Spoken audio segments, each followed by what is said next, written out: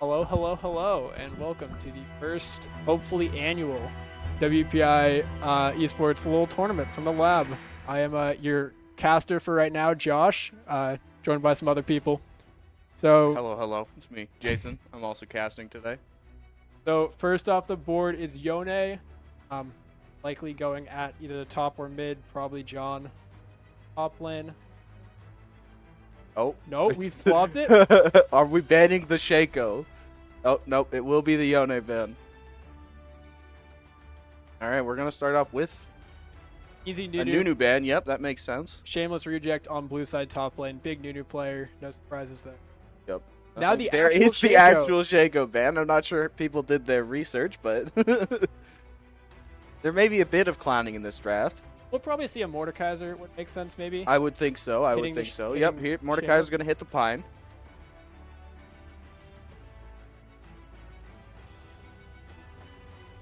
I could see a Nami or a Blitz would make a lot of sense out of red side.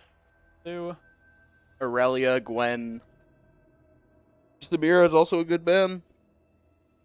Champion can take over games single-handedly if you don't draft against her. An Olaf ban. Okay, interesting. What do we think on first pick? I mean, there's every power pick in the game is still up.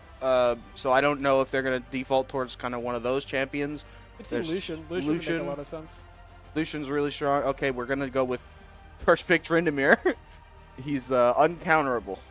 Nope. Okay. We're swapping over. Looks like it's gonna be Tristana. Not, in my opinion, not the strongest AD in the game right now, but definitely She's safe. Can she's plan safe. A lot of things.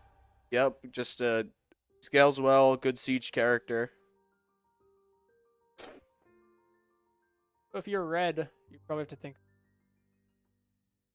when Rockbait back.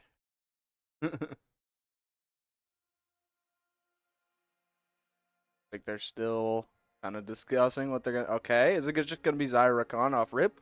I don't hate it. I think that in kind of in these kind of less organized situations, I think Zyra Khan is really good because they punish like uncoordinated bot lanes really hard, and they just have innate synergy, so it makes it pretty easy to play.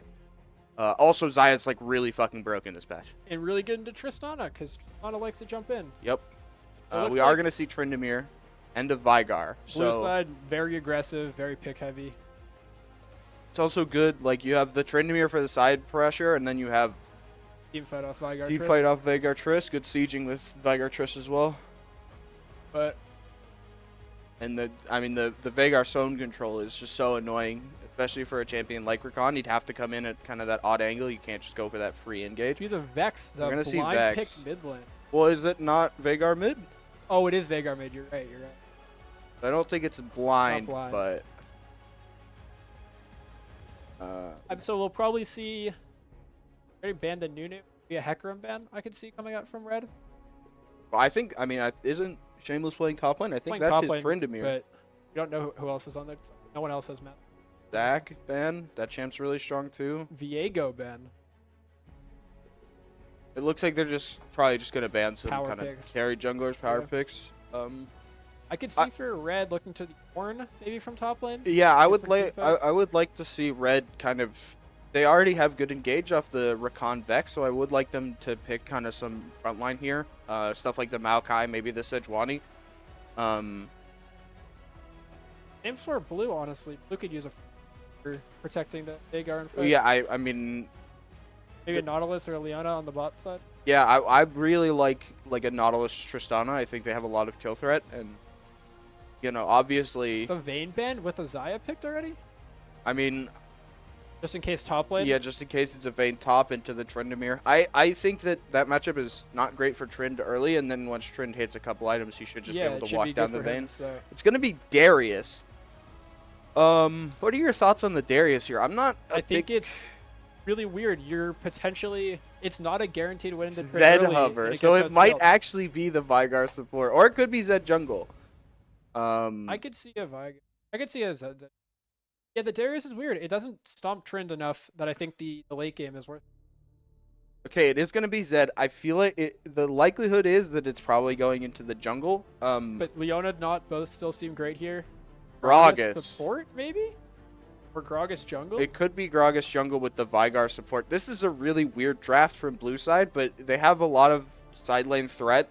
They have the Gragas and the Vigar for disengage, so you can just side lane with your Tryndamere Zed, and Tristana's already pretty safe. And can take turrets, so you have the opportunity 1-3-1. But seems like an interesting direction to go after a strong. So what are we looking for? Well, I guess it could be Darius jungle, right? It could be. I'm actually a big fan of Darius jungle, but I really like the Maokai here. Yeah, stops a lot of.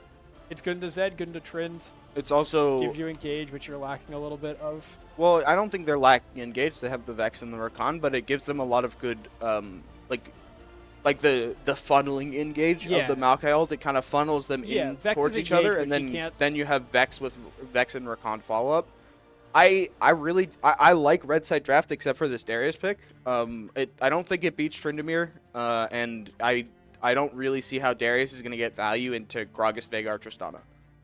They may be thinking that God is just good enough to stomp lane. That it could be an But ego pick. I would have. That feels weird, even from I ego happy player. Yeah, I personally would have loved to, like, if you're gonna try and beat the Tryndamere in the 1v1, I would have loved to see Aurelia or Jax or Gwen, Camille. And if you're just trying to team fight, I mean, Kassante's open. I feel like he probably does not terribly into Tryndamere. I'm just naming champions, bro. I think that I will say I'm a really big fan of the Maokai here. You're on red side, it's one draft. I mean, I think the Gragas support is really interesting. And I think it probably does counter Rakan in some aspect because Gragas should beat the Rakan W. Because that ability beats like everything in the game. But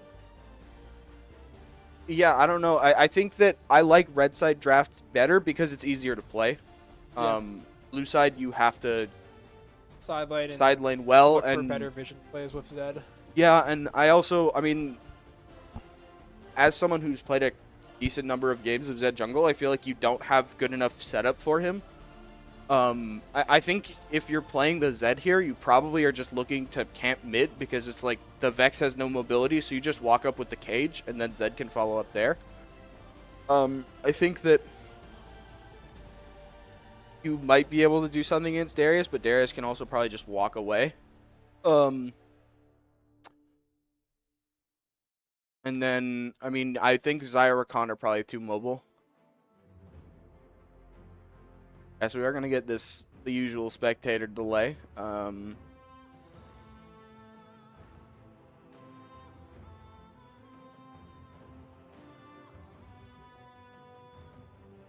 Good partner. That's so sad. Oh, look. So regardless, while we're waiting, for those of you watching chat, drop a red or blue in there. Let us know what you are. Hypecon, this is our first game. Hopefully it will not be our last game. On Rage Quit. Bro. Hi, buddy. We'll start. So it is the Zed jungle. Not super surprising after the Gragas pick came out. But definitely an aggressive way to start today. I mean, I'm a big fan of Zed jungle, but I think he's not an easy jungler to play. I think he's one of the hardest junglers to play because Zed is already, a relatively mechanically taxing champion, but to play him in the jungle, you also have to path really, really intelligently. His clear's really easy, but it's just kind of knowing when to path, knowing how to fight, knowing how to skirmish on him. I would kind of think of him a little bit like, maybe a little like a Kha'Zix, where Kha'Zix is a worse farmer than Zed, but he's a better skirmisher.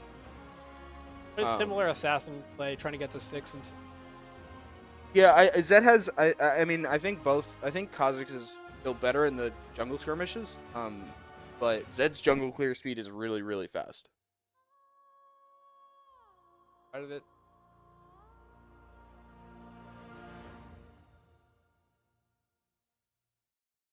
Um,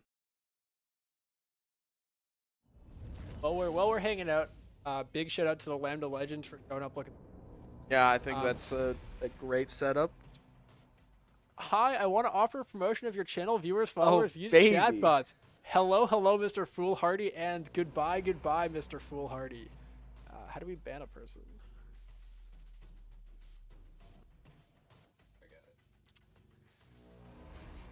We have officially become a real streamer. We're getting botted. This is a big moment for WPI Esports. Bro, I don't even know why they had to advertise it. I already bought the view bots, bro. Yeah. If any Twitch reps are watching, that was a joke. We're just doing a bit of trolling here. After game one, we're gonna recite the entire Twitch terms of service as Yeah. a sorry about that that joke that Jason just made. Yeah, no, my bad. And it looks like we're into the game. Yeah, so we're about to get into game here. So it would make sense. I could see Zed likely starting bot, I would think, and pathing towards maybe the Trin for an early look. I mean, I think that playing the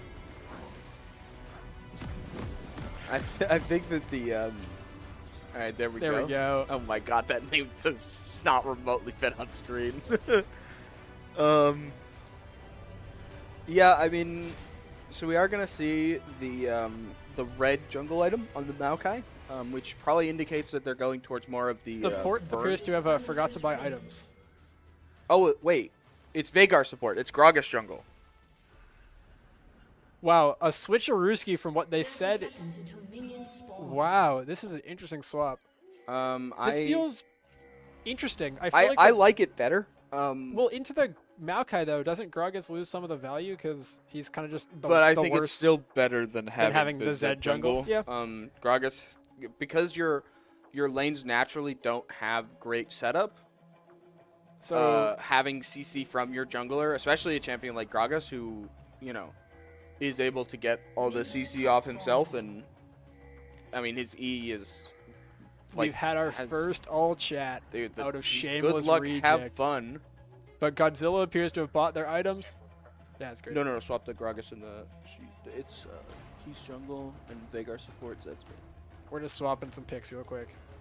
Gragas opted for the blue jungle item, still got a bit of move speed later on. I'm or a big engage speed. I'm a big fan of the blue jungle item actually. Yeah, it makes a lot of sense.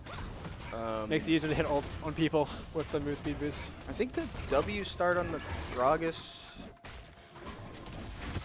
Okay, he's gonna smite first camp. I mean, it's.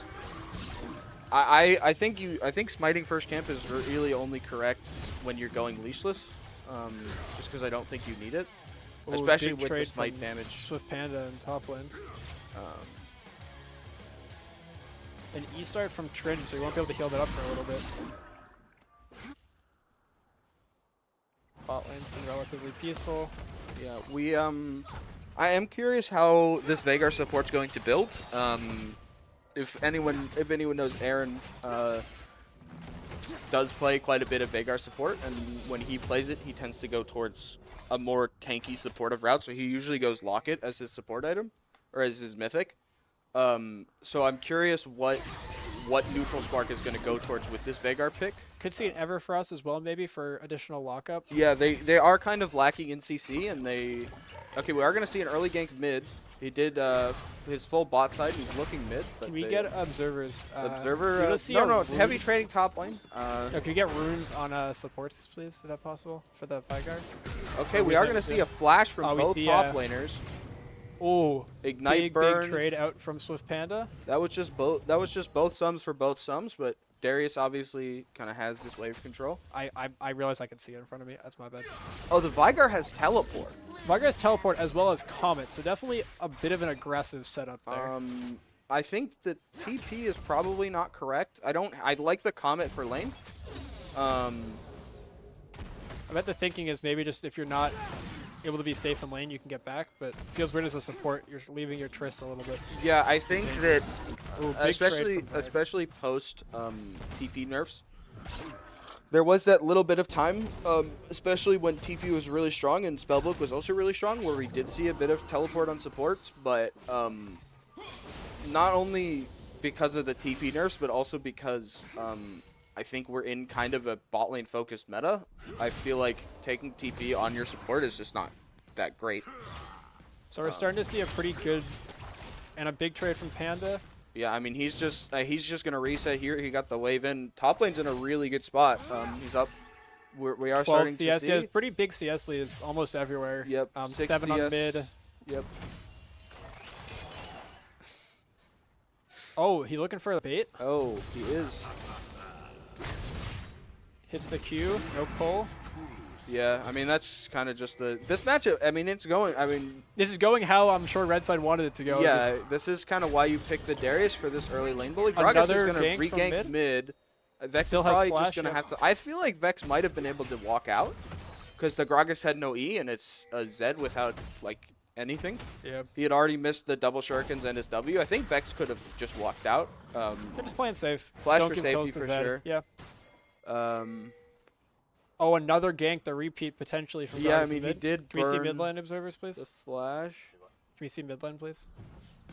Nope. No, Gragas he's moved just- away from it onto Yeah, their Gragas- camps. Vex is just gonna reset. I would have liked to see kind of the TP from Vex. I don't know how much kill threat you're gonna have playing this Vex into the Zed.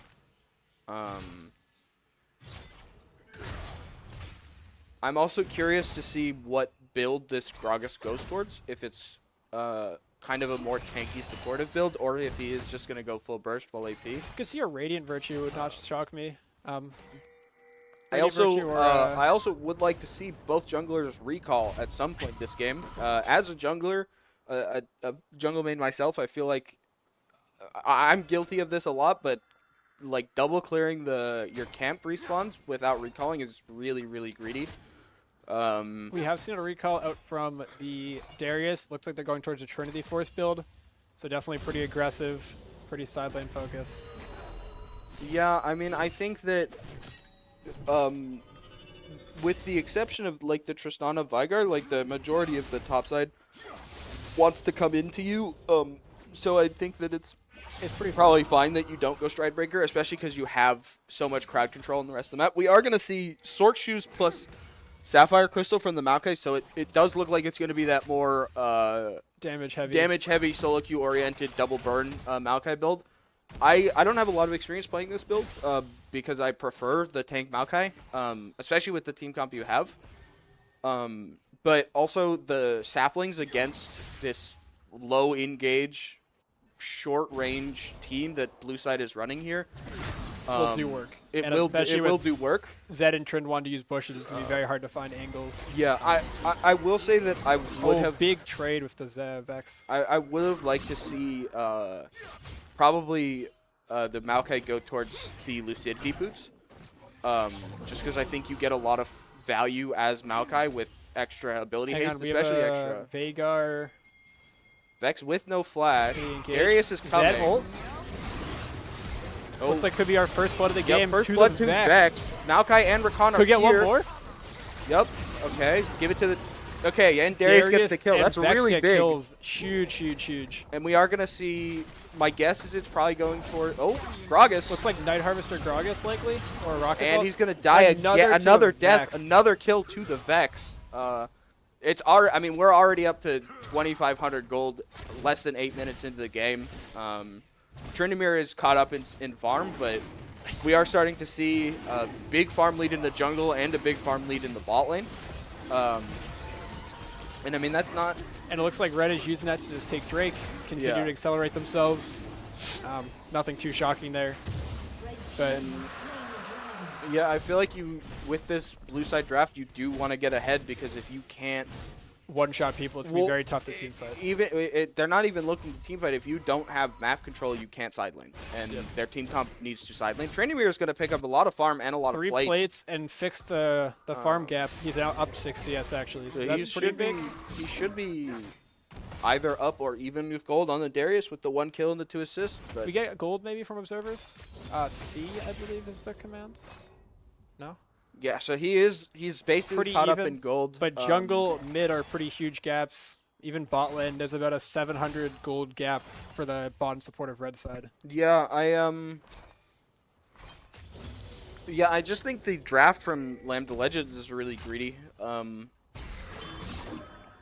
think that, you know, lacking that front line, it's kind of solo Gragas engage and Veigar cage hoping it does something. Gragas is here, but so is the Maokai over the wall.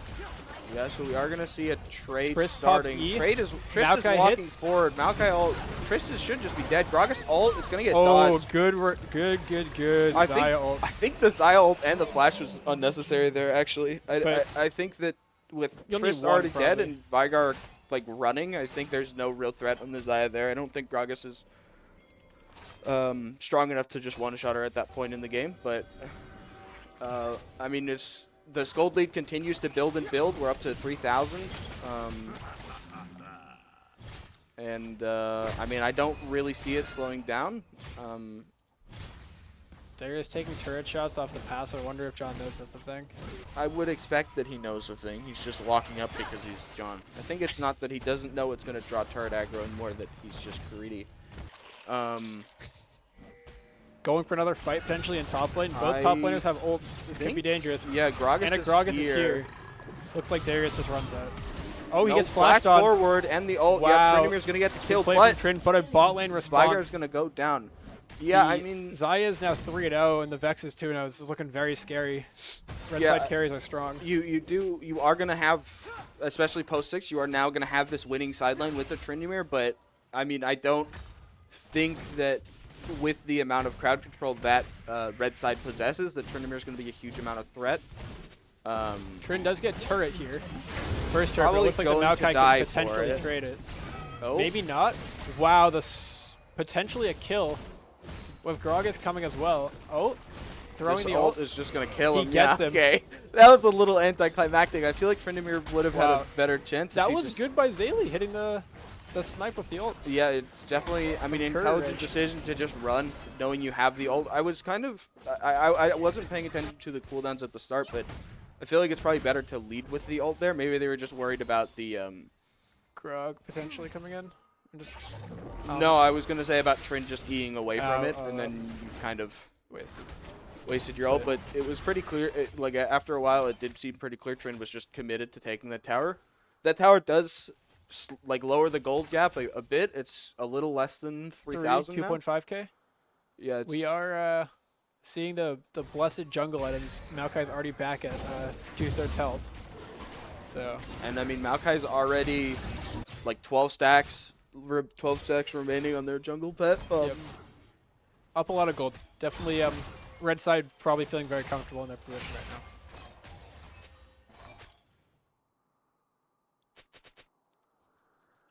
Yep, Xayah up 20 CS, Maokai up 30 CS.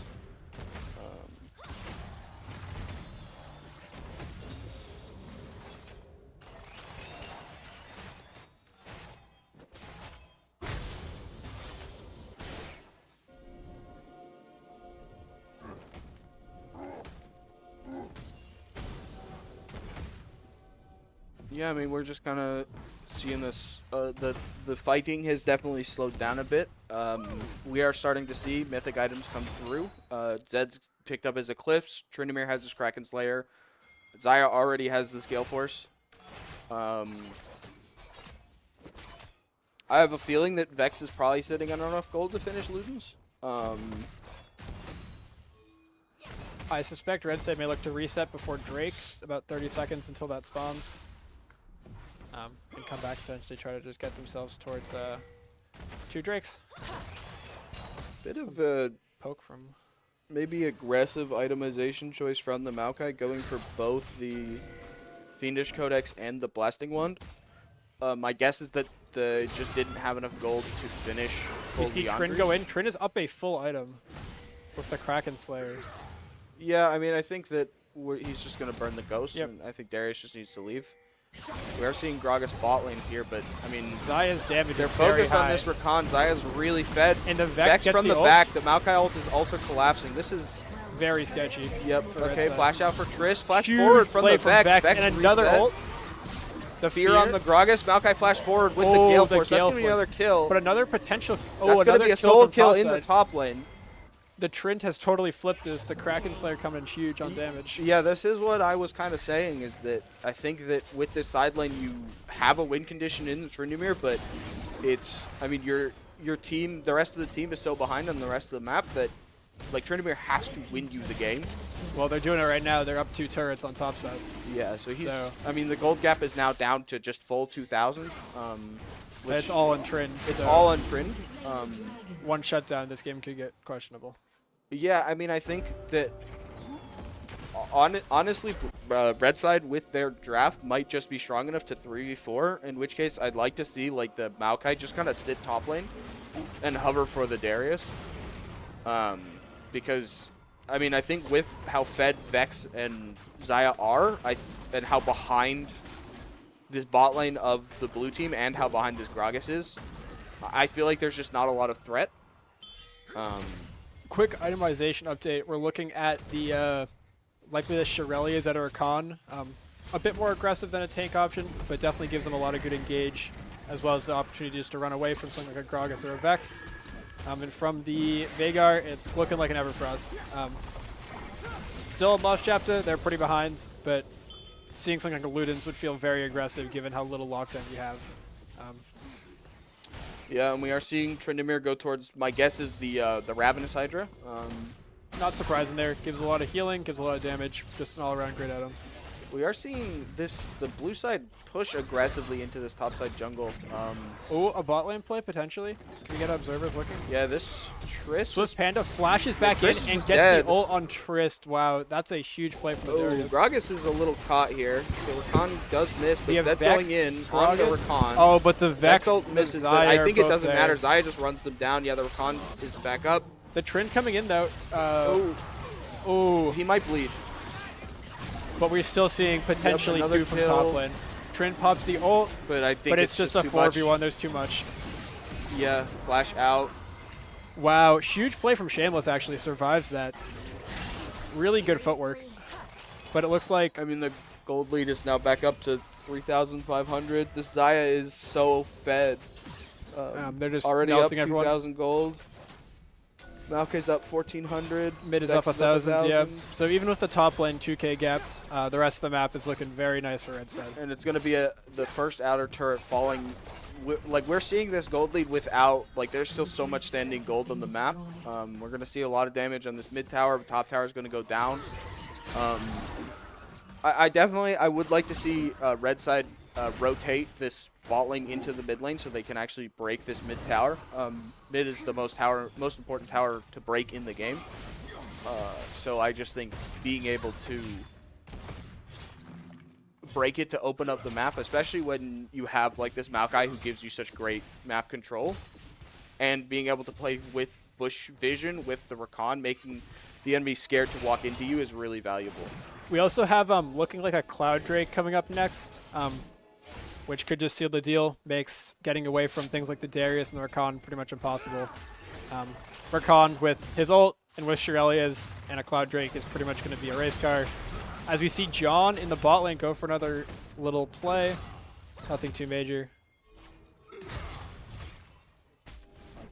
Maokai has finished their jungle item, so they do have the fully upgraded.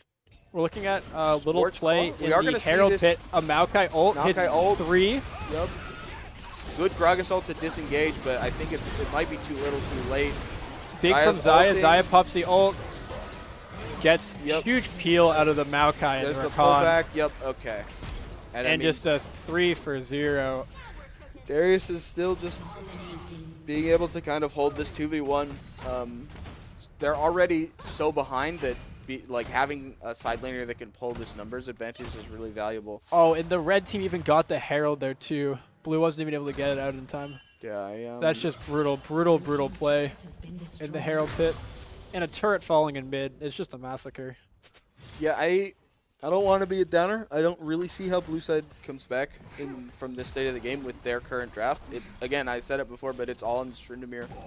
But As I also said, it's really hard to play side lanes when you have absolutely no map control. And the Trend is very squishy. They went for the attack speed boost, so there's not even any defensive stats there to potentially let you have a little bit more time. And they're just going to be super weak to the crowd, like how much crowd control is on this red side draft. Darius going a dead man's plate. They'll be pretty tanky into Trend. This is just looking like a really, really tough game. Oh, the Gragas over the wall. Really aggressive blast plan. And Vex and the tanks will just melt him down.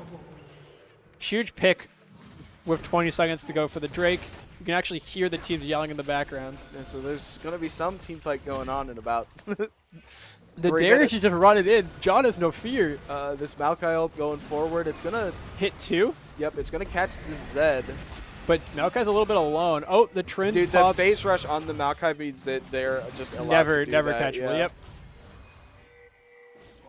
Well, this has been an interesting game 1 so far. Yeah, I'm a really big fan of phase rush. I think that Rin is really strong. Pretty good. Oh, maybe we'll see the Rise later with phase rush, because that thing is fun to watch. I think Rise is just in a he's in the strongest state he's been in whatever, 5 years. Interesting Vex ult. Maybe just looking to poke people away. But easy secure for red side on the Drake. They're now at soul point on the Cloud.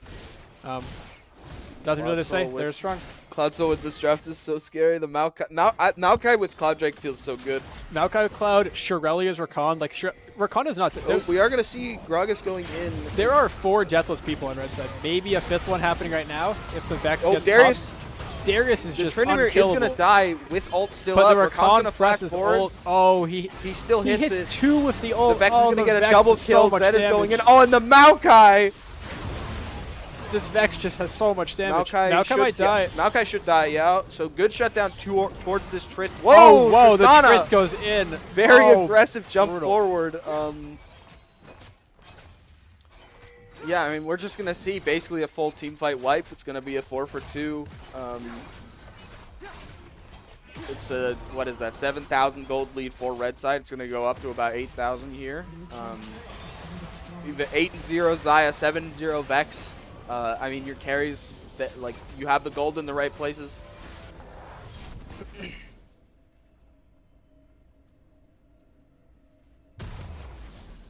Oh, I didn't start this tournament.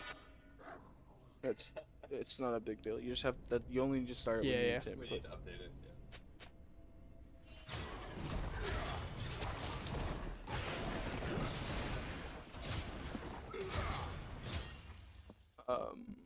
Thanks, CJ. It's ARAM only and it's ARAM only and team 6. 6 and ARAM only. Okay, Darius is gonna face check the Tryndamere. Tryndamere's gonna ignite forward with the blast plant. Tryndamere just flash forward from the. Okay. Oh no, the Darius, but it's just brutal. Yep, it's just gonna Maokai goes over the wall. Vex hits and the there's ult the on Vex. Yeah, okay. This is looking like a and they hit onto the dead and the Vigard. Gets it's caught. just brutal. This is a Baron take, right? Yeah, you have to. You just go Baron here. Nope, we chase him down. All right, well, we get the Vigor flash. Now you just turn for Baron. Maokai's just calling it. Yeah, okay. Good call. Vex wants this kill. Oh, no. Vigor. Yep, okay. Oh, no. We are going to see A-style boss going legendary. And, I mean, this Tristana's just been side laning this whole game. Just has not been a factor in any of these fights. The red side mid, bot, and support are all deathless. Just a huge performance out of the carries there. Yeah, I mean, we can just report John for beating. Like, I do that always. So yeah. Nothing new there. But, I mean, if you were going to have anyone on this team be the feeder, it would be John. So it's like, it makes sense. Not a huge deal, too. It's Darius, so sort of gold neutral in some ways. Just, it's Darius. They do their Darius things. But Vex has a 20 stacked Medjai's, so much AP. Can we get a quick AP check on the Vex observer? Is that possible? I didn't even notice the Vex was sitting on the Medjai's. You have 325 AP at 22 minutes. How much gold are people sitting on? Vex is still sitting on 1,000 gold.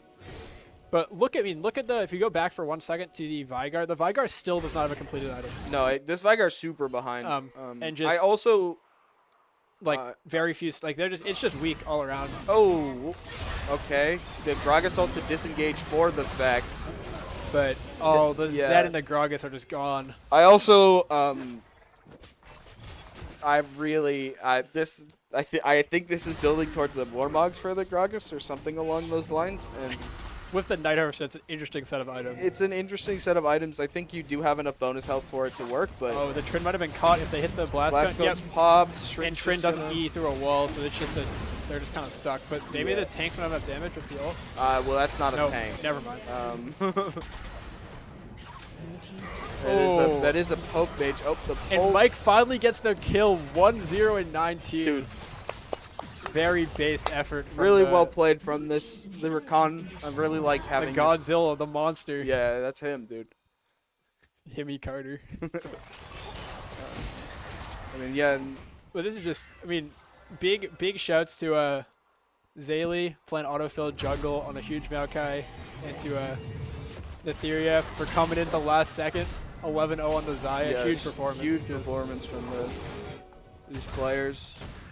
We're just gonna see a needlessly large rod from the Maokai, probably building towards this death cap. Yep, and we see a zone just finished on Vex. They're pretty much just unkillable now. Yeah, Given that the 3 carries on blue or all AD, that item's crazy. Yep. And top lane, Tryndamere finished the Ravenous and immediately buys what looks like the start of a Bork. So they're just going to be full glass cannon essentially. Cloud Soul for Red Side, less than 25 minutes into the game. Quick blades on the Xayah. This is just It's a 3-item Xayah. aggressive, Triss is sitting at 2. Most of the rest of the team. Veigar just finished his mythic. Zed and we get, Gragas, they're MasterCard items, MasterCard first mythic. And the Gragas is caught. dead. Oh, potentially they're out. Oh, the failed flash. Not what you want to see. We are just going to see Never the mind. Vex ult clean this up, but What are you looking at? Godzilla was playing so well, man. Looking at 3 minutes till the next Baron, but Red might just be able to walk it down. Yeah, I given that feel like they're- this game is kind of over. Oh, they the are. Vex Oh, ult the hits. Vex reset is still up. I will say this is a very aggressive push, with considering your Xayah is in the top side. And of the you have enemy no jungle. minions, but you're getting a Winion right now. Yeah, you do have this wave coming in. It should be fun. Yeah, I mean, I think Blue Side is so behind, and Gragas still is missing dead. They, Grog, yeah. they can't do anything about it. Also, Xayah's here. Veigar's gonna die. Yep, that's just another kill. Darius is just walking up, trying to zone off the Tryndamere. I mean, I don't really see. All right, Rakan's gonna go in. Tryndamere's gonna be target. Tristana's just dead. Tryndamere ult pop. Zed ult onto the Xayah. But Xayah's just cooking him. Oh, Okay. Mike Oh, yeah. survives the no death game. We have 3 no death players on red side. Just a brutal game one. Yeah, John with 6 of his 7 team's deaths. Huge report moment. Yeah. Actually, this is where you say. So we are just going to see the game end right here. Good, solid 26-minute dominance from the red side. And game 1 is over. Awesome stuff from everyone. We will be back with game 2 in 1 second. Can I get a post match real quick? Team Josh. No, I think it's pretty funny. Yeah, I mean, look at the damage charts. I mean, I did say that Tryndamere was his whole team. I didn't mean it like that. Is that he just did like All more the damage. damage than his team combined? Yes, by quite a bit actually. Really just an unfortunate game from the blue side. Want a fun stat? Rakan did more damage than everyone that's not Tryndamere. on That's blue side. I don't know how fun that stat is. It's a fun fact. It might be a fun stat for us, the observers. But you know, we'll see. I mean, it did sound like people were having fun from the other room. Do you So want to pop a challenge up for me? A little bracket. While we get ready for the next game, just want to show everyone our quick bracket. So game 1, Josh, the Shaco player, will move on to face Melon Gaming, our 1 seed. dude, Melon Gaming. In round 2. Land of Legends, on the other hand, drops to the losers bracket. Our next game in a couple minutes will be ARAM only versus Team 6. Should be a fun one. We will return in a couple minutes.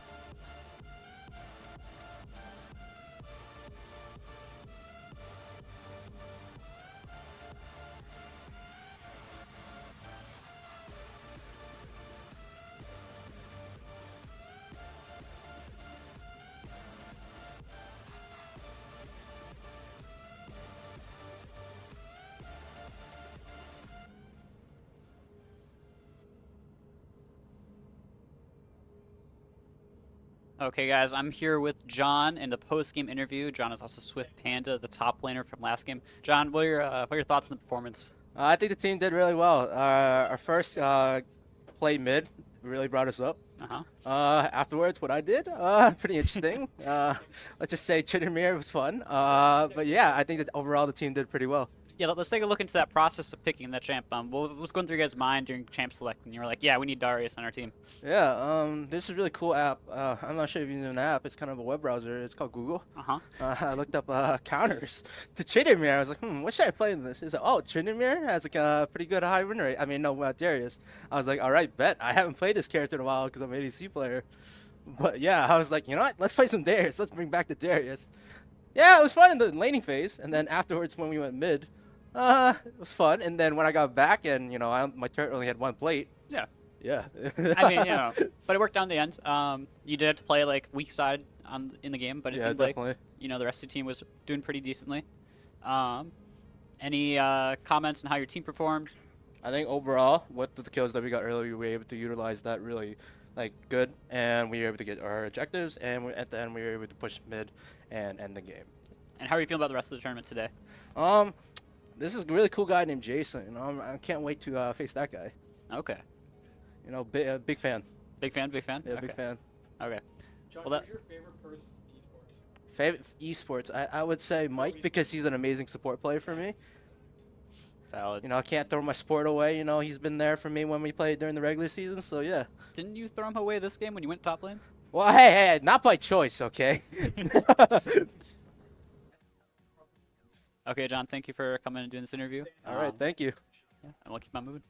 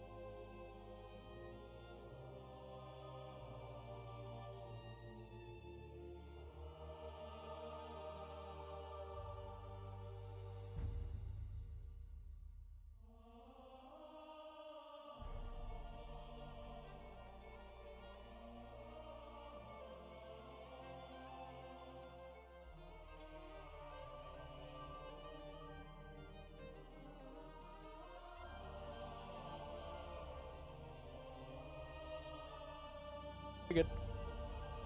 Welcome back. I am, again, your caster, Josh. This time I'm joined by VJ or Schnlaf. I can't pronounce it. Hello, hello. So we're back for Game 2. This is Team 6 versus ARM only in Game 2 of our winner's side bracket. Should be fun. Should be a hopefully more competitive game than the last one, given the blue side taking a bit of an L. But we'll start things off. Looks like Team 6 has said readied up. ARM is maybe not. What is that link?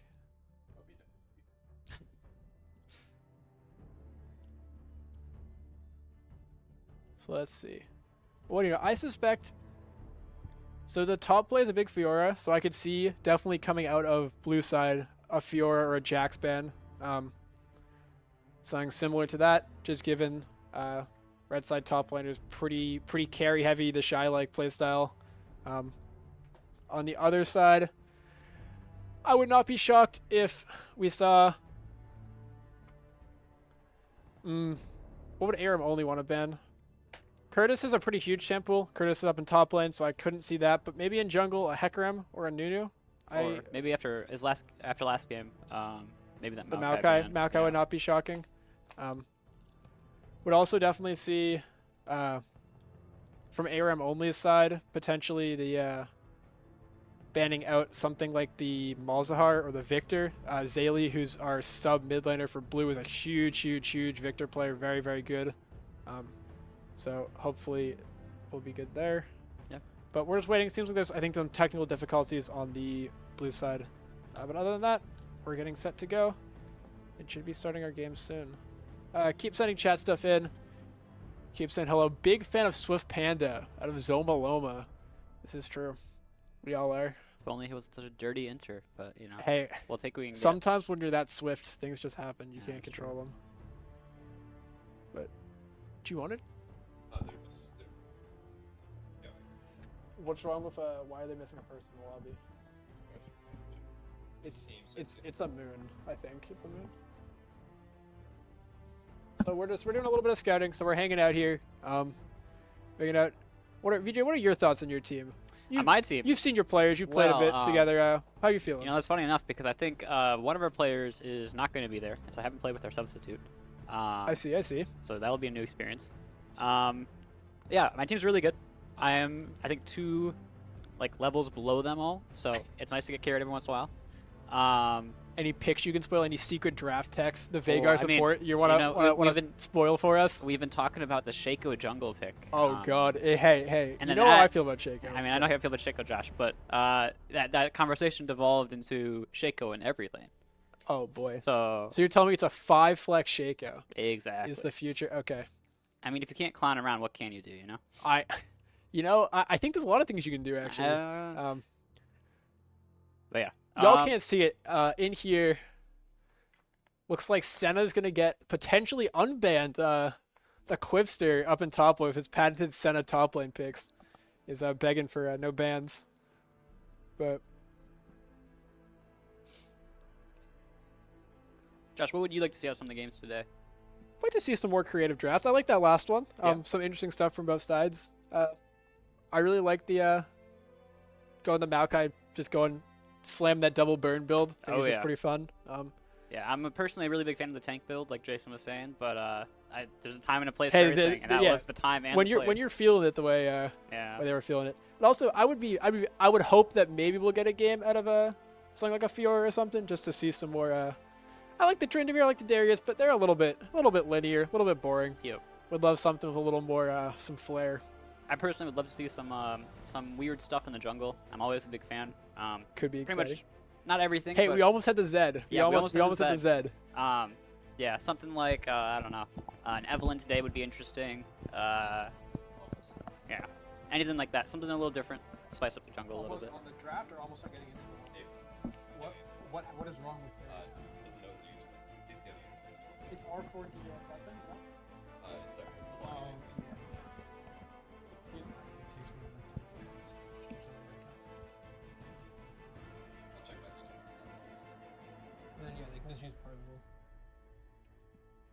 just not get me checked. Unscripted would be good.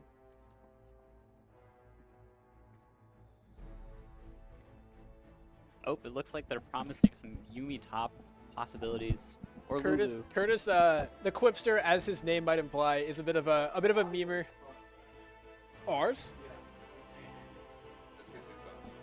It was down. I wasn't talking. Can you hear me now? Is it both of ours or only his?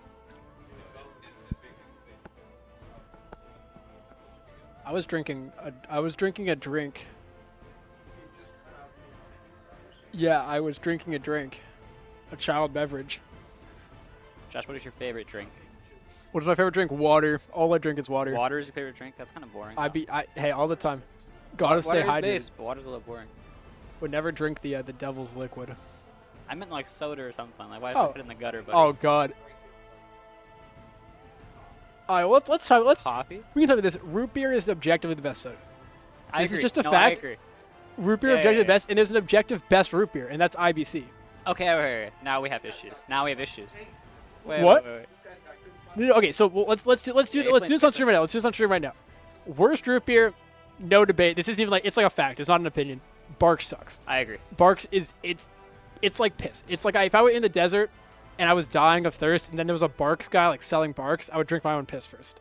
I disagree with that. I think it's a little extreme. No, but, point 100%. Right above that, Mug. Mug, great flavor. It's too watery though. There's not enough flavor in that bottle. Okay. But it's delicious. I personally, huge Mug enjoyer. What above that? The best of the canned sodas, A&W. A&W, great taste, robustness, Yep. very full flavor. Love it. We get into the glass bottle, the good stuff. The good stuff. You got Dr. Brown's. It's whatever. It's fine. It's pretty. It's like a mid tier. One above the Dr. Brown's. Personally, for me, what's it called? You got a Dad's root beer. It's whatever. It's just so top of the line, the grade A, the good shit. That's at IBC. That's what we like. There you go. Where are you at? I agree with you on all that. You know, that's pretty good ranking. I don't quite agree with the severity of it, but that's okay. However, I compare this to the similar field of beer, where micro batches are usually just the better version of it. Of course, So, I'm not. Smaller companies, things like that, always better. Absolutely. There's this one little company.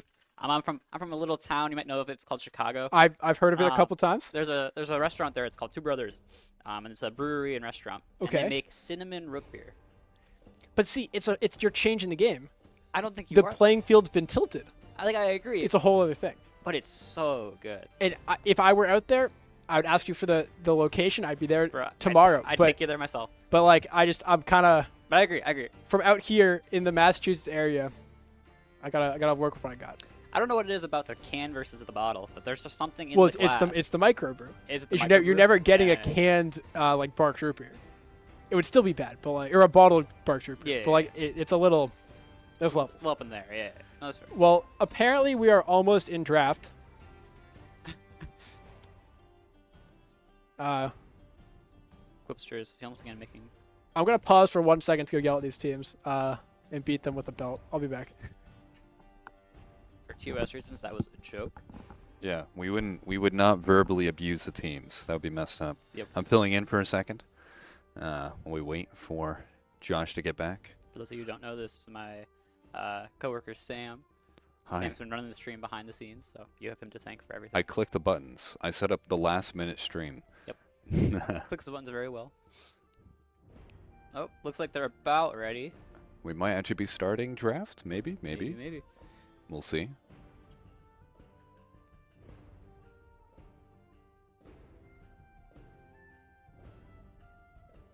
I don't know. I don't see the teams ready.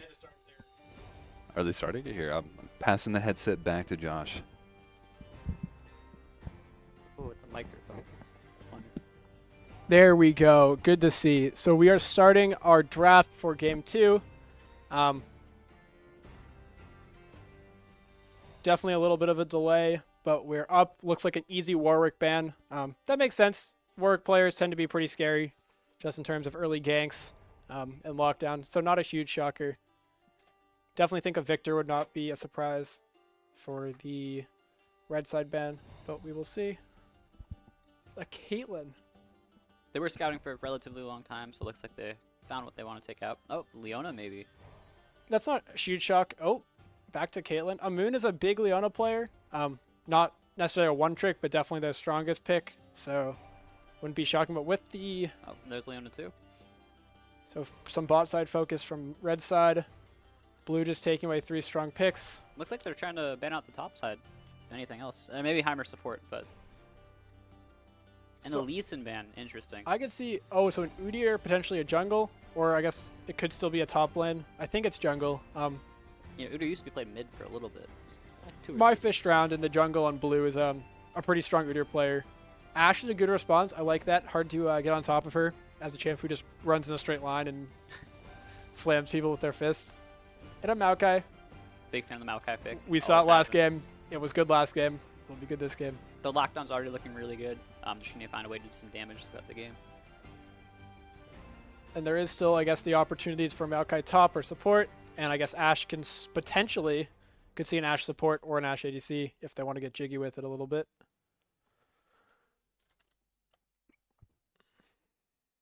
Oh, and it looks like Morgana lock. Probably in support. Could be jungle. One of my favorite picks of all time. Or mid lane. But we'll see. Most likely it's going support. Paired with the Jhin. I don't know how you feel about Jhin, Josh, but I am not a fan. You know, I think Jhin has their opportunities, but I think into the Maokai, already seeing it, you got a lot of potential to just get like double or triple tanked and be pretty useless. Yeah. But if you're thinking, oh, we're picking a super, super high DPS mid and top, there's some value just in the utility. So we're seeing the Seraphine potentially from red side. I'm a huge Seraphine ADC Ashe support enjoyer. Big fan of that. A lot of lockdown, a lot of damage, but With your fan of Seraphine, what are your opinions on Skarner? I think that he needs a rework. I think he needs one yesterday. Interesting. I think Victor ban coming out. no surprise there. Yep. I do think we'll probably see something like a Malzahar or a Syndra, or even the Orianna maybe if you're scared of that. Yep.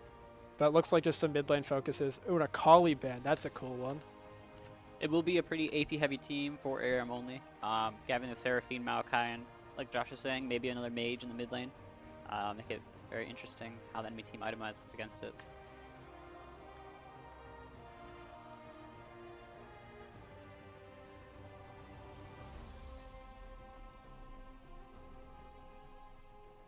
Really ticking down the clock on this last ban, taking their time, figuring out what they need to take away. Looks like it's a Garen. Interesting. Hovering the Vex as the mid laner for this game. Vex worked very well last time on red side. I wouldn't be surprised to see it again. Yep, there it is.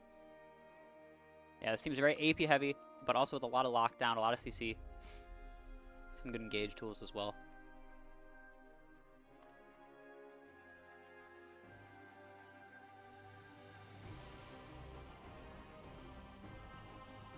In response, they're going to lock into Talia.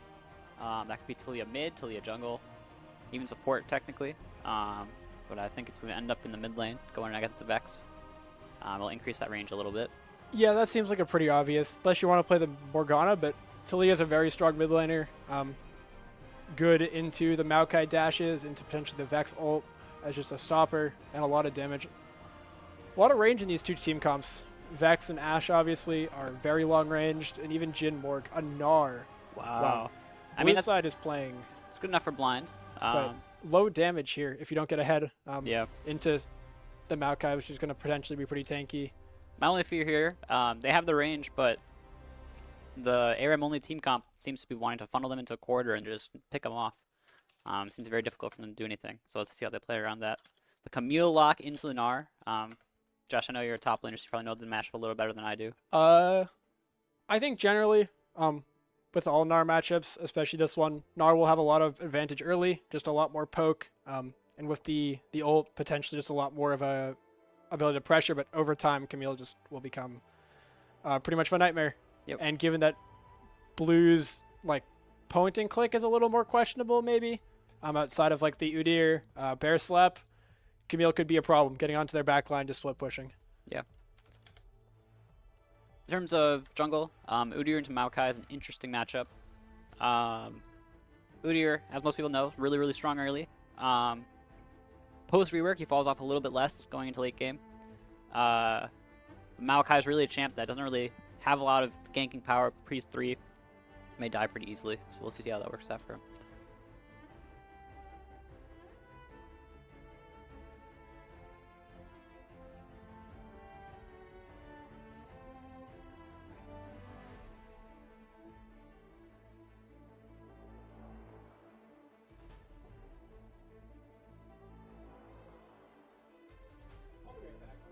Quick pause to go do something, but we're going to start game in about 3 minutes or so after the spec delay. I'm back. Sam back in the casting booth. Let's go. Sam, do you play League of Legends very much? I play Yumi, Okay. which I don't that's- think counts as playing I League mean, of Legends. you know, it's like halfway there. Yeah. Like the training wheels on the bike. Yeah, exactly. Do you have any thoughts on this draft? Anything you like? You don't like? I like playing the characters on ARAM only's team more. Okay, okay. That's all I know. You know, that works out because I personally think ARAM is the best game mode and their team comp seems to be very much True, I oriented mean, towards yeah. that. Like, consider the Seraphine ult on ARAM. That would be great. Same with the Maokai. Now, have you ever considered the possibility they just take everything mid and they run each They other? just only run down mid. It is a possibility. I mean, Would they be are very- ARAM only. Yeah. Yeah. In terms of the rest of the team comp, I think we're the general consensus that red side has a lot more CC, a lot more control over the game, the way it's going to work. Blue side is kind of hard to execute, and they need to get ahead early. But if they do get ahead, it's going to be very, very hard to deal with them. Yeah, so it's basically like gap closers on blue side, and then red side CC. I Yep. assume. Oh, I believe I'm passing the headset back to Josh. Here we go.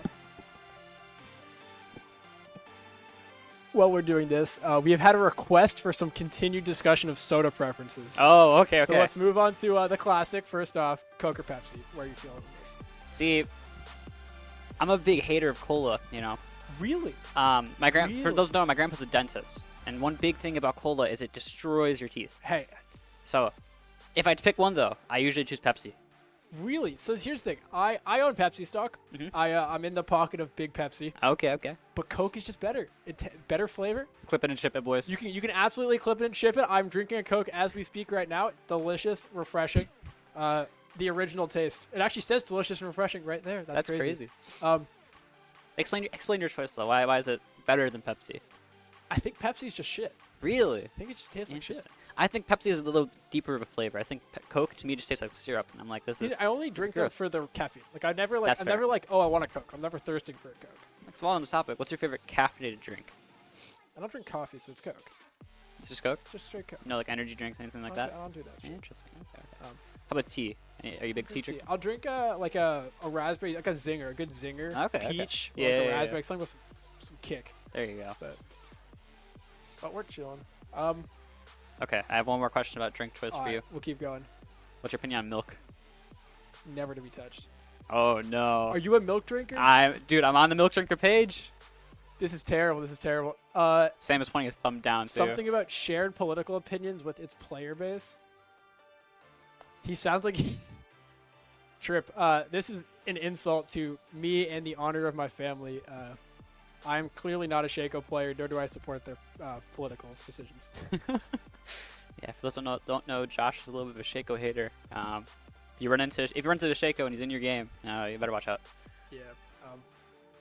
It's just no. You don't have to watch it. If you pick Shaco in my game, I'm dodging. Like the game will not get played. I don't know, buddy. I've been in a few games with you and Shaco in it. That goes for ranked. That goes for norms. Like all of them. It's just gone. I'm gone.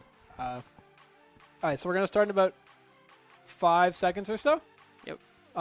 The first big question I have is, what Udyr build do you think we're seeing as a jungler? You feeling the lethality? You feeling like a tank Udyr kind of angle here? You know, I'm a big fan of lethality Udyr. One of my good buddies plays lethality Udyr and just kind of pops people. Big fan of that. However, I think in this team comp, I think the tank Udyr is going to be the better choice. Provide some front line for their mages and ADCs to be able to shoot things at the people.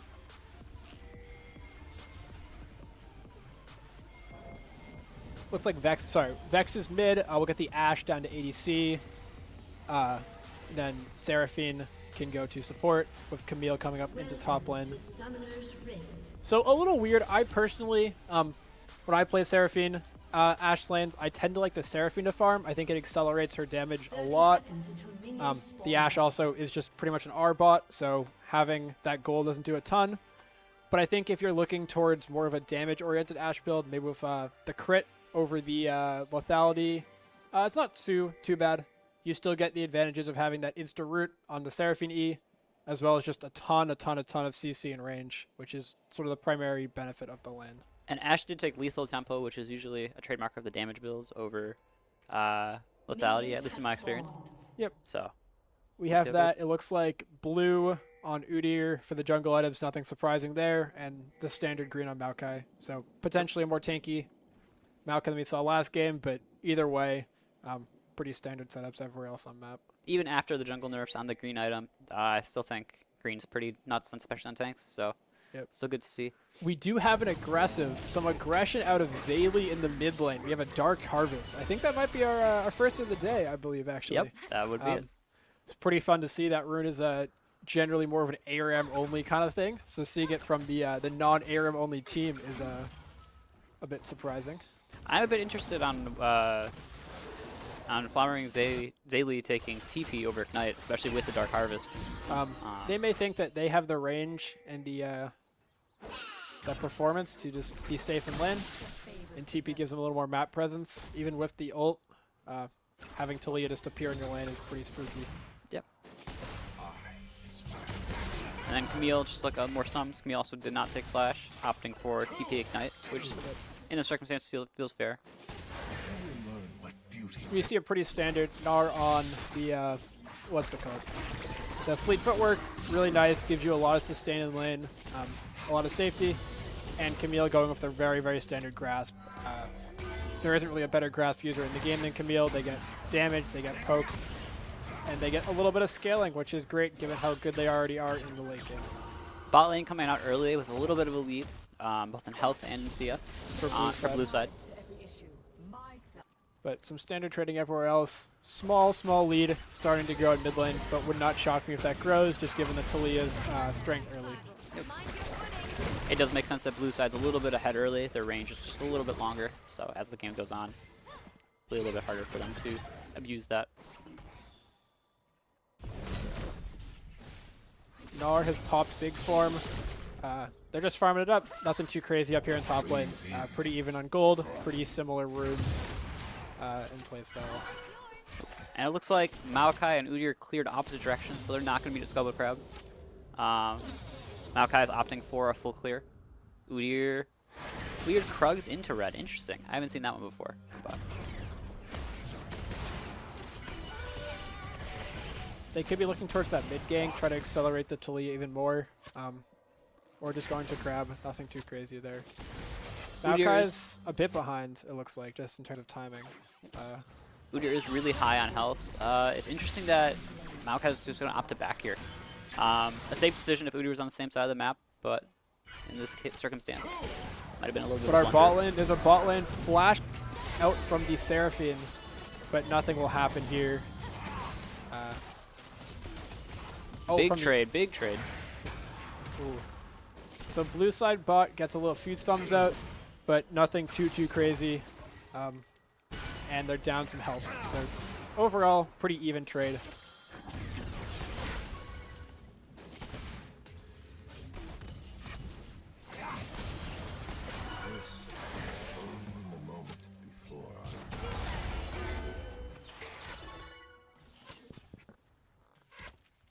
So both junglers are now back early, which is always a good thing, especially after first clear. Someone Udyr picking up a Dark Seal and boots. in chat says they hate the mentally ill. I do not hate the mentally ill, I just hate Shaco players. So I guess if that's the same thing, then yeah. A fight coming in topside. Gnar being taken pretty low, getting out of the fight though. But it's Big Gnar, and Udyr's doing a ton of damage with that ult form. After the rework, Udyr's ult does a lot of damage. Oh, that And might we be see a Deadeye. kill, Yep. First blood to the Jhin, as we also get a kill to the Udyr in top lane, a double kill. That's a 3 for nothing. That's very, very good for blue side. Wow, so the Jhin, who we were a little concerned about having damage, is very accelerated. They're already up 20 goal or 20 CS in the kill, and the Udyr is up 4 CS and 2 kills. They're going to be a huge problem to shut down. And like I was telling Sam, this team comp on blue side If they didn't get kills early, it was going to be hard for them to play, but if they're ahead, it's going to be very hard to get back in the game for red side. Yep. We see out of the Udyr actually the Dark Seal, which is already at 4 stacks, so giving them a little bit of that extra damage off the ult. Seems like a pretty good pickup, especially if you're going tank, just giving you a little bit of extra dueling and skirmishing power.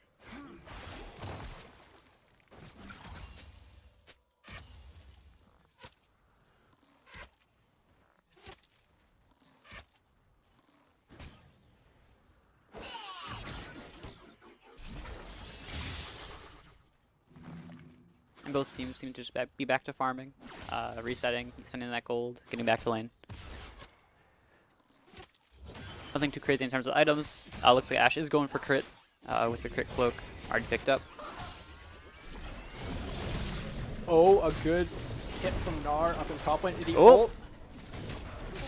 But looks like Camille will just walk it out. Oh, maybe not. Playing some aggressive moves from the top player.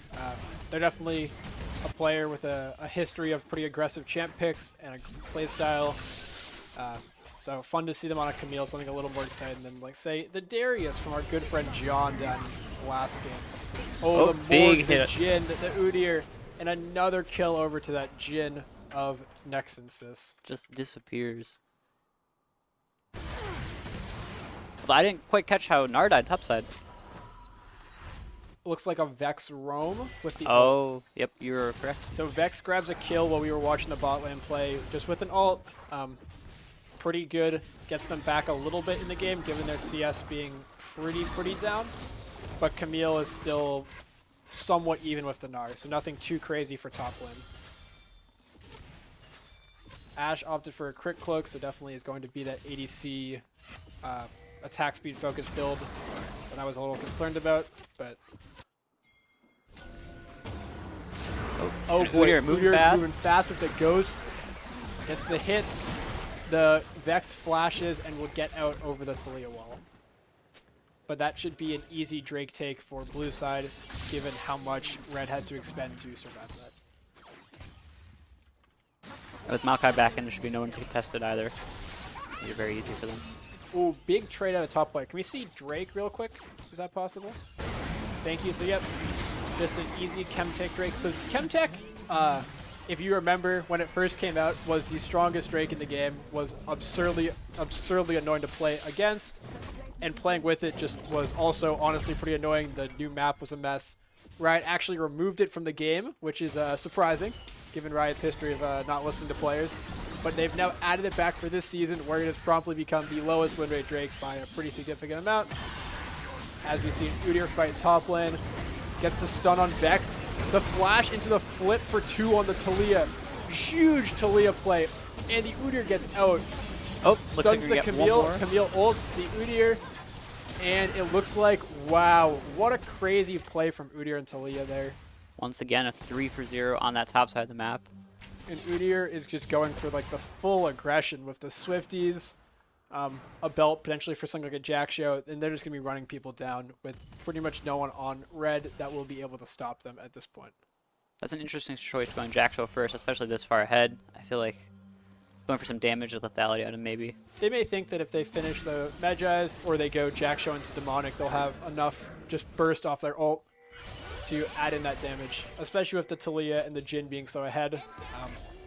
They may be more focused on just surviving than actually killing people on their own. Oh, but we're seeing maybe a demonic rush potentially from this Udyr? No, they just finish the full Magi's. That book is stacking. Especially with the way this game's going, it looks like it'll be fully stacked in a number of minutes. Good Q from Morgana, keeping the Seraphine out of the fight there.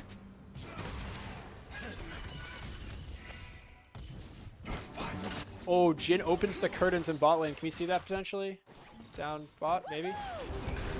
Nope. So no kill, but a lot of damage coming out from that Jhin ult, which will now be down for about 2 minutes. So a pretty big cooldown expended for not a ton of gain, given that Jhin and Morgan is backing off a little bit.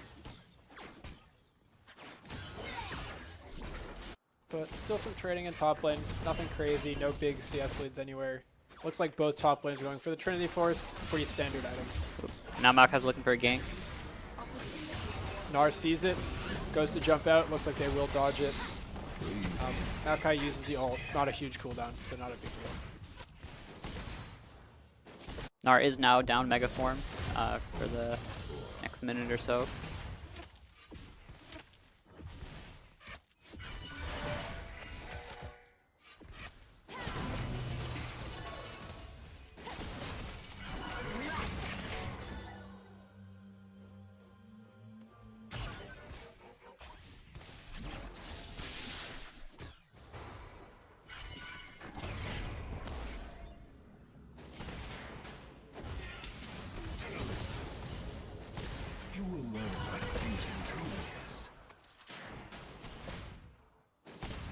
Can we get a gold check potentially real quick? So wow, so bot lane. Oh boy, we actually have a fight coming in a dive. Udyr came over the wall behind the tower. Seraphine ult comes out, Talia ult comes out and gets a kill. Oh, but the Vex, Vex. is here. Vex ults into the fight. Jhin, wow, Jhin trades 1-for-1 with the Seraphine.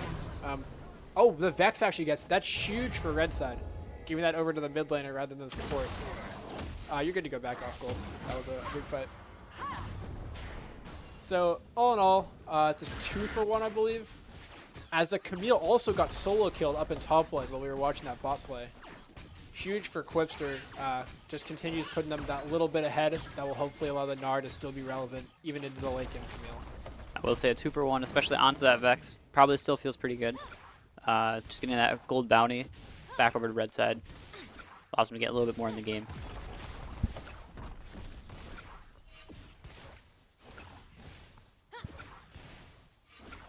So we're seeing, other than this Udyr, pretty standard looking builds almost everywhere on the map. Just Trinity for Gnar, the Ludens, and the Gale Force for the mid and bot on blue. And then the Zonias for Morg. You could definitely go Leandri's first, but Zonias just gives you that little bit of extra power in team fights to use your ult and then stay alive. So not shocking, and pretty safe given that you're ahead. So just prevents any like unfortunate mishaps. But we are seeing almost a 7k gold lead for blue side right now, even bigger than the early game from last game. So maybe not as secure, but definitely a pretty solid lead for red to have to deal with. And blue just has to be careful not to fall off the horse as it is. Because if they fall behind, if they give up that lead, it's going to be very hard. Fall off the horse? Fall off the horse. Fall off the wagon? I mean, you know, I I don't know. Same concept. But if they do fall off, it's going to be very hard for them to get back ahead again. So I'm trading the Seraphine, even with no items, just hurts. That passive gives a lot of damage off the Q. Oh, as we see another big hit from Talia, Maokai gets half health with 2 abilities.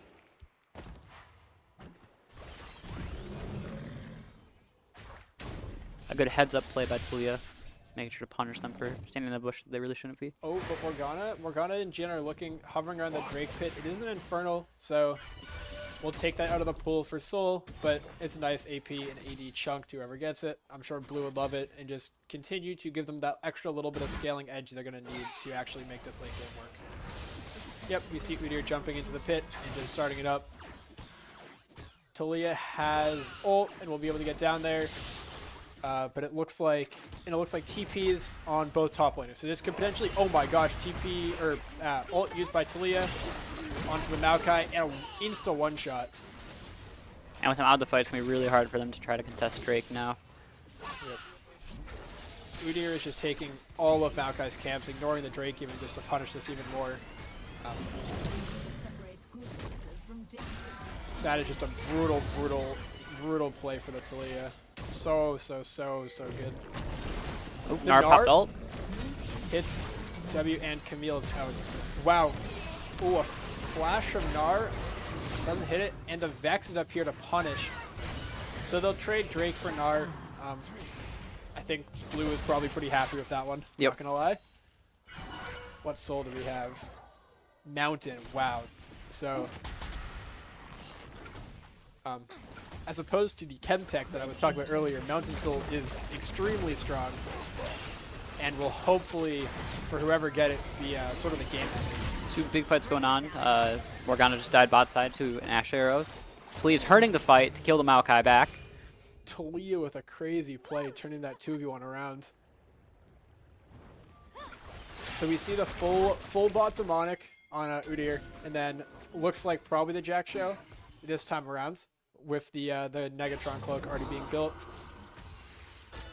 Yeah. In terms of that 2v1 with Talia, it feels Wait, very. Talia's looking for a kill. Oh. There you go. Misses the pull, but still has a ton of damage out. Yeah, like I was saying, like fighting that Talia in corridors and entrance ways, really, really difficult because all their abilities just cover so much area. Nara's looking aggressive again. Oh, Curtis is just trying to bully this lane down a bit. As you see Udyr go in, Lots of then damage the going out. dive maybe. Yep. Wow, and they're just instantly finished off with that Nar ult. Udyr continuing to chase. Gets the Udyr stun. gets the stun. Talia and Vex both coming in, so we'll have the 2v2 of mid and jungles. Nice poke from Vex, just pushing them off of it. So looking towards a collector on this Jhin. Seems like the likely next buy. Still working towards that Zhonya's. Maokai's working towards the demonic embrace. Just gives that little bit of extra damage. And then for the Ashe, so we built no damage Ashe. We have shield bow. That's a bit unfortunate. They're just gonna be tickling people, but They'll be alive. this is true. Immortal, even you could say. Yeah, it's crazy. With the bow. Perhaps.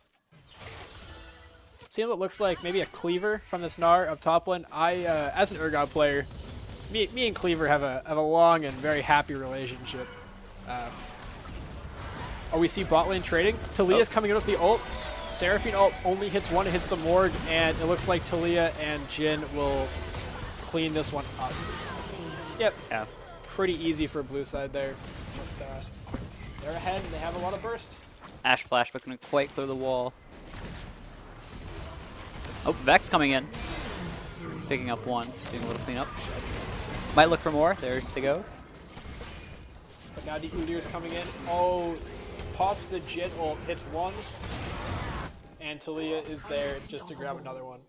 Udyr with no KP either. That's very sad for him.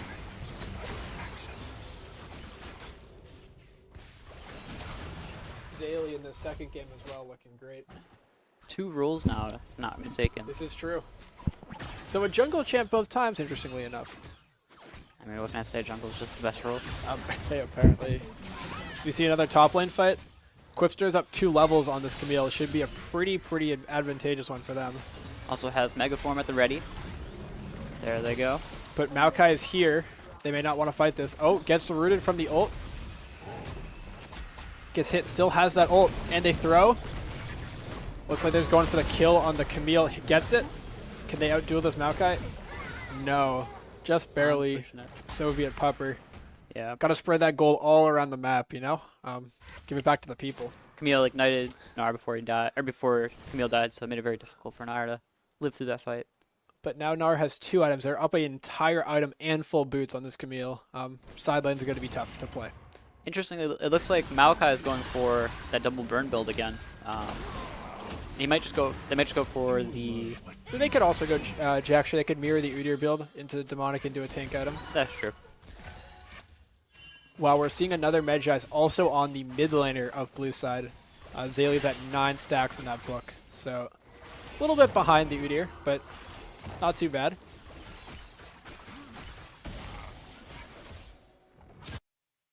Oh boy. There the Camille goes. Dodges the combo. And that looks like a kill secured for the Vex. Huge shutdown. Knocks all the Medjai's out. Oh, but the Udyr's coming in the bot lane. Jhin gets the root. Seraphine misses that's the a lot ult. of CC. Oh, it's a disaster for red bot lane. Jhin gets 2 off the Gale Force. Oh, it's a tragedy. And the turret. And Udyr was tanking the tower the entire time. Yep. This Jhin and this Udyr are just so ahead. It's going to be very hard to play against them. Jhin is almost... Well, Jhin is actually twice as much gold, almost, as Ashe is at. Just a huge ADC gap coming out right now. Second turret taken. Camille's looking for that top lane turret. Oh, as the Gnar goes for Vex? Nope, nothing too crazy here, just a little bit of damage. Blue side is looking to grab that third Drake of the game. The Mountain, yep, and they'll secure it. Gonna be a lot of extra tankiness, and then when that soul hits, just a huge shield. Should put this game pretty out of reach for red side, given how little damage they have right now.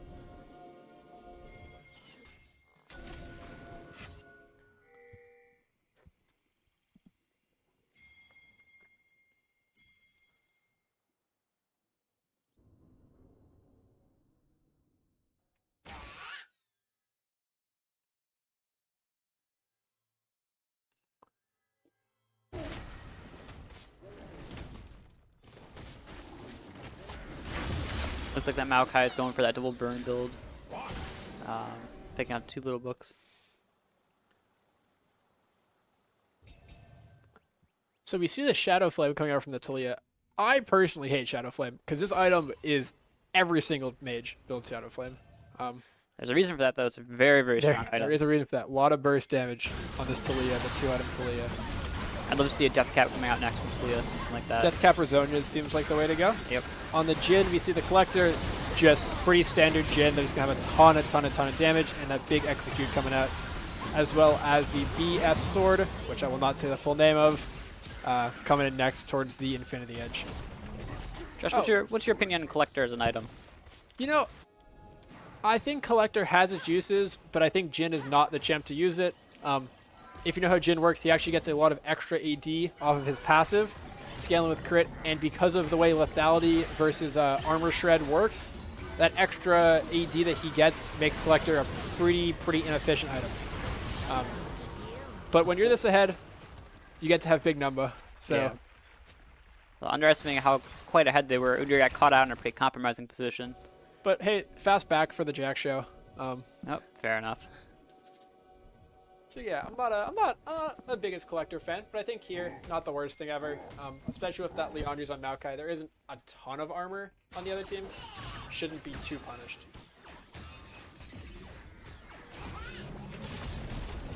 Oh, Gnar just barely missing the ult. So does Ashe. Both ults will be down for a little bit. Oh, but the flash from Gnar into the stun, into the double Q. Brutal kill from Quips here. Just a... Oh, Seraphine completely whiffs the ult, but the Vex is there to clean it up. Looking like the Lakers out here. Can't hit anything. Oh, Camille goes for the engage onto Zaylee. Looks like they might have it. There's not anyone to help. Flashes for Talia. Camille misses the root for the stun, but Udyr's there. Oh boy. Oh, the damage is just disgusting. Turning that fight around entirely. They get 2 champs and a turret off of it.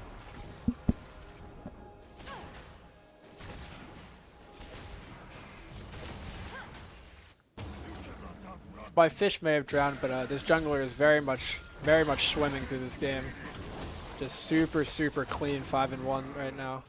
Still 16 stacks. 24 minutes into this game, we're at about 16k gold lead. 16k, 14k? 15k? I can't do math. 50 minus 35 is... Hey, I'm an art major. Okay, I don't want to hear it. Not my job. It's a video game. It should you just absorb the information, right? Oh yeah. Hey, I'm just waiting for the robots. When we pick Blitzcrank, that's when it's gonna get really hype in here. Let's go. Drake is up in about a minute. Likely to just be contested, just because you have to, because it's Soul. But Blue should have a pretty solid lead for it. The Infinity Edge finished on Jhin means that he is. I think the term you use is absurdly strong, in the technical sense. That would be the one. As Talia's looking for the kill onto Maokai. And Potentially, Maokai's... Jhin gets hit. Oh, there's just so much damage. That was one Jhin. And the Flash Gale Force from Nexus is... I'm a big fan of the Gale Force forward. So think of John.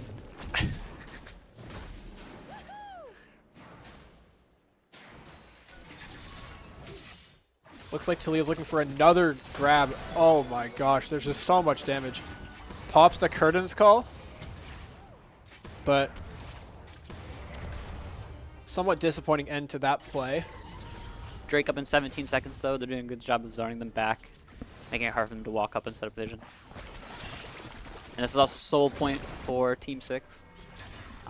We see the Gnar also just splitting mid, drawing some of that pressure away. They're working towards the Wits End, which, given that there's 3 AP heavy champs on the red side, not shocking, gives you a lot of extra tankiness while still having the damage from the passive and just that little bit of AD.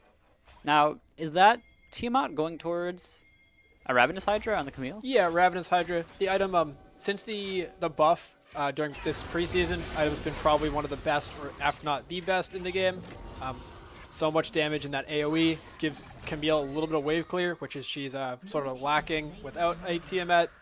And for the Titanic, since it doesn't proc off of her slash and her E, just maybe not as efficient. So the Ravenous pretty standard. And for the Gnar, the Cleaver is very, very standard, as is the Wits End. But blue side is just forcing it up the butt. Maokai pops ult, but I don't know if it's going to do anything. Talia ult divides. Zone uses the Ash Arrow. Seraphine big ult hits 4. That could be the one. No, but there's too much damage from blue side. They're just running them down. Wow. 7, 1, and 11 out of this jungler. Once Idri gets that Jackstro stack, it's going to be very, very hard to kill him. And it looks like that will be the end of game 2, as our blue team will take this one pretty commandingly, 28 kills to 9. Udyr with the BM just backing here. Brutal, brutal game.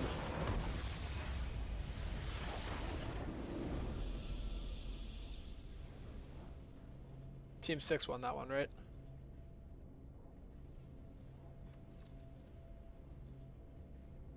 Okay, well we want to show the bracket real quick. So, well, we get set up for game 3 of the day. It's going to be Team 3 versus the Rubin Campus Center Food Court. Huge favorite of mine, much better than the Team Deka. So we'll get ready for that, and we'll be back in 2 or 3 minutes with the rest of our stream.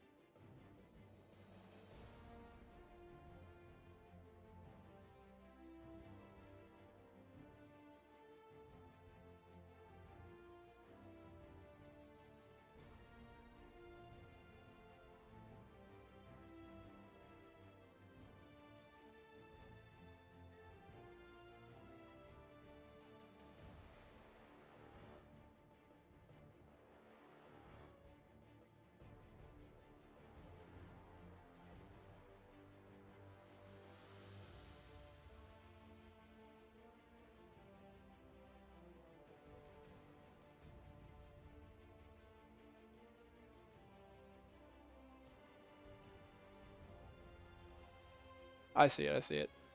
Thanks, Mike. Our apologies. We missed some audio. We lost our observer. So, Yeah, Sam is no longer in the booth for a little bit. but Caitlyn picked up. So that is the ADC. A little weird with Thresh, right? Yeah. Given that you have the range, but also the peel from Thresh. Would have liked to see something maybe more like the maybe a Jhin again would have been fine, or a Varus. I think Varus would have been really good actually here, but The Caitlyn will still function. the Ezreal very safe from Ezreal or Khan has just a bit of range. Yep, just a coming little up, bit. So it seems like jungle bans probably from both sides, jungle and top.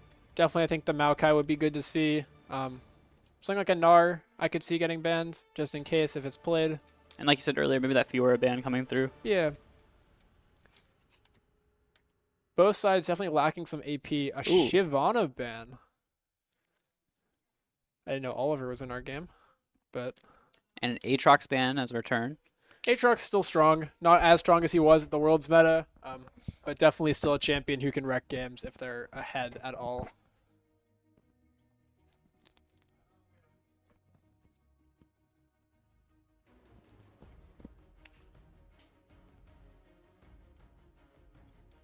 Red side's thinking. I think we see the Maokai here. No, the Kassadin. Interesting. So Kassadin with the recent buffs to both Rod of Ages and Seraph's Embrace has become maybe the strongest mid laner in the game. Terrifying to all who play AP champs.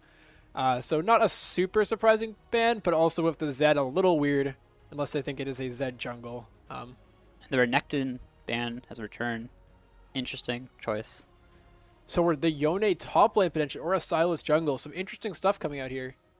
The Lilia, I like the Lilia. I'm a big fan of Lilia top. I know John can also attest to it. I think it's a really strong pick. You think Lilia top lane over jungle? I think it could work either.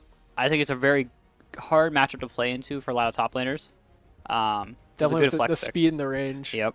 But she gives you that AP that you were sort of lacking, as well as some team fight, given how sort of lacking in AoE, Zed, Caitlyn, Thresh all are. Lilia fixes a lot of that. Oh, and the Cho'Gath that really fixed that AP problem. That does probably mean that if they lock it, Lilia is going to the jungle, and Cho'Gath will be top lane. See, I don't like the Cho'Gath here. I think that he has a ton of trouble getting onto Ezreal, and into Yone Sylas, he just gets shredded. He can't really kill them. They have too much healing. Also, with Sylas' ult, Cho'Gath seems like a really, really questionable pick. Wow, it's locked in. So Sylas must be dancing up and down right now. Although it does seem like blue side really is trying to get that damage balance just perfect. So Have this some is the tank. Yep. compromise they make. So do you think it's a Sylas jungle, or do you think it's a Yone top lane? I'm leaning more towards a Sylas jungle. I'm not personally a fan, but I have seen it played a lot often. Oh, it looks like it's going to be Yone top, and Viego jungle, Sylas mid. Okay. So I don't hate the Yone into Cho'Gath matchup. Yone definitely has the damage to make that one work, but I don't know if Viego's what I would have looked for here. I don't think your team needed more glass cannon champs, given that you already have 2 assassins and an Ezreal. I like to see the Maokai or the Udyr coming out, just given that they're up and strong and into something like Lilia that's so fast you have point and click lockdown. Yep. It's going to be really hard for them to kill Lilia, especially in fights. If she gets moving, the only person that's really going to be able to catch her is for Khan Ezreal. So what are your thoughts here? Which team are you leaning towards? I think that red side's comp is a little bit easier to execute. It's going to have more AoE. It's going to have a little bit easier time setting up things. I think blue side, it requires a lot of positioning. Like you said earlier, Cho'Gath just going to get shredded by the enemy team if he's out of position. But I think the Lily is really good there, so we'll have to see.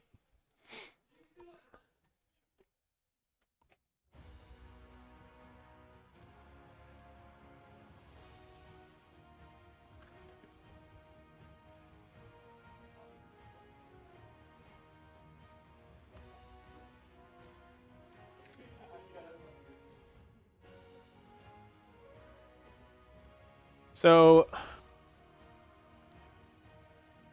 a couple of our players are in the bathroom. We'll give it a second.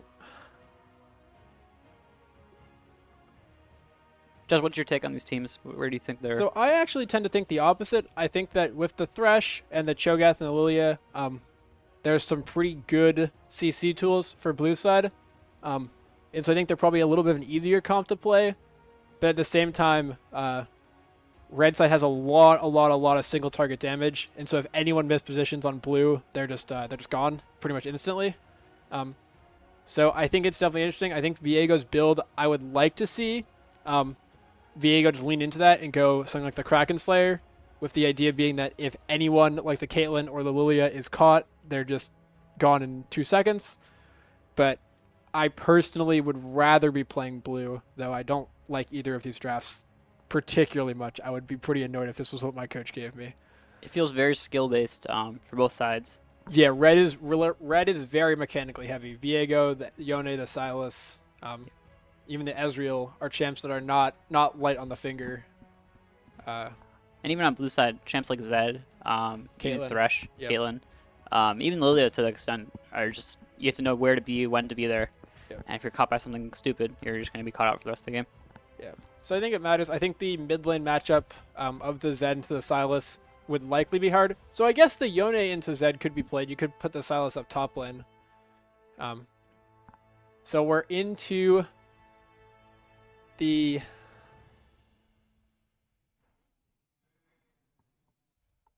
Sam lied to me. We are into our blind picked lobby.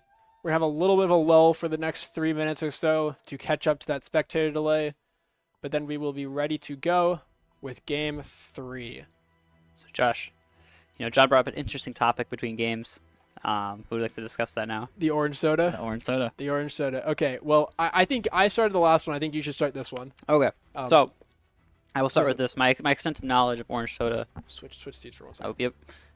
is not that great. However, I will say that in general, Crush, pretty low. You can find it everywhere. It's not great. I think Fanta's pretty highly rated. Again, pretty common soda, but I think its quality is a little bit better. Outside of that, my knowledge isn't too diverse on these orange sodas. I'm a big fan of Doritos, so like that glass bottle, a little bit smaller batch. Taco bar, that kind of thing. Yep. Absolutely. Big fan of that. So I think that ranks up probably at the top, but once you get into bottle territory, it gets a little sketchy, a little bit dicey. But yeah, that's my opinions on it. So I'm not a huge orange soda guy. I like the classic Fanta. I'm a big orange soda float. You get some vanilla ice cream in Yeah. there, and then either some orange or even some grape soda. I think perfect, but just as a straight soda, I don't rock with it that much. I'm not gonna lie. Yeah, I agree. I think it's very syrupy. Yeah. It's just like very, very sweet, and it kind There of you go. yeah.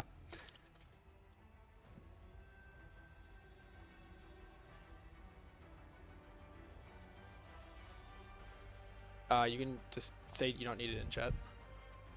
What? Need it. Blind, let's pause. Just, can you just hit the mute button on the... No, here. Literally on there.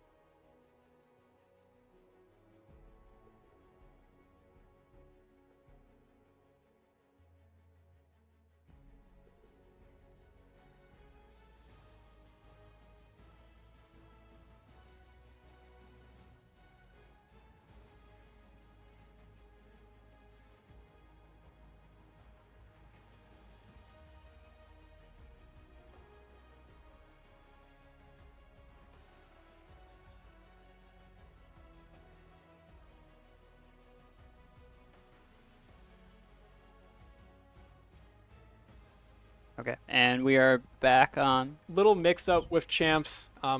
Believe we swapped 2 of the players, but nothing too bad. We will be starting the game as usual in 3 minutes with our streaming delay. Let's see. Can you pull this up? Yeah, I tend to think. So we don't know where anyone is yet. Here's a good question. Ginger ales. Where do you fall? Ginger ales, interesting. I have a weird experience with ginger ales. Well, you can't start with that. Well, so I'm a big fan of ginger ale. Werner's for me, top tier. Really? The best. Doesn't matter. Not the Canada Dry? No. So for me, my mom has always said, when you're sick, Werner's is a great drink to make you feel better, and so Really? therefore it has some nostalgia. Now my weird story. There was one time I was at a restaurant and I saw a ginger beer and I said, "This sounds like ginger ale." So I got my first ginger beer at the time. For those that It's not don't the know, same thing. It's not the same thing At all. Destroys you. It's like it's not spicy, but it's like It's bitter. I think the term Yeah, you use. yeah. It's like bitter. Yeah. So it was a big shock. But I'm actually a really big fan of ginger beer too. See, I don't like ginger beer. I like I've done the same thing at a restaurant in Vermont. Was all excited for this, and then it was not what I was looking for. But I tend to think, the classic Canada Dry, very good. I think Schweppes is great as well. Seagram's that airplane ginger ale. Oh, When you're on the airplane, hits different. Yep. Nothing hits like that. You get some cran apple, pour that in there, get a little mixed drink. Nothing better. On the ground, Schweppes or Seagram's, it's like a Barkster soda. Like at the end of the day, once you're above 5,000 feet though, taste changes. nothing's completely. better. Then there's Polar. Polar is just like. I've never had Polar. So okay, so my family, the other 3 people in my family are big seltzer drinkers. Mm-hmm. So all we get is Polar. It's just like water. It's like, oh, we have fizzy water here. Yep. And then like a little bit of ginger. It's like the mug of ginger ales. It's like okay, it's just very watery. Yeah, it's just very Yeah. watery. But the classic Schweppes, nothing really beats it. It's they do their good stuff. All right, so we're in our game. I'll be 3 minutes behind, but given these 2 comps, I don't expect a ton of action early, just given how late game focused sort of everyone except maybe the Caitlyn is. Yep. But- I will expect the mid lane matchup to be a little volatile. Given Zed and then whoever they put there, whether it be Yon or Silas. For me, at least, Zeds always tend to be a little more aggressive. Absolutely. We'll see, especially with the Lilia jungle. Lilia's not really looking to play super aggressive. And Silas, if he's in the jungle, can look to play aggressive, but really looking for that level 6 to start picking off people's ults, especially the Cho'Gaths in this game. I am excited to see what happens. This game is definitely a much more fun draft than I think the last couple. Yep. Very, very non-standard champions sort of everywhere. And even the ones that are somewhat standard that we've seen, like maybe the Thresh or the Zed, are definitely more fun than something like Leona or Nautilus that, well, standard. It goes in. It's kind of all it does. So I'm very excited for what should hopefully be a pretty fun Game 3 of our winners bracket.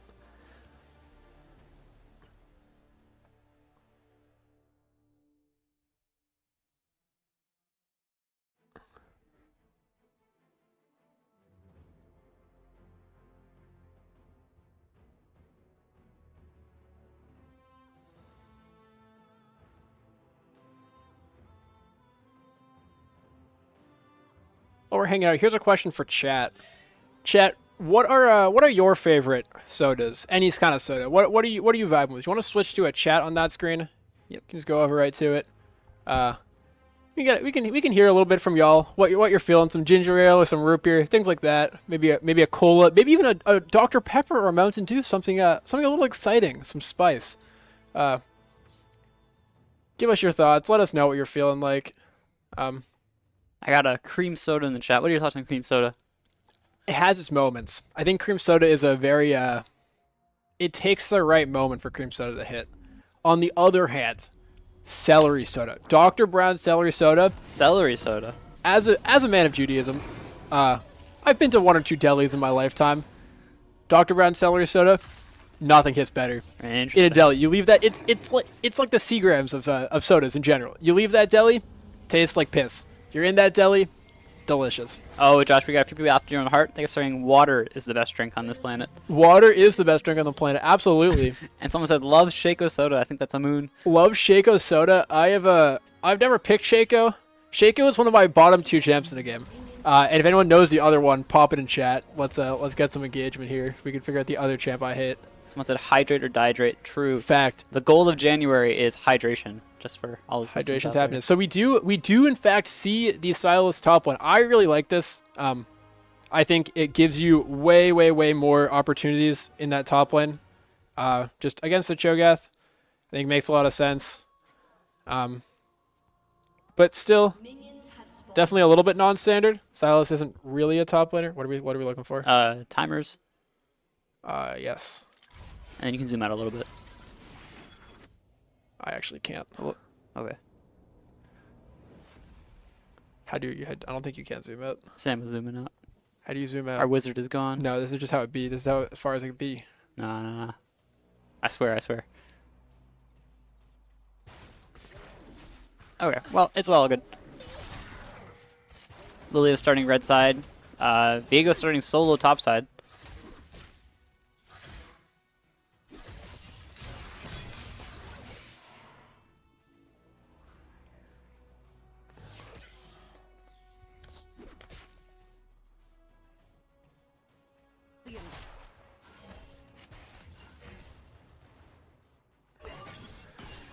So as this game is starting, we actually do have the Yone top lane. So they've pulled a bit of a switcheroo on me, once again. But let's see, jungle items, Viego on that red. Oh, and the Cho'Gath is mid lane. Wow, this is just some weird stuff coming out here. We have Cho'Gath versus Silas in the mid lane, and Yone versus Zed in the top lane. So definitely a bit weird. But the Cho'Gath is actually getting first blood solo bolo to Holy. Cho'Gath. Hey, the Cho'Gato. Some crazy stuff happening. Bot lane just playing standard. Oh, big Rakan knock up, and he's already out. That was some smooth footwork by TSM Keys. Not actually a member of TSM, I believe.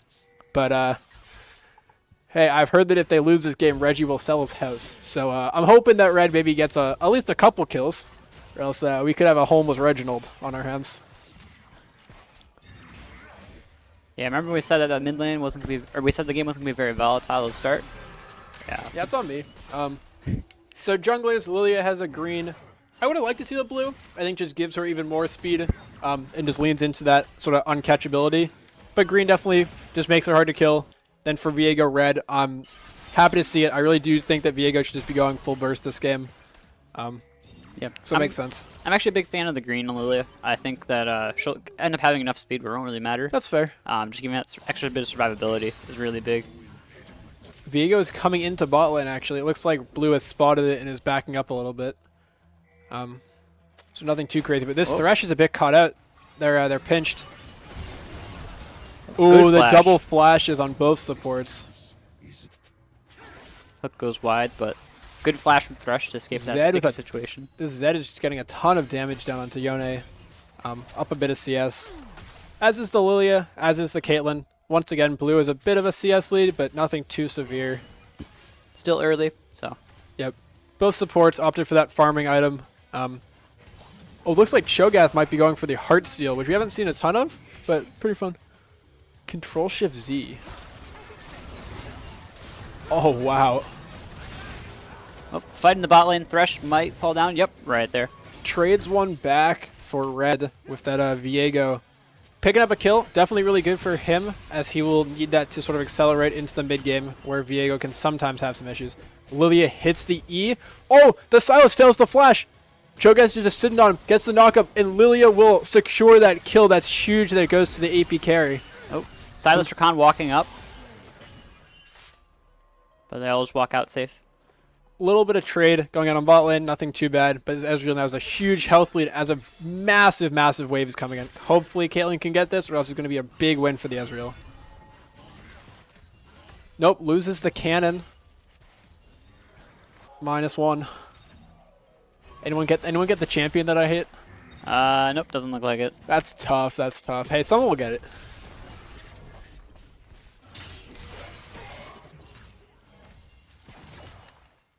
Looks like Lilia's going for a bot play, but way, way, way ahead of her teammates. It may not matter though. Oh, never mind. Nope. Rakan just jumps out. Oh! The hook! The hook! The hook! The E, the Q from... Wow, and the Ignite gets it. And then in top lane, the Zed gets a solo bolo up on the Yone. Definitely just not what you're looking for if you're the Yone. You are really, really, really going to struggle if the Zed gets ahead, as you will get killed on cooldown. But once again, Blue has a pretty healthy 2k gold lead.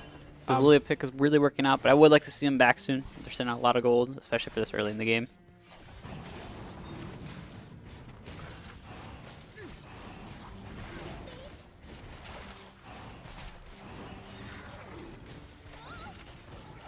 Figure out what the show gold thing is. Oh, Thresh misses the hook. The Viego's here, and the Lilia has very little mana. Gets hit by Rakan, gets popped. Viego gets potentially the reset, and the Thresh looks like they're going to go down as well. No, you don't need to hit it now. We're fine. What is it? Oh, I see. Oh, that's cool. Wow, the Sylas grabs one as well onto the Thresh. So that's a brutal play. Red side gets the Drake and 2 kills. I'm sorry. Red side really coming back into this game. They weren't really out of it yet, so good to see. Looks like our next Drake will be, I believe, that Ocean. Yep. So nothing too crazy there. But it's a pretty strong Drake. Definitely gives you a lot of just power and a lot more survivability in lane. Especially like in that top matchup where you're just 1v1ing the whole game. A little bit of Ocean, a little bit of healing. Very, very nice to get. Definitely seeing the Cho'Gath, the Heartsteel. Looks like Rod of Ages coming out from Sylas. The Ezreal's looking for a first item Kraken Slayer, which is a bit aggressive. Might not be... Cho'Gath has no ult. Oh, we seem to have frozen. Nope, and we're back. Cho'Gath no ult. Oh, Lilia gets one, and the Sylas can't get it. The Cho'Gath seems like they might be out. Maybe Ezreal. Oh, Ezreal doesn't have ult yet. Rakan is walking upriver. But will they get there in time? Oh, they hit the Q, they hit the Ignite. Cho'Gath will die. But I think Lilia can probably trade it unless the Sylas gets here in time. Just like that. Wow. That's crazy. The Sylas steals it, ult. hits the sleep. Doesn't choose to go in, really, on the slapped Lilia. But yeah, we're seeing an aggressive Ezreal build here with the first item Kraken. Someone said, is Josh's other least favorite champion Shaco's clone? No, but that is a good answer.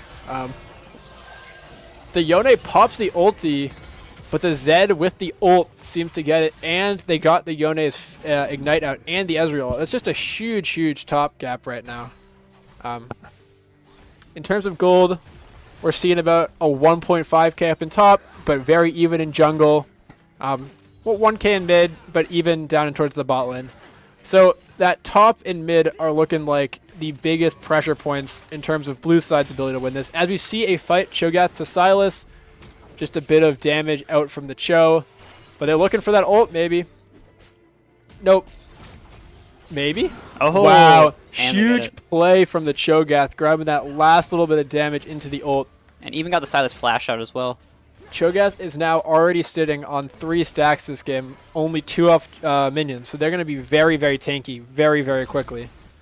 Especially with this Heartsteel almost finished. They're going to need like one more back. Rakan, again, looking for that Shirelia's build that we saw earlier. So TP out from Sylas. Continues to get that little bit of engage. Oh, but the Viego's here as well. Cho'Gath gets the knock-up, gets stunned by Viego. Viego keeps going. Viego has ult, as does Sylas, and the Sylas gets it with the Cho'Gath ult. So a little bit of extra health going over to them as well. Really nice.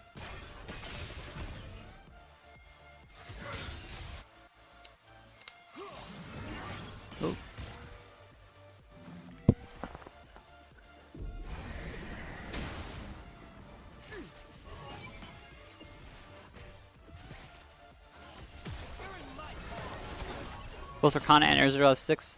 Thresh is still level 5. Ezreal hits the ult, but misses.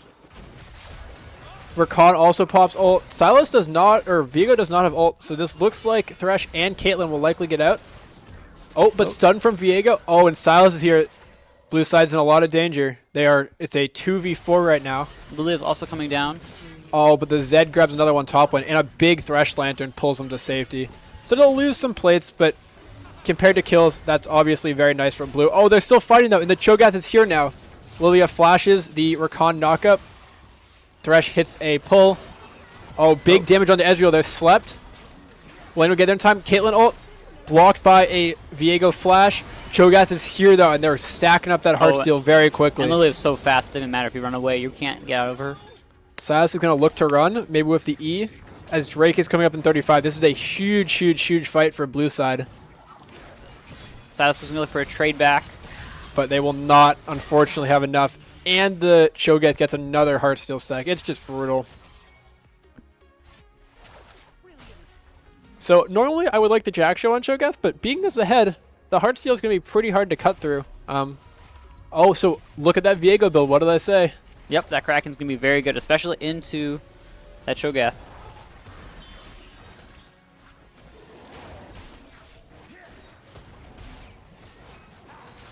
From Zed, I would guess it's probably the standard Prowler's Claw. Not going to rush that Ravenous. Given that they're pretty ahead, that makes a lot of sense. The healing is not going to be as important if you're already up 3 kills and can just kill everyone on sight.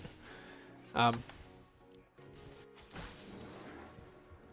will say, I'm not a huge fan of Heartsteel on Cho'Gath. I feel like extra health, especially in this meta right now, where it's so bot lane dependent, isn't super good. It's overkill. Yeah. Viego and Lilia in 1v1. Looks like Lilia will get killed. Wow, a solo kill onto the jungler. But a Zed with another one up top lane. It's just getting brutal. Ezreal build Noon Quiver. They're building a Kraken. The new build is Oh, it's Kraken now. you go Kraken and Essence Reaver, then you go for the Navori's. So your Qs do a ton of damage. Interesting. It's like the if you were playing earlier last season, there was a blue build going around where you got no Mythic. You went Essence Reaver and Mana Moon and Shirelda's. This is sort of the newer iteration of that. You're focusing a lot on Q damage and that ult procs. So you're much more poke heavy than you might normally be. But this Cho'Gath is just huge. This Zed is just huge. Even the Lilia, very, very fed. Yep. Yone looking like they're going towards a standard, probably Shield Bow, maybe even Kraken, but I think Shield Bow is just a lot safer. Like I said, Rakan heading towards that Shirelia's. Thresh probably heading towards either a Locket or maybe even the, what is the other one? Even Shroud, if you're trying to be a little more aggressive. Red Side's done a very good job of warding up this Dragon Pit. As they took one. So Red Side is now actually up 2 Drakes, despite having lost a little bit early game. But the Drake being Mountain, if Blue Side gets Mountain Drake onto this Cho'Gath and this Thresh, the game might just be over. I don't know who can kill a Mountain Drake Cho'Gath. Or even for the Zed, whenever Zed goes into the middle of a fight, They're going to be extra tanky. Yep, so the Zed is going towards the Ravenous now. It is just a little bit too much value to pass up. As they go for a kill on Viego, pops the ult. Easy peasy, did not even take any damage out of that. Oh, Cho'Gath might get caught though in between 2 people. Oh, but he's just going to walk out. In the words Dr. Mundo, he goes where he pleases. Thresh clears some vision. We got a Herald coming up in a minute. I would suspect both teams will probably look to contest that.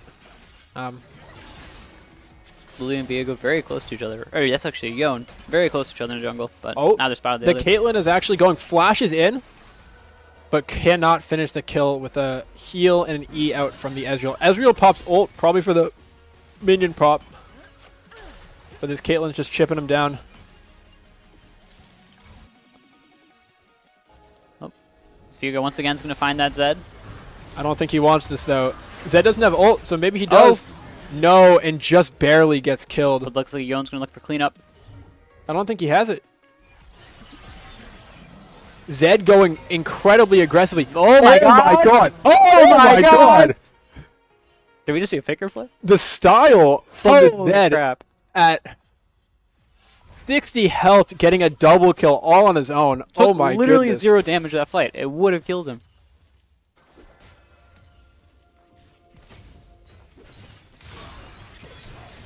Silas hooking in, missing the target. Slept by Lilia, Cho'Gath. This is just Cho'Gath's brutal, gonna and sit in Cho'Gath the is going to turret. grab that big... Oh! That's a little BM. So Zed is actually going towards that Bork build. This is a really interesting decision from them. Super aggressive up there. Oh, shut down into Cho'Gath. Greedy play by Cho'Gath. Does the Lilia make it out? The Cho'Gath now is Sunfire, so they do die, but they're still pretty strong in the end. I think I would have liked to see that Cho'Gath pick up a tier a little bit earlier in the game, just to get into that. After the nerfs, that item is pretty bad. Oh, that's fair. I just know that Cho'Gath runs into mana issues, especially early in the game. Not too late though. Once they get past 20 minutes, it should be fun. As long as he's being careful. And with that Sunfire, he'll have the damage to at least be strong, even if he can't cast his abilities. Yeah. And in this game, armor's going to be very important because the only AP threat on their team is that Silas. The 2 and 5 styles, you mean? Exactly. So we're seeing, yep, just a tank mythic on the Thresh, the Shirelia's on the Rakan, just a speedy bird person. Once again, Vigo getting out this time, using his flash. Oh, not using his flash.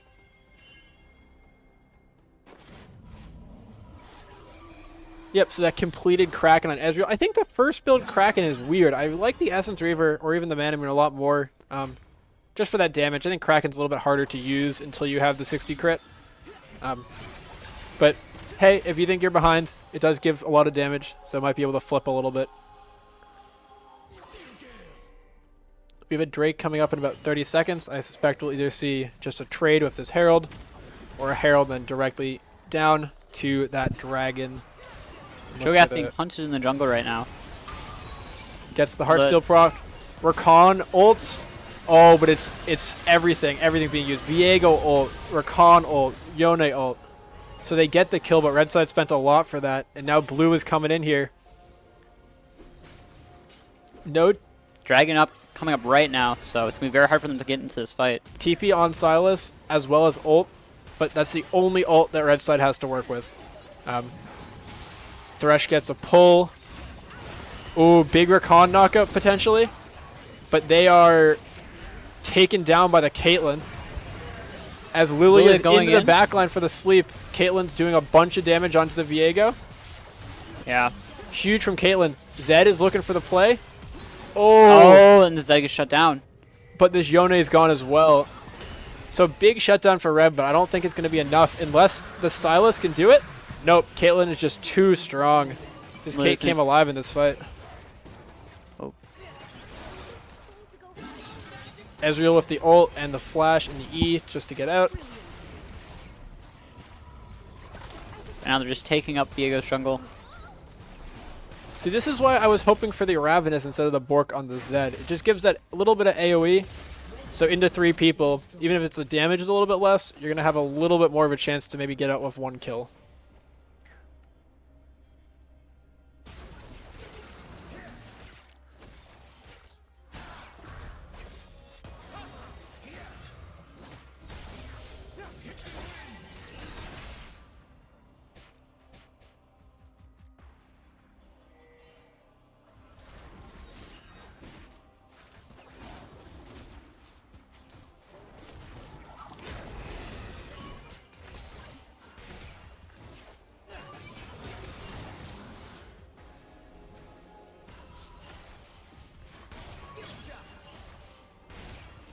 Ezreal still farming up. Looks like they're going towards either the Essence Reaver or maybe the Mana Moon. Probably the Mana Moon, just with that Caulfields and the sword and the tier fully stacked. Maybe Red will come crawling back from where they currently are. Big damage from the Zed. Thresh finally finished Locket. Just gives that extra little bit of tankiness. And with that Mountain Soul, if Thresh has Locket up, it's going to be very, very hard to kill the carries.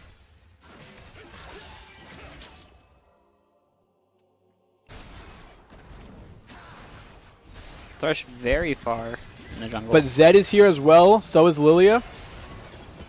There's an aggressive play from Blue, but it looks like they will not be punished at all and they'll just walk it out. Lilia looking for a little bit more.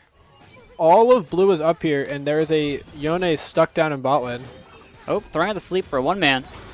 Oh, but gets the E out. Rakan pops ult. Silas Silas uses the pops ult. Zed ult. But there's just, this Caitlyn is just too strong with the 2 items. They're just melting through red side's front line. Yeah. And killing the Shogath here. Ezreal's just tickling him. Cho'Gath, for reference, for those who are interested, has 4.5k health at 20 minutes. And 9 about 200 stats. armor. Oh my god. So they are, they're big. They haven't even finished, there's still the potential for more stacks off minions. So, Very beefy boy. oh, and he Oh, flashes and gets the ult onto the Ezreal. Just brutal. this game might be over right here. We might get a dancing Shelly. Come on. 300 health. Nope. No. The Stylus ruins the fun. But that looks like it's going to be game right here. 21-minute banger. That was our, I believe, our fastest game of the tournament. But once again, not super balanced. We haven't really had a good back and forth slapper so far. It is As good to note that we're still in the initial stages of the tournament, so as we get further, the games will get hopefully more competitive. But a good effort from both teams. Blue team just kind of ran away with the game. Those first couple kills on the Lilia definitely accelerated her enough that the end of that was not super surprising after the way it started. What? You need to transition it. Yeah. That button is just broken. So, as you can see, in 1 second, click on that. Yep. Then just put in the kill score. So it is 26 for team 3, and then 10 for team. Actually 9. Sorry, that was a execute. And then just do submit scores. So as you can see coming up on our screen here, our next game, our first of the losers bracket, is going to be ARAM only versus Ruben Campus Center Food Court. Should be a slapper of a game. We will be back in 1 minute with that. Or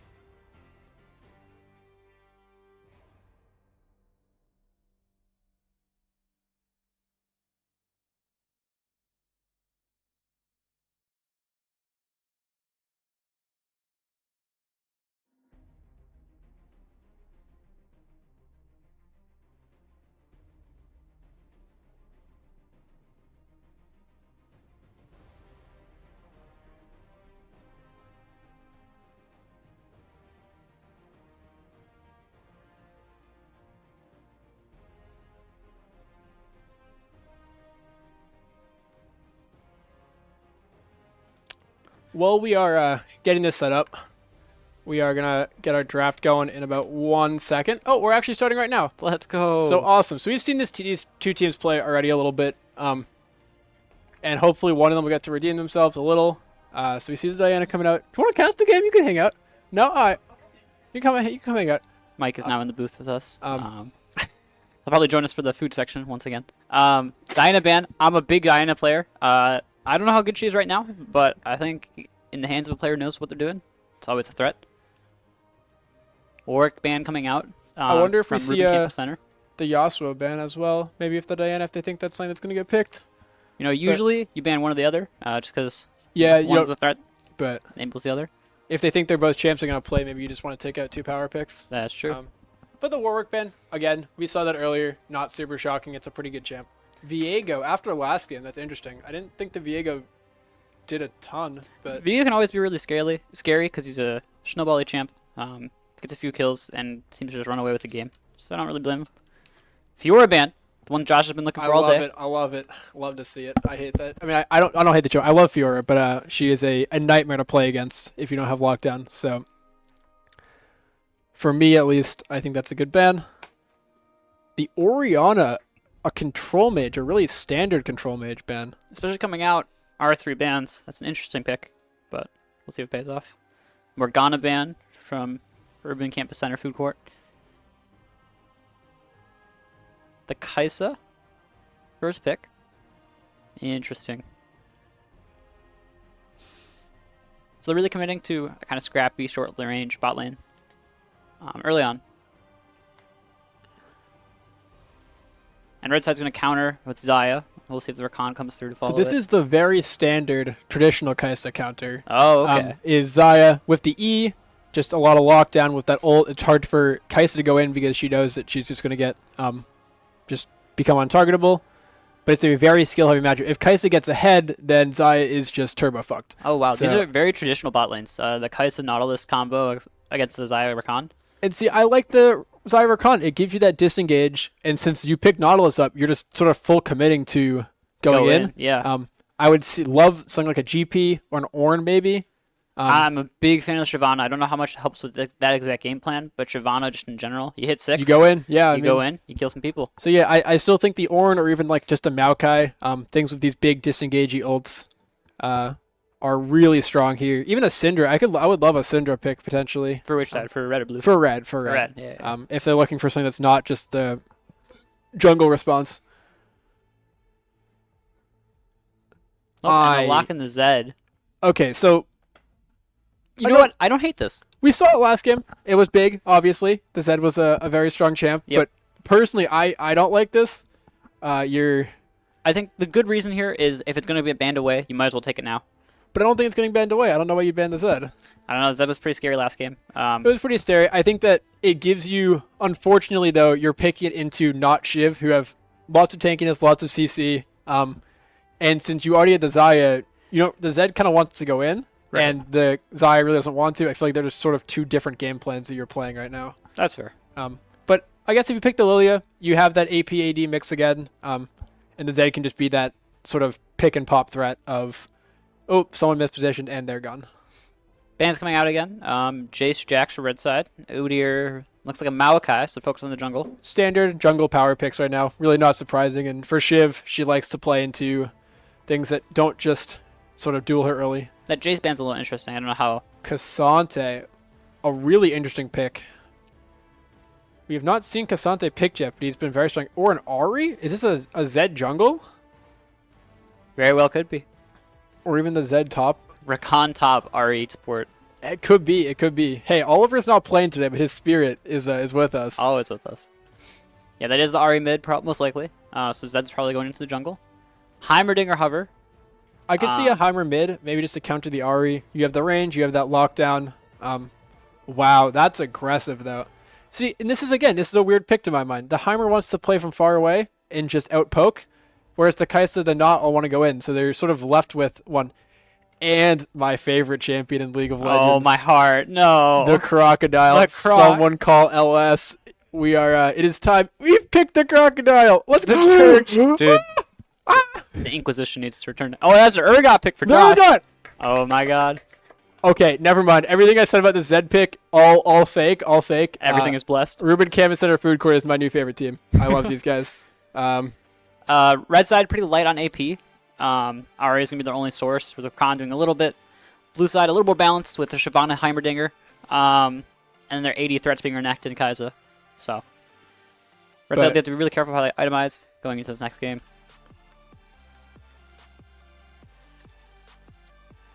So, as much as I do still think the Zed is a bit weird as a jungler, I think he has a tough time into Shiv.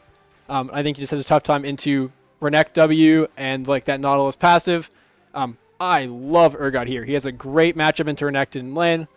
And then what I was saying earlier about Kai'Sa not wanting to go straight in, Urgot is like the king of stand your ground. Urgot's just going to say, I'm sitting here. There's nothing you can do. And I'm going to press W and you're all going to die. That is the perfect thing you're looking for here. So combined with the Rakan, that Xayah, I think this is actually a great pick. Now, Yeah. I'm not just saying that because I'm a Urgot whore. So Yeah, no, the Urgot pick seems really good here. I will say, Red side's comp seems really good. Leaving out that Zed. Zed does have his time in place. Jumping on the Heimer, jumping on the Kai'Sa. If they're not covered correctly, if they're not peeled for correctly, they're just going to die in a second. So, especially that Zed's looking for early plays on Shyvana before she can hit 6, before she can get that like power spike of first item, second item. it can be tough. Yeah. And if they get ahead, or if the Ahri gets ahead, it can be very dangerous. That's a lot of AP coming out with that Orb of Deception. Yep. But I will say Red side does have a lot of setup. They have Renekton to go in. Heimerdinger, I believe, has a stun. Heimer has a stun off of that ult too, has a very, very hard to dodge stun. It's a really big area. Shiv has the ult. Nautilus obviously entirely about CCing people. And then Kai'Sa has a chase down, so they will be in their face the entire game. Heimer does feel a little weird, but, you know, it will fill in their gaps where they need it. Give them a little range. gives you that little extra bit of AP that if the Shiv falls behind, you're kind of lacking. Gives you some range. And just gives you a little more scaling. As much as I love Renekton, Kai'Sa, Shyvana, if they get behind, the late game is going to be a little more questionable. And Heimer just gives you that really consistent, like, oops, someone misstepped, and now their health bar is gone. Yep. So I will say this is probably my favorite draft of the game. I'm not a huge fan of traditional bot lane combos, but overall, two very solid comps. Feel like they can do a lot, and I think it'll just come down to whoever plays a little bit better, and gets that edge early. So we're going to sit for a couple minutes. Anyone have a topic of conversation in our chat that they're feeling like? Perhaps another food item? I You think can see it on there too. yeah, I think Mike sent us a Tier list. tier list of Are we items to supposed to review. discuss this? Let me go find it real fast. I can maybe pull this up actually. I do have the Discord open, so I might be able to pop this. Or we can just talk through it here. We can just talk through it. Okay, let's start from F tier. It's looking like, what is this? Strawberry juice. Is it coconut? Coconut water and tomato juice. Are all three at F tier. Tomato juice is terrible, and like is just. I don't see a reason for it. I mean, I get that it's like all healthy and stuff, but like. Oh, I wholeheartedly agree. Tomatoes, bane of my existence. However, strawberry juice, never had it. Coconut water. Coconut. I hate coconut, so that's definitely Take it or leave it. all some base picks down there. Now the C tier is where I start to have problems. It's looking like So you got some limeade in there. it looks like limeade or lemonade. No, limeade. That's limeade. Limeade and then Grapefruit juice, grape juice, and then it looks like mango juice. Green grape juice. Very important. I so can't rock with this. I'll let you take a guess where my issues lie with this one. I feel like you're a mango kind of guy. I am very much. I feel like you could be a a big mango kind of guy. Is there another big issue I'm missing? Is it grapefruit? Are you a grapefruit enjoyer? You know, I can be. I don't think it's necessarily C tier, but I could leave it there if it needs to be. I will say mango for me goes at minimum A tier, if not higher. I don't know if it's minimum A tier. I think mango is the best, like mango with orange or mango with another thing. It's the friend. best blended fruit for juices. 100%. I'm of the opinion that mango juice, even on its own, perfect flavor. But I think it needs that little extra, like the orange peach mango from Nantucket Nectar. that's true. It is very, very good.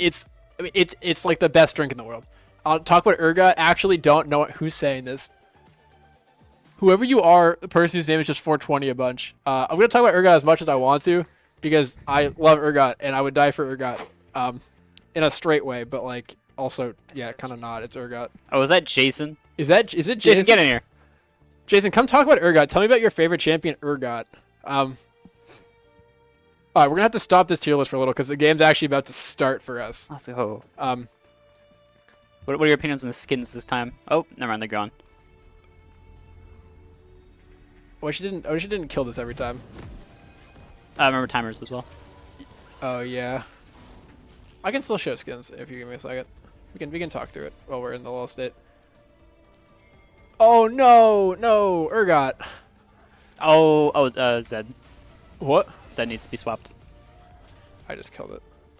Welcome to Summoner's Rift. What did I do wrong? Oh yeah. So Zed with the green, it's a little weird, but it's fine. Shiv with the red. I feel like those could be swapped, but Yeah, usually Shivs goes green. I actually don't hate the green on Zed. I think red is a little bit overkill. and it gives you, if you go like Ravenous, you get that little extra bit of just tankiness, support a little more bruisery play style. Exactly. It definitely won't be the same lethality sort of burst Zed that we saw last game. It'll be a little bit more scrappy.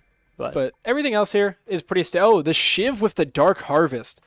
So I wonder if this is an AP Shyvana rather than that press the attack Jack Show into demonic build that we typically see from her. Could be pretty fun seeing just that full one-shot build, but with the Heimer, I feel like it's a little bit overkill on that. Yeah, I would tend to agree. I'm a big fan of the tank Shyvana build. I think you still do a lot of damage. We're muted. Oh, we're not muted. Yeah, but I think this cull from Urgot, even with the PTA, so some Urgot stuff here. Went PTA, which I totally like. I think all their runes are fine, but I think that personally for me, I think cull, especially in Ternectin, is just really, it's unnecessarily greedy. I mean, you can get it first back really easily. So I typically would start with the sword, gives you that little bit of a healing, which is super important. Then you back grab the cull and are good to go for the rest of the game. Some poke out of Xayah.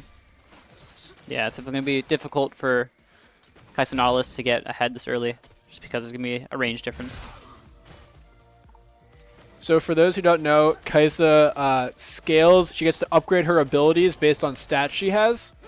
So the pretty standard build you see out of her is going a Noon Quiver, that pickaxe, and then actually rushing the Serrated Dirk rather than finishing a Kraken Slayer to get that Q upgrade, which doubles number of missiles, and it's just a huge, huge damage spike. So I suspect we'll probably see that out of Netheria. Renekton going in for a little bit of a trade. Let's slice and dice.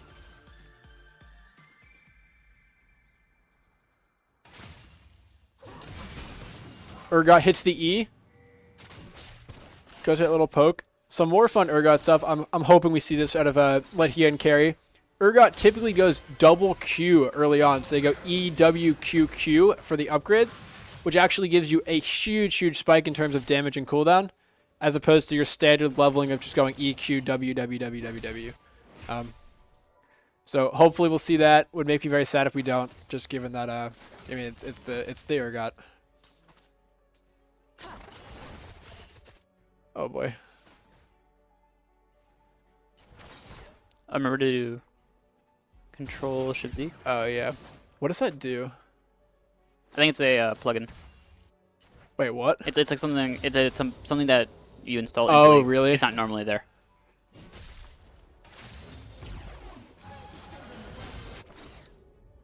Everyone else on the map makes a lot of sense. This Ahri has Airy, which is a bit interesting. It's just a more consistent version of Comet. Well, I think don't you usually go Electrocute? That is true. You do usually look Electrocute. I think you take Airy and matches you're less confident in. Okay, so that makes a lot of sense into the Heimer. The range advantage, definitely hard. No, so this Urgot, unfortunately, for me at least, double points into the W. So they'll be missing a little bit of the damage you usually have. But into Renekton, you're not really going to kill him early. So I guess you could just be thinking, I'll rush towards my W and E evolve even faster than normal. Yep.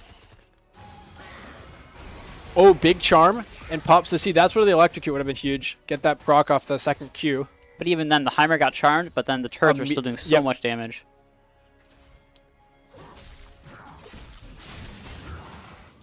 Oh. Hien going for the kill. And the Renekton just dashes out so quick. So much Conqueror procs instantly. Or got canceled out the stun there with his flip, so that both players were stunned for the duration.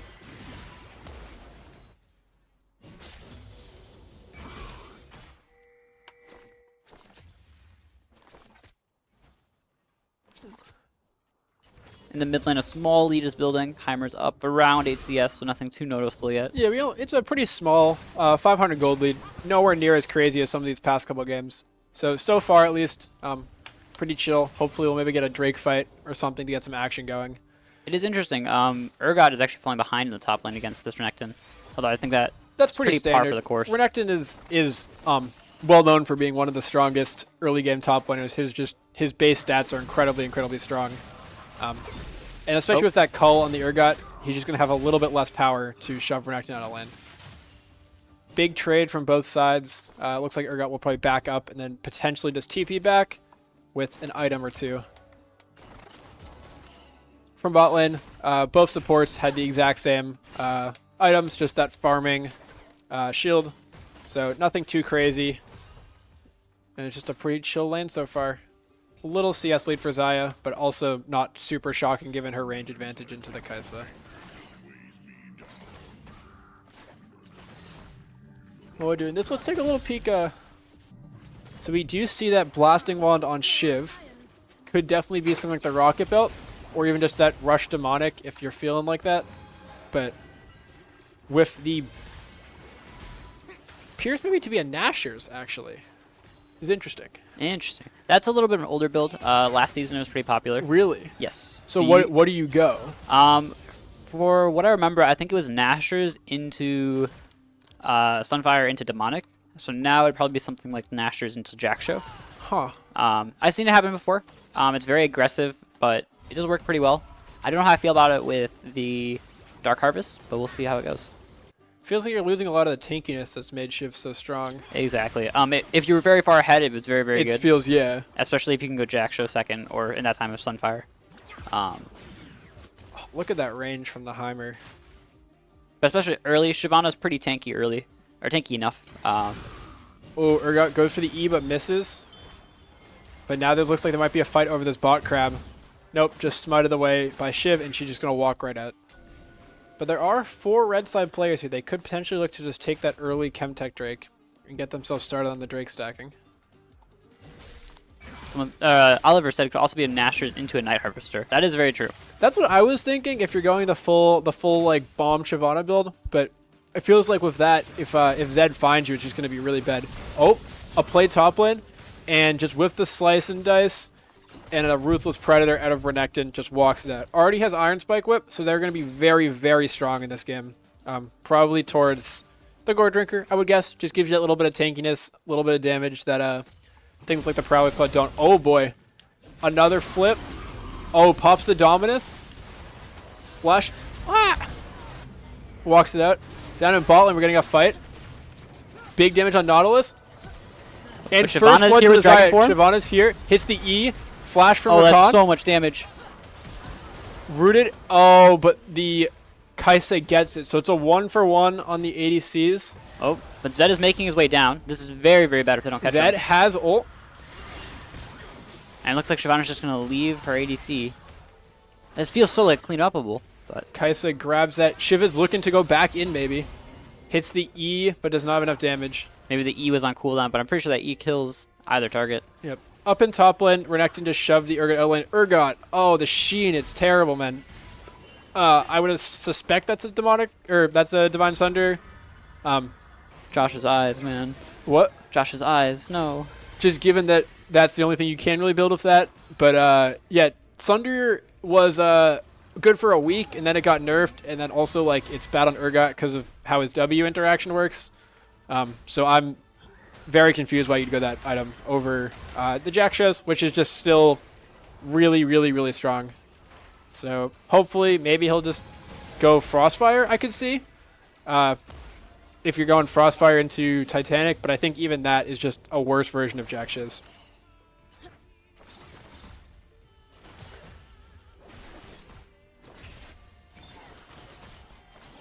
It's called a Meek Renekton's Q, it is, right? Yep.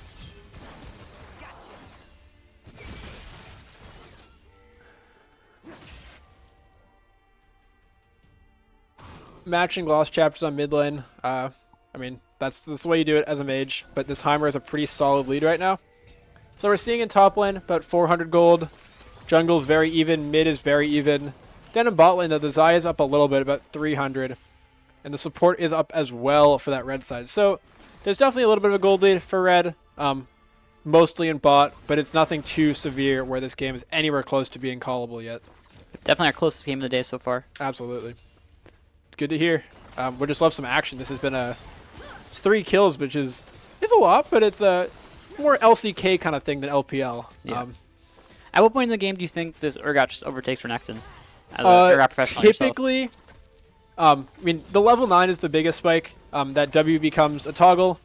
But I think generally around 1 item is where I'd start to say that Urgot can really win that consistently. And at 2 items, by the time you have like a Mythic plus a Cleaver or a Titanic, it's pretty hard for Renekton to find kills. But I do think Urgot will struggle if this Kai'Sa's ahead, just with the mobility and the damage that Kai'Sa's going to bring to the table. Could become a problem. So I would have liked to see a little more of an aggressive build from the Urgot. I think the Frostfire is pretty bad here, to be perfectly honest. If that's what it is, I think the Sunder, like I said, is pretty reportable. They're not as reportable as Shaco, if you know what I mean.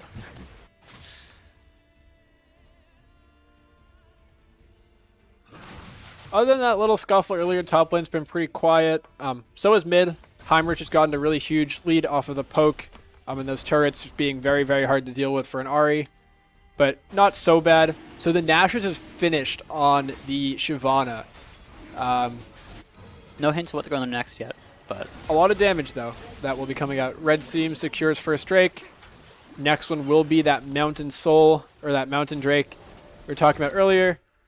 Gives you that damage.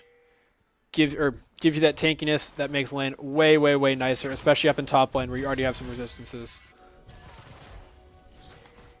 Zed finishes the Ravenous, so it is a bruisery Zed build, which makes that green smite make a lot of sense. Kai'Sa has a tier. A Mana Moon Interesting. Kai'Sa, perhaps. I feel like that's pretty common, no? I don't think it is. Usually when you're going the crit build, you just rush full crit.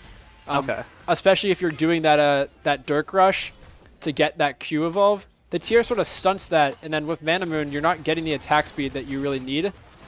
So it's just sort of hard to fit in. But I guess if you are, if you're thinking about playing around poke with like Heimer, you can do it. Get that W poke up a little bit. Maybe you go Nashers for the evolve. Oh, and there's the Shyvana going in. And that's looking easy kill on Urgot. Kill onto the Urgot, absolutely. So it looks like we still know what Urgot's going. Sad.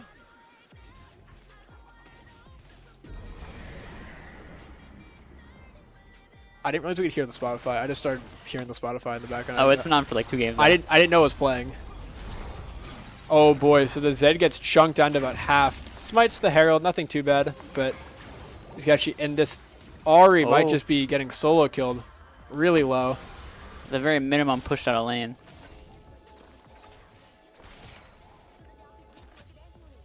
So as you look, this Renekton has gotten the exact lead that you're looking for out of him.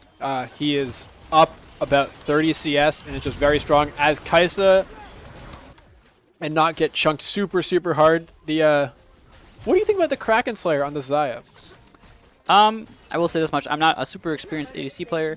I've seen Gale Force before on her. I don't know how necessary that is, given a flash and a dash on her ults. I think it's probably good into this team. If the Shyvana started getting tanky, if the Renekton is going to be tanky like he is, or even to the Nautilus, I think it's going to be very good late game.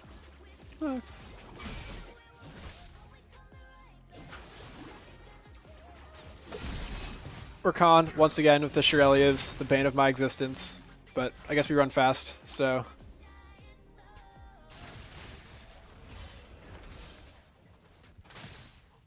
Urgot has 8 stacks left on Cull. As always, with Cull, he'll be exactly 1 minion short after this wave. Because that's just the way the item works, actually, when they coded it. So Heimer's not even here, and he's already doing about 200 damage to Ahri.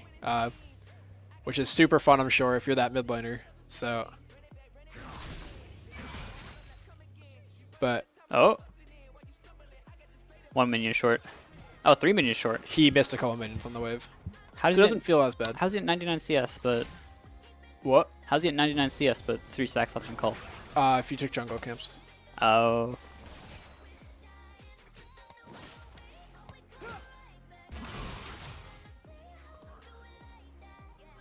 Krug or something. Urgot goes for the E, misses. Slice and Dice, Ruthless Predator, Column Meek out of Renekton. Nice smooth combo there out of the Croc. Oh, we found Shyvana found Zed. Hunting the Zed in their jungle. It was just chasing, but it looks like Zed will just walk it out.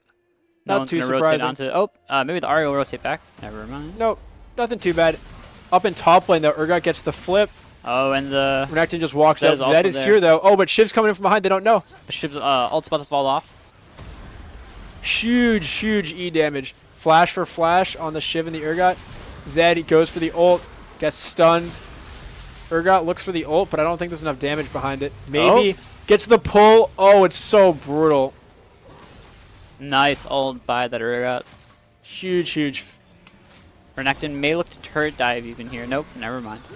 Nautilus presses ult, but the turret still goes down to Xayah. Xayah is attacking very fast. So Kai'Sa, so this is interesting. Kai'Sa, who generally goes Kraken for the increased attack speed and damage, is actually going the Gale Force, as opposed to the Xayah, who generally goes the safer Gale Force, has the Kraken. Feels like the bot laners may want to switch their items. Do a little swapsy. It will give that Xayah a little more mobility, but not necessarily necessary.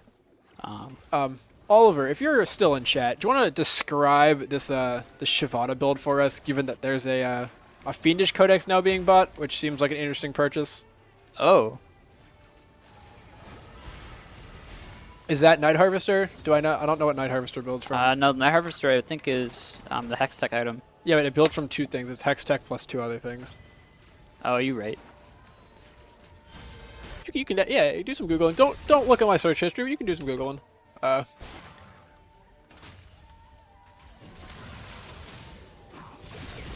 Oh, So- yep. It builds out of a Fiendish Codex and So it Hex looks Tech like Alternator. exactly what we were talking about. That Night Harvester on the Shiv for the extra bit of damage. Nautilus up here, looking at the Urgot. Goes Oh. for the E, or goes for the Q, misses. Urgot's just gonna walk this one out.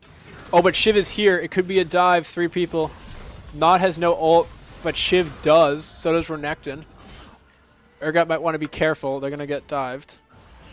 They have the ult, so if they can get someone low, they can fear and potentially flip this around. We went on the knot, but the turret is just going to do way too much. Or not enough. And easy kill. Oh, but it went to the On to Nautilus. the Nautilus. Support Oh, with it's the brutal. kill, baby. Renekton has finished that Gore Drinker and looks like they're probably rushing towards either the Death Stance or... It looks like they're rushing towards maybe a Black Cleaver, I could see.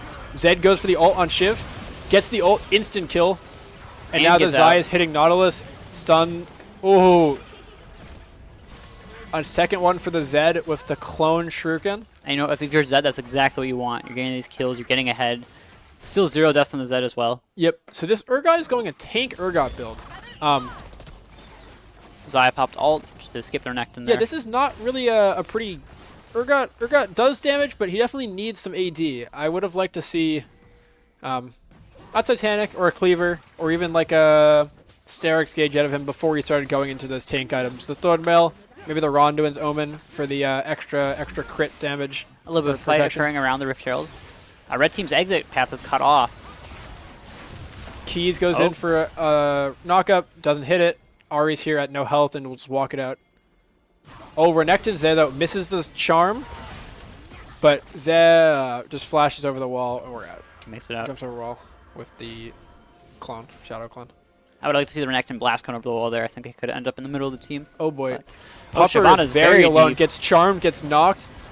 A lot of damage from Xayah, and it's taken by the Ahri for their first kill of the game. So Shirelli is finished on Urkon. Not too crazy. Xayah is going pretty standard, looking probably for that Phantom Dancer, which just gives you a ton of extra damage, ton of extra attack speed and mobility. Really good item. These headphones are so painful. Absolutely. Oh, Josh, you know what time it is. It's Be Real time. I don't do be real. Well, that's unfortunate because you're doing with me today. Oh boy. I got pinged by someone in Discord. Let's go. There's no Wi-Fi in here, so I don't know what it is. When I click on Discord on my computer and see if it pops up. There got once again dead from the bot lane. But this game is still relatively close. Red side has 2 dragons. The gold 2 is kills. exactly even. 31.3k for both teams, but I believe that gold equalizes out because the tower's taken so far. Oh, and a little CS lead to top him. Ooh, Zed dashes away from it. Shyvana does so much damage, though. It might not even matter. Oh, it might be like everyone just got out.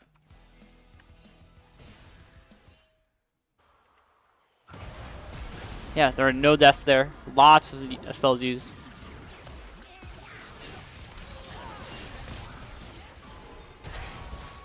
Ooh, Flash the flash forward from Heimer. but nothing. He just whiffs everything else, or doesn't even try it. Renekton gets the stun on Xayah, but Xayah seems like they're pretty safe. They do still have flash and ult, but they're the flat or the ult. Oh, they don't nothing, but they do trade one back on the Nautilus, and Urgot gets it, hits the Fear Beyond Death with a flash onto gets 2.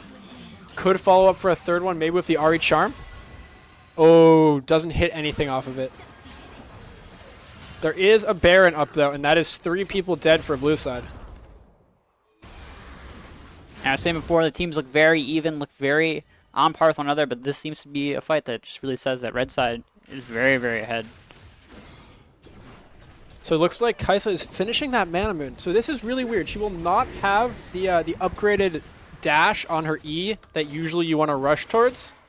And so while she'll have a lot of damage, she might be a little bit harder to move around in fights.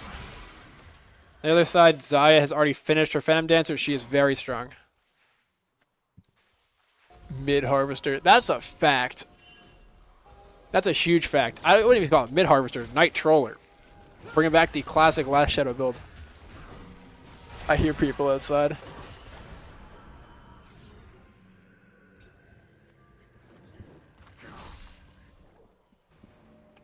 What's up, guys? Yo. We're just in our little goblin world. Everyone's setting up around Dragon. 5 strong from blue team. Red side is missing Urgot. He's backing, potentially going to TP in, but Zed is very far away. There's no jungler. So they'll probably just give it. It's only one Drake, and it's only a Cloud, so it shouldn't be a huge deal. It is Cloud Soul this game. I don't know how useful that is. I really like on Shyvana. Zed will probably appreciate it as well. Zed likes it. Rakan loves it. Urgot likes it because it lets him actually get into fights. Ahri is a big appreciator of Cloud. I don't think Ahri cares because she's just dashing anyway. That's true. So I think it's nice, but I think that for her, she would have loved maybe the Infernal or something similar to just give that little extra bit of poke. This is true. But either way, it's a soul. Always going to be helpful. Yeah, so Night Harvester finished on the Shiv. Both junglers are at 2 items. Everyone else is pretty even. Top is 2 items. Bot is rounding there. As you see, just both teams pretty stabilized for the moment.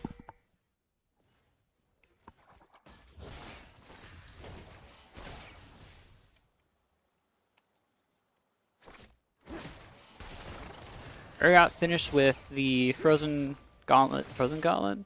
Frost- Iceborne Gauntlet. Iceborne Gauntlet. And the Thornmail. So they're very tanky, a lot of armor. Not a lot of damage. Yeah, so I think for Urgot, he's hoping just to be an ult bot and get those huge fears in team fights that can just single-handedly win a fight. Yeah. With the Ahri, with the Zed, Oh. have that damage. Ahri finds a charm on Shiv. Shyvana But does they're have all ult, alone? so she can re-engage. Not also there with his ult, so a little bit dangerous. Kai'Sa hits a W. Nothing too crazy. I suspect we're going to be chilling. Oh boy, but red Oh, side that's is a found. big ult for Shyvana. Nautilus gets the stun onto the Xayah. Xayah might just be dead here. She I don't even managed have to the walk speed it to out. catch them. Nautilus. Oh, and Kai'Sa goes in. Oh, the voice crack. Oh, Does Urgot get it? Oh, wow. Beautiful timing from that Urgot ult. Just barely getting one back before he dies. That was a huge fight that ended for up being a blue 2 side, for 3. Yeah, very, very good for blue side. It's smaller than the diagram. Xayah's working towards that LDR, so giving that little extra bit of tank shred into things like the Knot, into even the Shiv and the Renekton, who aren't tanks, but they're still very, very hard to kill. A lot of health, a lot of armor.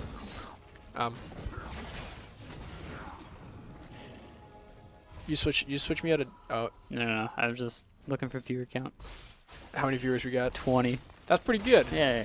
We'll take 20. We can take 20 more. We can take 40 viewers. Y'all want to get on there? Yeah. Tell your friends. If you guys are sitting in the lounge, log on your phone. You're sitting in Foisey doing some robotics potentially. Can join. be a little even more sad given that we're playing League. This game is not looking to be as fast as the last one at 25 minutes. Gold is relatively even, maybe up 1k on red side.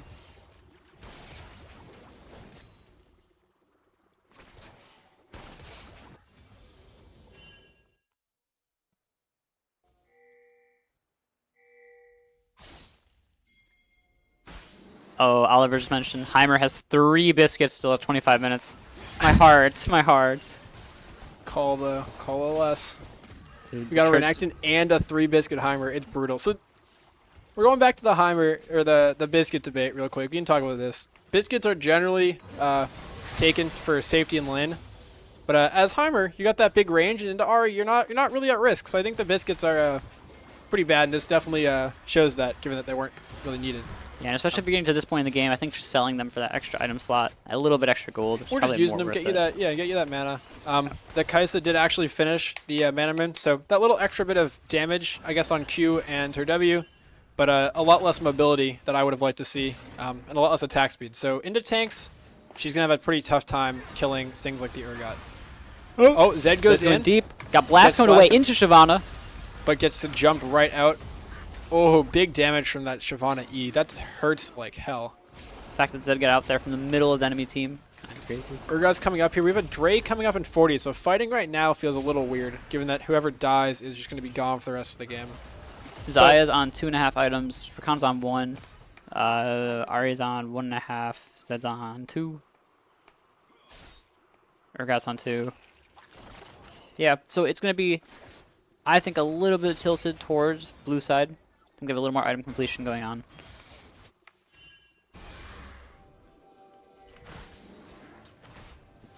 Working on clearing out vision right now for blue side. We're going to see potentially a fight here. Just some poke at Zaya. Kaisa goes for the W, doesn't hit, but we'll be back up for the Drake fight if she needs it.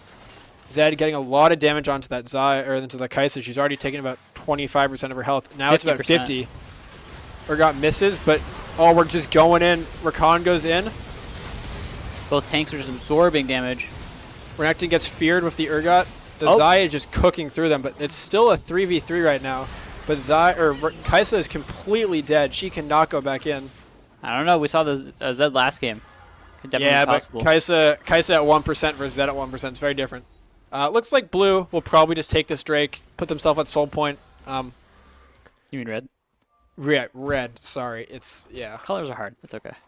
Yeah. So Red will get it. Oh boy, Zaya is going very aggressive, getting a ton of damage. Forced to flash it at Shyvana. That's huge. So we're soul point for red team. It's Cloud, so not as incredible as some of the other souls, but definitely a huge amount of utility on that move speed boost. I'm sure if you are blue side, you are very happy to be sitting there.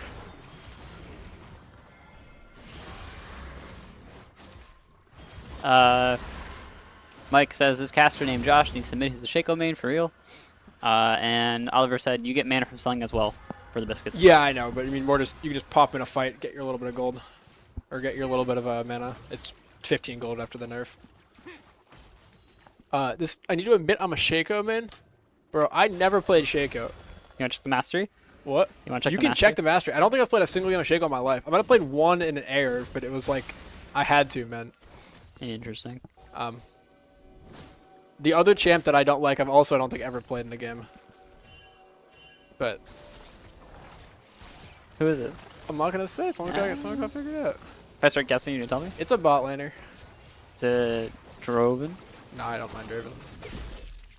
It's not. I don't like Shaco because of player reasons. I dislike this champ because of gameplay reasons. I don't really care about their players. What about Tweech?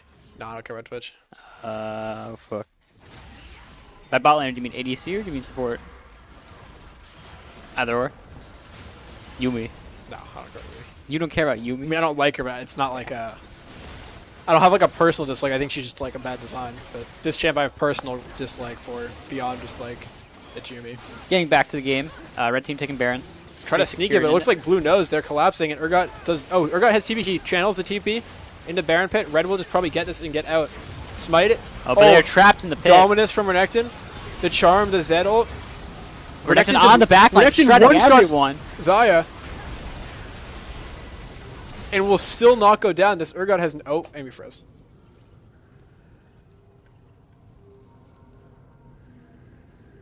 Check your Wi-Fi. I think they're paused.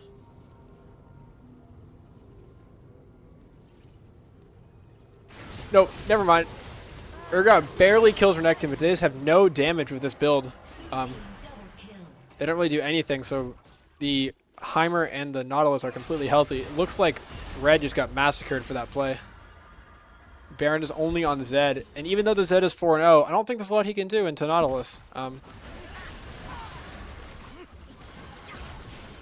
Looks a like big comeback for blue side when they're falling a little bit behind. looks like they're just gonna walk it up mid lane, probably take this next turret, and then maybe even push for one beyond that. Still 10 seconds on pretty much everyone on red. So they're gonna walk it out actually. Not gonna get aggressive. This game is easily our longest of the day so far, which is awesome. Finally not just getting a one-sided stomp fest, so... But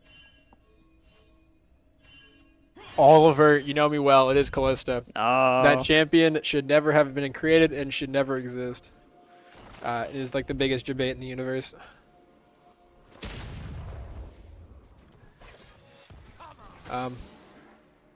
For Nautilus, looking towards that Thornmail. Kai'Sa's maybe looking towards probably the Phantom Dancer or maybe even the Runons if they're looking to get a little jiggy with it, mix it up a little bit. But everything else looking pretty standard at this point. Zed has a lot of damage. The QSS coming out for Zaya, I suspect that's for the Naut, and for the Renekton, just point and click. But it feels a little weird. I feel like you're missing a lot of damage by not going for the Infinity. True.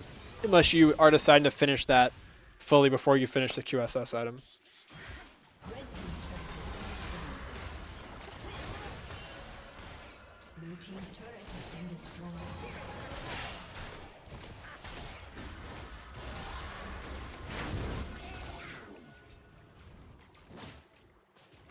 Turrets for Dragon as well.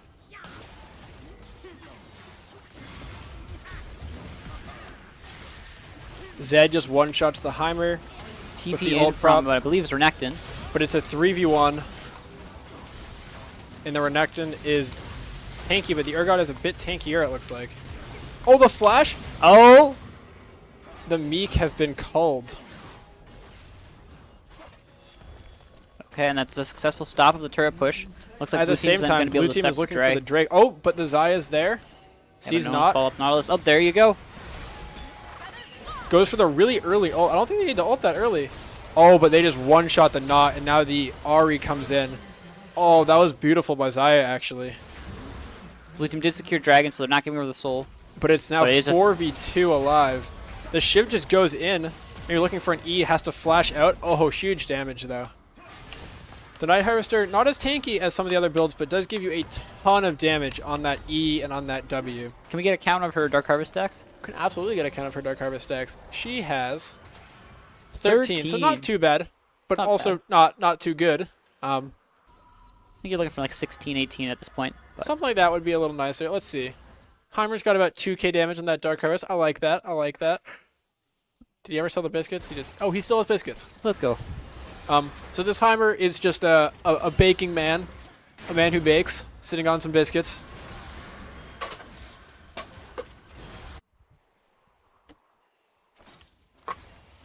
Alright, second try. Oh, you're closer. First try. So the Zaya has finished Mercurius Committer. Scimitar, I There believe. you go. And is looking towards the Infinity Edge. So, makes sense. A little bit less damage than I would personally like in my build, but makes you a lot safer into the Nautilus, into all the CC that you're facing against. I would like to point out this Zed is still 5-0-5, 0 deaths on the board. Yep. And a lot of damage. That's 4 items on the Zed. They're going to hurt a lot. Urgot finally finished that that Titanic, is working towards... I have no idea actually what they're working towards. Maybe a GA. Goes for the flip, pops the ult, but it looks like Renekton will just have too much damage and too much healing on the Gore Drinker. Was a little bit bold of the Urgot to think he could just 1v1 the Renekton right there, but Yep. Let's see. 1.5 damage and 2.4k healing just off that one item. That's crazy. Death Dare Gore Drinker is strong when it's strong. Xayah gets stunned, Shyvana taken very low. gets not ulted, gets not queued, but super low. Oh, and a big E coming out, and Oh, and Zed Zed's just just gonna goes clean up the in. fight. That might be all they wrote. Fortunately, Red Team does not have a wave.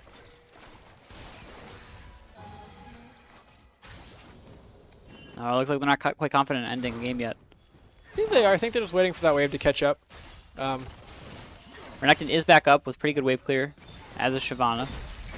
But, oh, they already should have pushed top. Oh, huge damage coming out onto the Shyvana. That lack of the Jaxxas makes her very, very squishy into something like a Xayah, which has so much damage. And the Xayah's also sitting on 4.5 items at this point in the game. Yep. So at this point in the game, it's about a 4k gold lead for red side.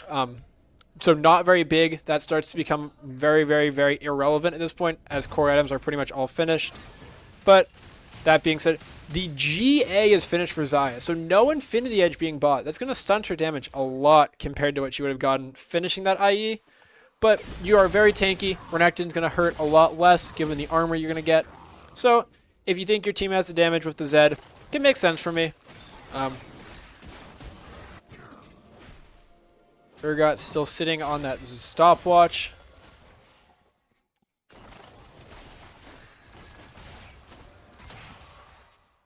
Heimer's been at 3 items for quite a while now. He is not a... He's sitting on some gold, about 2k of it actually. I think if he sold those biscuits, he'd have space for another item, but who am I to judge? I much rather than anyone else you play. That's true. A man that games. Ooh, Shyvana's going for Death Cap next. Very, very damage heavy. Demonic being the only item that provides some defensive stats.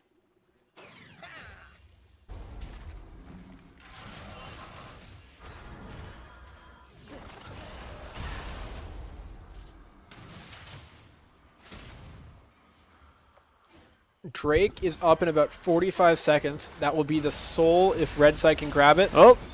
A hook on a Zed. Rakan goes in. Nautilus looks to maybe be caught out, but not... Ooh, Renekton's just on the backline already. Xayah had to pop ult really early, but still has that GA. And Pop it looks like they're trying to Nautilus. turn it. Urgot's here now with the flash. Oh, doesn't hit. But they're here as front line, and he's just getting shredded. Gets the ult pull, Oh, that's the But already Zed dead. shutdown. and Urgot might just be too tanky at this point in the game. Gets that double kill. And it is not over till the Bird Lady sings, but Xayah is strong as can be. Did you say it's not over till the Bird Lady sings? Yeah, you know the expression, the classic expression. It's a classic expression. It's a classic expression. Okay. Oh, the TP from the full health Urgot might be the game ender. But they choose to back out. They're going towards the Drake. There's 30 seconds on almost everyone. Interesting. Wow, red side is just letting this game go on. I don't know if this is smart, given that the if the Heimer decides to stop AFKing and build an item, that's going to be a lot of damage coming out from Shiv and from Heimer and even from Kaisa, who at this point definitely has her E-evolve and is definitely pretty strong. But red side secures the Cloud Soul, a little bit of extra utility, a little bit extra move speed. Can we get a gold check real fast? Can absolutely get a gold check real fast. So Heimer has 2.5k. He has almost a full item at this point in his gold. Xayah also sitting pretty with about 1,700 gold. Yeah, but Xayah has 5 items. That is also true. Buying some elixirs, maybe selling boots at some point. We'll see. Zed also has about 1,000 and is working towards that Maw of Melmortius. Really, really good into the AP mid and jungle of blue side. Urgot's back once again, trying to fight this Renekton. See if they can 1v1 this time. Looks like they're succeeding. And it's the solo bolo for A Urgot. kill secured for Ruben Campus I'll see if we Center. can continue on to that Shyvana. Shyvana looks like they're going to go back in.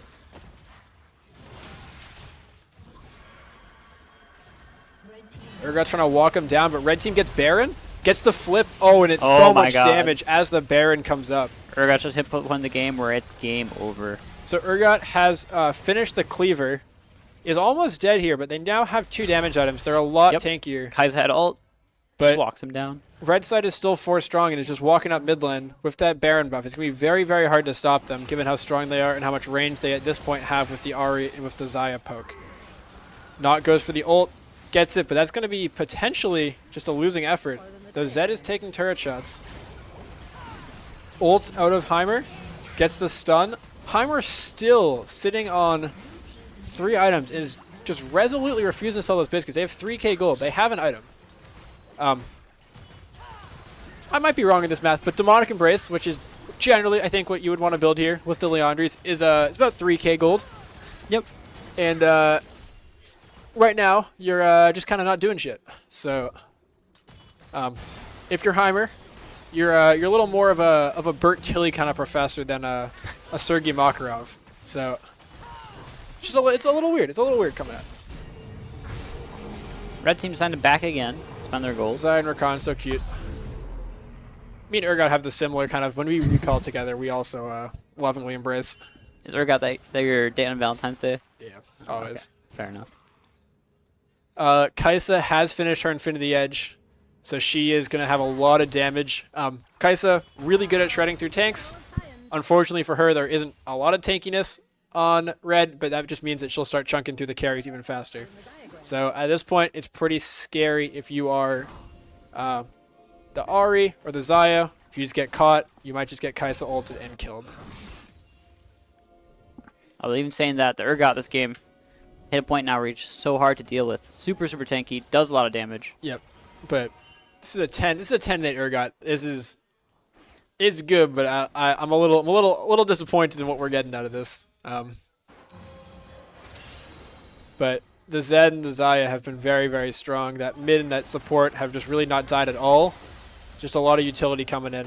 Looks like they're trying to play the 4-1. Urgot just needs to get in a lane, start pushing. Zed's getting a little bit of poke out, but at this point, huge damage from Shiv. Just immediately half health to Xayah on 1E. Oh, and there's the does second it one. again, but That's this Immortal time Shield, Rakan though. is shielded. Rakan shield, yeah. But still, just so much damage coming out when they're in dragon form.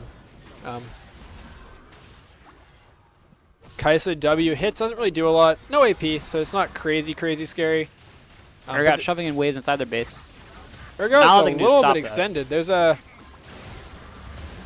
Heimer ult, finds the stun, finds the W, but not enough follow-up. But this Xayah is now hitting a turret. Goes in Rakan, gets not it hit, but Xayah is just cutting through the team. Oh boy. Shyvana has a lot of damage that's coming in, but it looks like the Xayah might have enough to trade back. And Urgot is still here, still at full health, whiffs the ult. Ahri is looking pretty low. Red team is trying their best, but blue ARAM only is holding on. They're used to those base races from ARAM and just standing up strong. So Nothing new to them.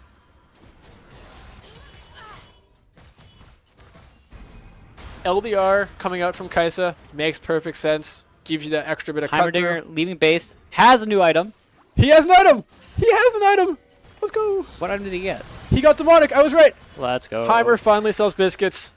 Gets that extra bit of damage that he's been sort of missing. We are now 1 minute away from Elder. Whoever gets this Elder will likely have a pretty good chance to end this game. So we'll look to that fight as potentially the deciding blow of this, our 4th match of today.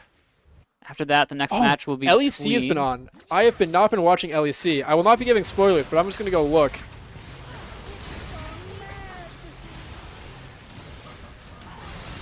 Huge damage out as red side seems to have found their fight. Xayah is just so strong.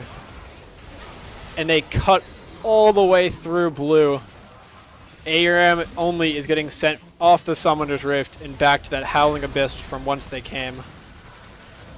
An unfortunate series of events, to be short. And that does mean ARAM only will be knocked out of the tournament. Ruben Campus Center, Food Court will be moving on in the loser's bracket. and hopefully getting some new food options because the taco bar not been that good lately. I'm not gonna lie. Yeah, respectively, Hollow Shack is just better taco bar. That's a huge spin. Let them cook. Let them cook. Let the man cook. Okay, Josh, you want to pull up that bracket real quick? I would love to pull up that bracket real quick as we move into our next game of the day very shortly after. So as you can see on our screen up here, our next game will be our round 2 stage featuring Melon Gaming, who has so far been on a bye, versus Josh Kestrel, #3103, the Shaco player. From there, we will next see the second game of round 2 featuring teams 6 and 3, and then we'll continue our losers bracket, potentially, given if we have time. If not, we'll just move on to semis maybe. No, we won't. We have to actually play all our games. Regardless, we're going to start with some Melon Gaming versus the Shaco team, the Clowns, in about 1 or 2 minutes. We will be right back.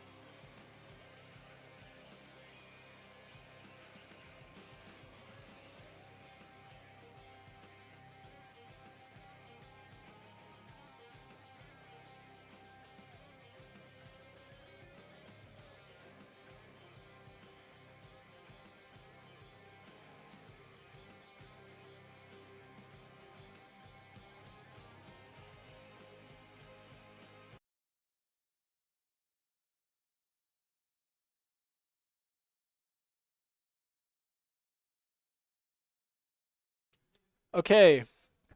Welcome back to Game 5 of today's tournament. This is the second round of the winner's bracket. I'm joined by my buddy here, Mert, also known as My Fish Drowned, who I Yep. believe won their first game. Yeah. Yes? Bit of a quick game on the Udyr. On the Udyr. Yep, love to see it. This will be our first game out of Melon Gaming, who actually chose right side, our first team to select to play from red. Yeah, so maybe they're looking for I believe they play their Shaco, right? It potentially could be the 5 flex Shaco. So- I've heard from some sources could be in the cards. So yeah, maybe they're potentially looking for just waiting for the R5 Shaco to just see the entire enemy team and then they Snap just it in. slam it.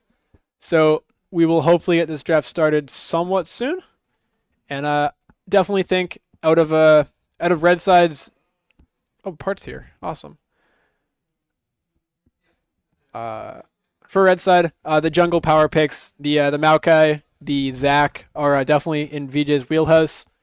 Coming up for blue earlier, we also saw the Maokai, so I suspect that will either be banned or picked. Yeah, that might be their choice of first pick actually. Since their jungler is actually just playing off of mid lane, so hopefully they can get some stuff going with the Maokai.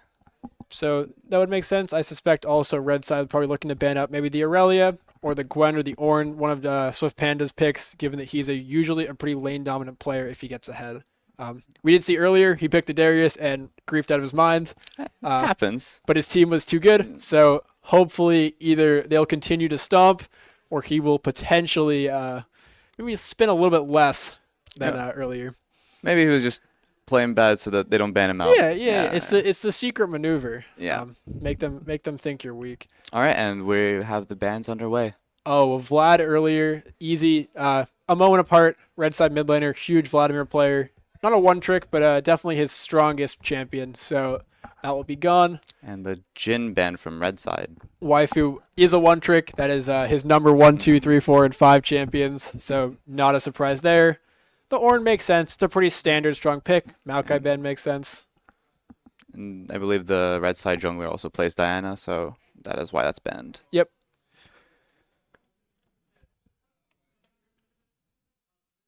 I suspect blue will probably just look to pick a jungler of something similar. Maybe the Zac. We could see the Udyr coming out. Vex is banned. Vex banned once again. Vex has had a lot of presence today. Sort of out of nowhere. Not really, well, I think it beat the Zed in the first game and then also did very poorly in some of the other games, but It struggled into Talia, but I think that was the lane was fine. Just the overall game state did not look to be too favorable. so blue does just go Thresh B1 here and it's a pretty It's, neutral.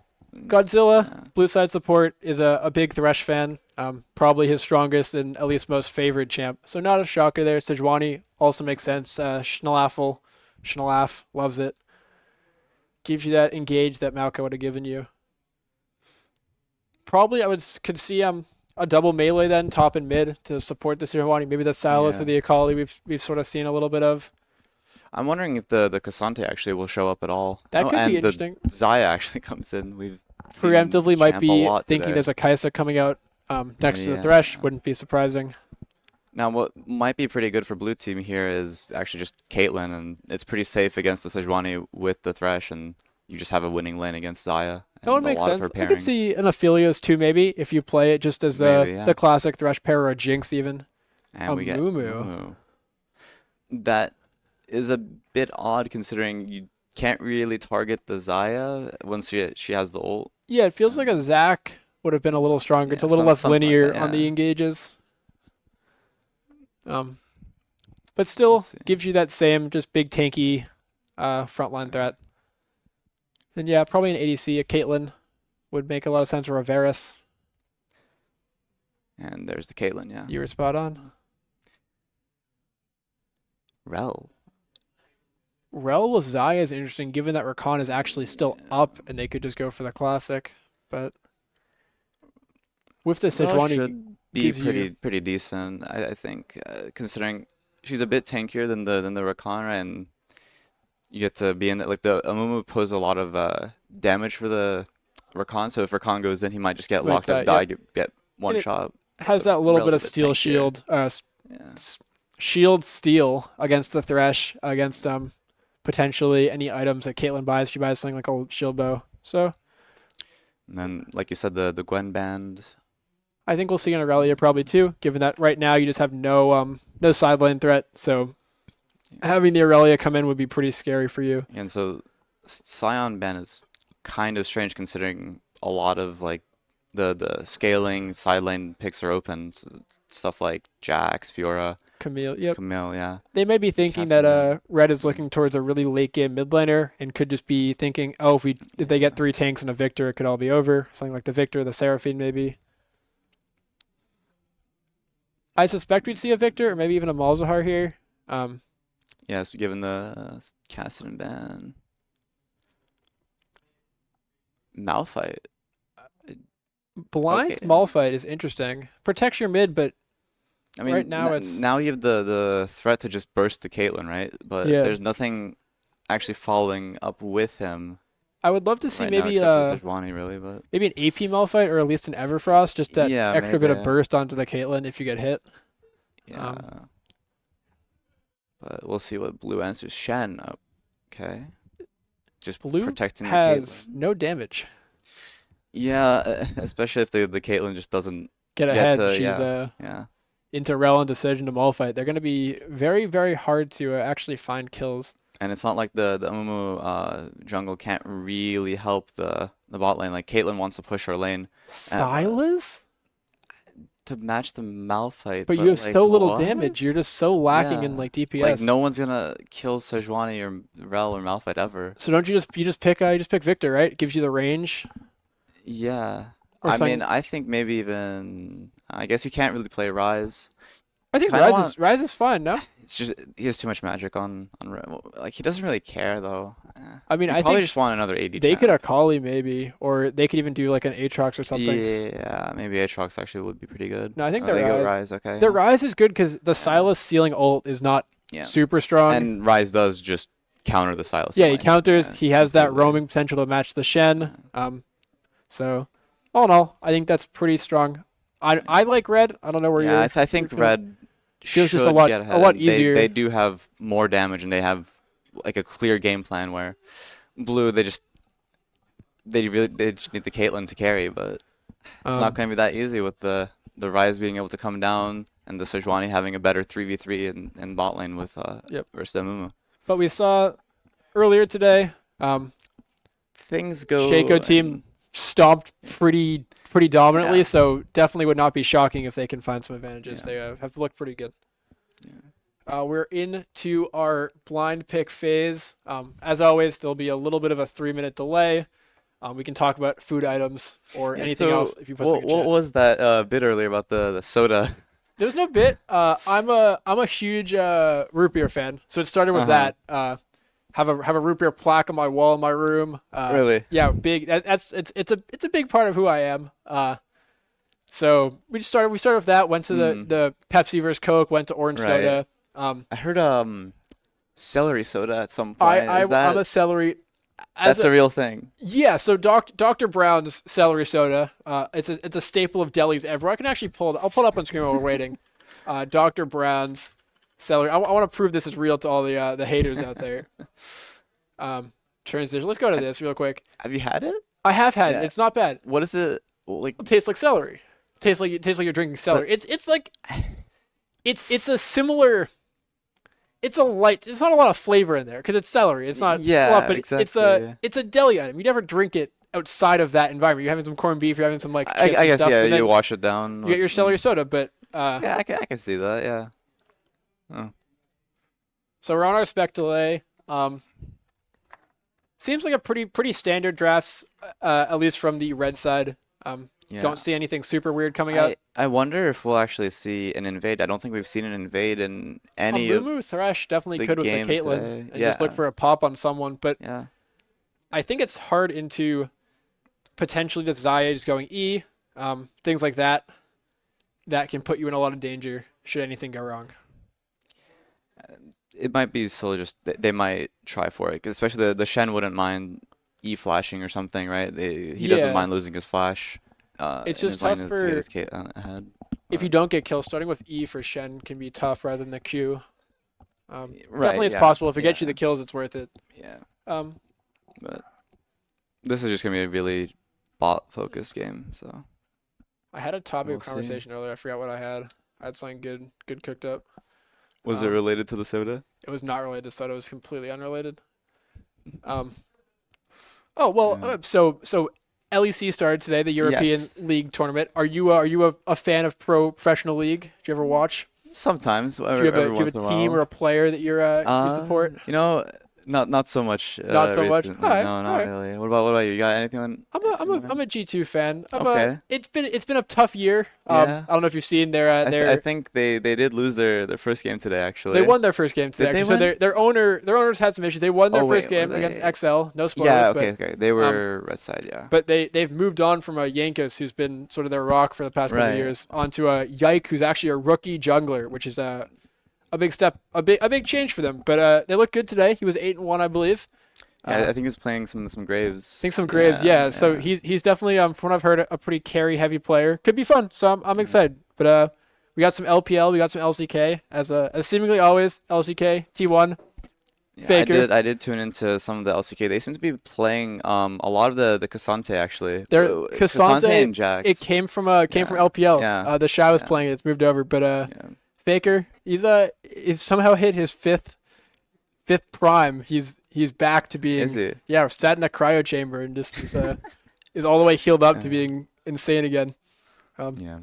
But so hopefully maybe we'll see the Rise, one of his classic picks. Right, of Potentially we'll course. see it out, or even Zeka Silas. Definitely could be a fun game here. What about Yankos' Nidalee? His Sejuani or his Nidalee. Nidalee. Hey! He's old. He's decrepit. He needs the support of playing Maokai. Yeah. Oh, Yeah. Sam, hello. Maokai's a pretty respectable pick. We welcome Sam back into the booth, our illustrious stream and tech manager. We're good. The transition button on the stream deck does not work. That or I'm just stupid. Either it doesn't work or I'm just dumb. But I think you're right. but it works on here, and so it's been fun. Yeah. So our game is about to. I didn't move the people. I didn't change the names either. It's fine. Oh, do you want to do it? Red side is Melon Gaming. You gotta do it. Yeah. Red side's Melon Gaming. Looks like we have a pause at the start. So blue side is the Shaco team. I can type it.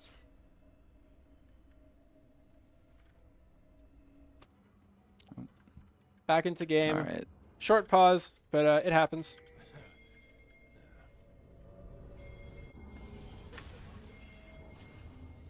So, looking at the runes Oh, here, can you there's can I reorder really real quick? nothing too weird except the Rise does have Conquer, which is an option on the champ, but I feel especially into a very pick-heavy comp, like The I Wi-Fi's mean, been just cutting out. every character on the blue team has CC, and the Rise can very easily just get caught out. You like the phase rush? Yeah, I feel like the phase rush just would have been a better choice. So I like the phase rush. I think the conk, at the same time, with all the tankiness, if you're not going to get insta-killed, stacking that conk just gives you so much extra healing and damage into fights. Yeah, but I think maybe the issue with here, so he is into 4 melees, so he does get a Need lot that of value. range, yeah. So he doesn't actually need the move speed and the range that you'd get from the phase rush. That's totally but right. The Caitlyn is still like the problem, but No, but hopefully that the makes rest of his sense. teammates can deal with that. But yeah, Everything else, very standard. Grasp on both top laners, as always. And then on There's both Glutamine supports, Jungle. we have, what's it called? Glacial Augment. We have Glacial, which is very fun. Yeah. That rune, ever since it was reworked about a season or so ago, has been an excellent pick solid for choice, tanky yeah. supports.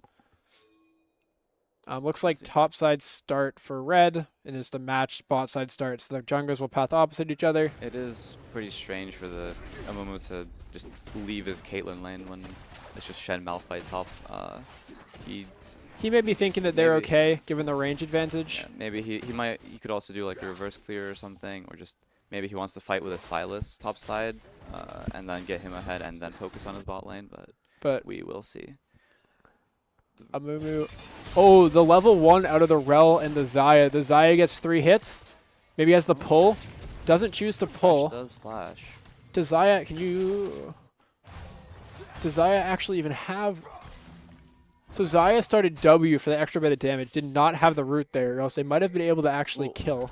No, because you don't have feathers. Oh, unless you're you right, use that you have an ability. Yes. You're totally right. Yeah. Oh, I don't play ADC, so I'm Yeah. just saying words. Huge damage coming out of Caitlyn onto the Zaya. That is actually going to be pretty big, as we might Oh, actually boy. see. Oh, we might see level. Well, the Thresh actually. But he already lost his flash. I was gonna say we might see Thresh flashing in level 2 onto Zaya, but he lost He at used level it 1. at the level 1 Yeah. play out of the bush. So, he also Oh. actually missed some XP. It looks like, so they're just getting pushed back little now. bit. The health advantage is kind of gone.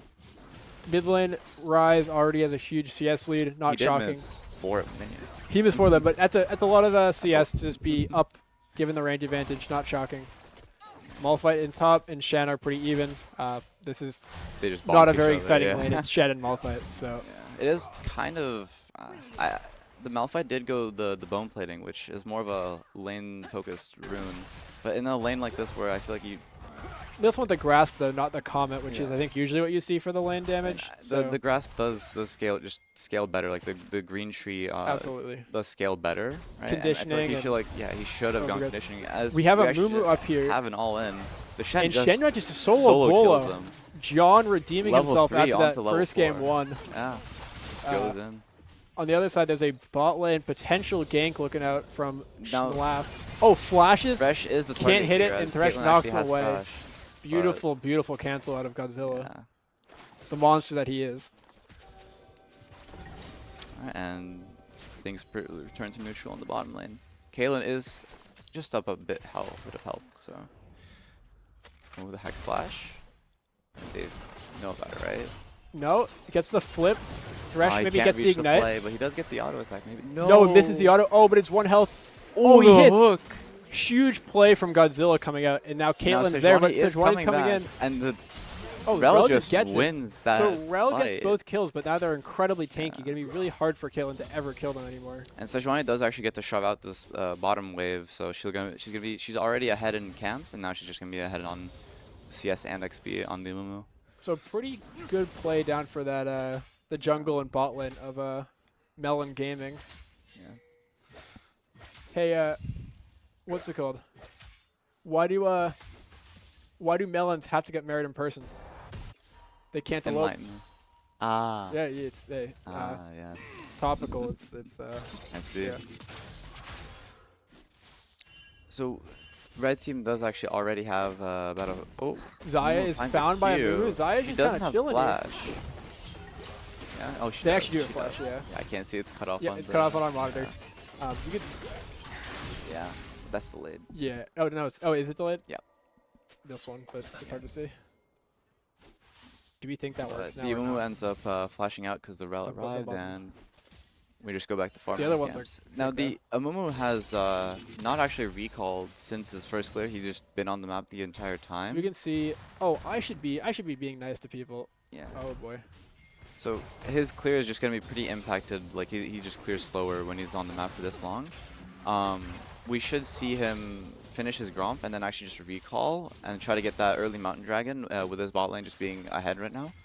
At least they have the push right now and they have the health advantage. So an early Mountain Dragon would be very good for them. Zaya's a bit low. Gets hooked. Gets flayed. Oh, but flashes out, and then the Rel gets knocked back. And the Caitlyn, the blue team, is actually on the worst end of that trade. The Rel just has a crazy amount of damage. This Rel early with a on. full Kindle gem already is Yeah. really, really tanky. Good amount of CDR, just a very strong place to be. Jungle up a bunch. Now, it is really worrying that blue side here has no vision on the river as the Sejuani actually comes in. They know, they The know. Rel kind of gave away the gank, I feel like, right? Like, Yeah, a she was little playing bit. aggro. But I think they might have just been trying to push them off because they knew that Yeah. even if they had it. There's a so still flash on Thresh, flash lantern. This Ryze doing exactly what we thought, just getting pretty good CS lead, going to that Rod of Ages, which is very standard, really strong late game, gives you a lot of damage, a lot of healing. So Amumu is looking for a mid gank, and they're actually moving in on it. Hits the Q, hits the E. Still flash on Ryze, has to and Ryze flash, flashes. but might still Why- get killed. Nope, Yeah, just we barely gets out with the ignite. okay. The Amumu So- also going into that demonic. We've seen that a bunch today on these tanky junglers. Definitely helps him with his clear speed. We see the Rise ult, the it's Q is canceled. interrupted. But Rise, Rise will die. instantly Sejuani killed or the Shen. the Rel should also die here as no, the Sedge might. But- Oh, but big knockup off of Malphite. Wow. Gets one, gets two. Shen. Shen, Looks I like don't he think will has die. enough. Malphite's here. Oh, but there's a lantern. Wow. So it's a 2v2. And But now those kills are Caitlyn Shen. and Zaya are actually left in lane by themselves, where Caitlyn will just have the advantage. And now Thresh is coming back, Rel's coming back, but Rel's just stuck on River on very low HP. But that's So- huge. That Shen is so accelerated going towards, looks like maybe the Jack Show. Heartsteel. Is that Heartsteel? Looks like maybe the Heartsteel. I think you're Yeah, right. it's yeah. Yeah, with that Giants belt. So a little weird. I think that Heartsteel on Shen is a little odd, just given that you want that dueling power that Jack Show can give. But Yeah, I mean, even actually, I think I don't know if it works as I think it would, but Radiant Virtue, when you cast your ultimate, it heals you and allies around you, and also gives everyone ability haste. but if you're casting it from far away, you're missing yeah, a couple so seconds. So I don't know. Yeah, it probably just uses the last few seconds of it, so you probably miss out on a lot of it. I don't think that's so, right. It also yeah, builds similar to then Jack Show. It's It would not- end up being bad, but I could see it from Rel though potentially is looking for those yeah, engages. for Rel, for Mumu maybe, or even the the Locket's probably still better. Like I think the Locket is actually better on both supports because Yeah.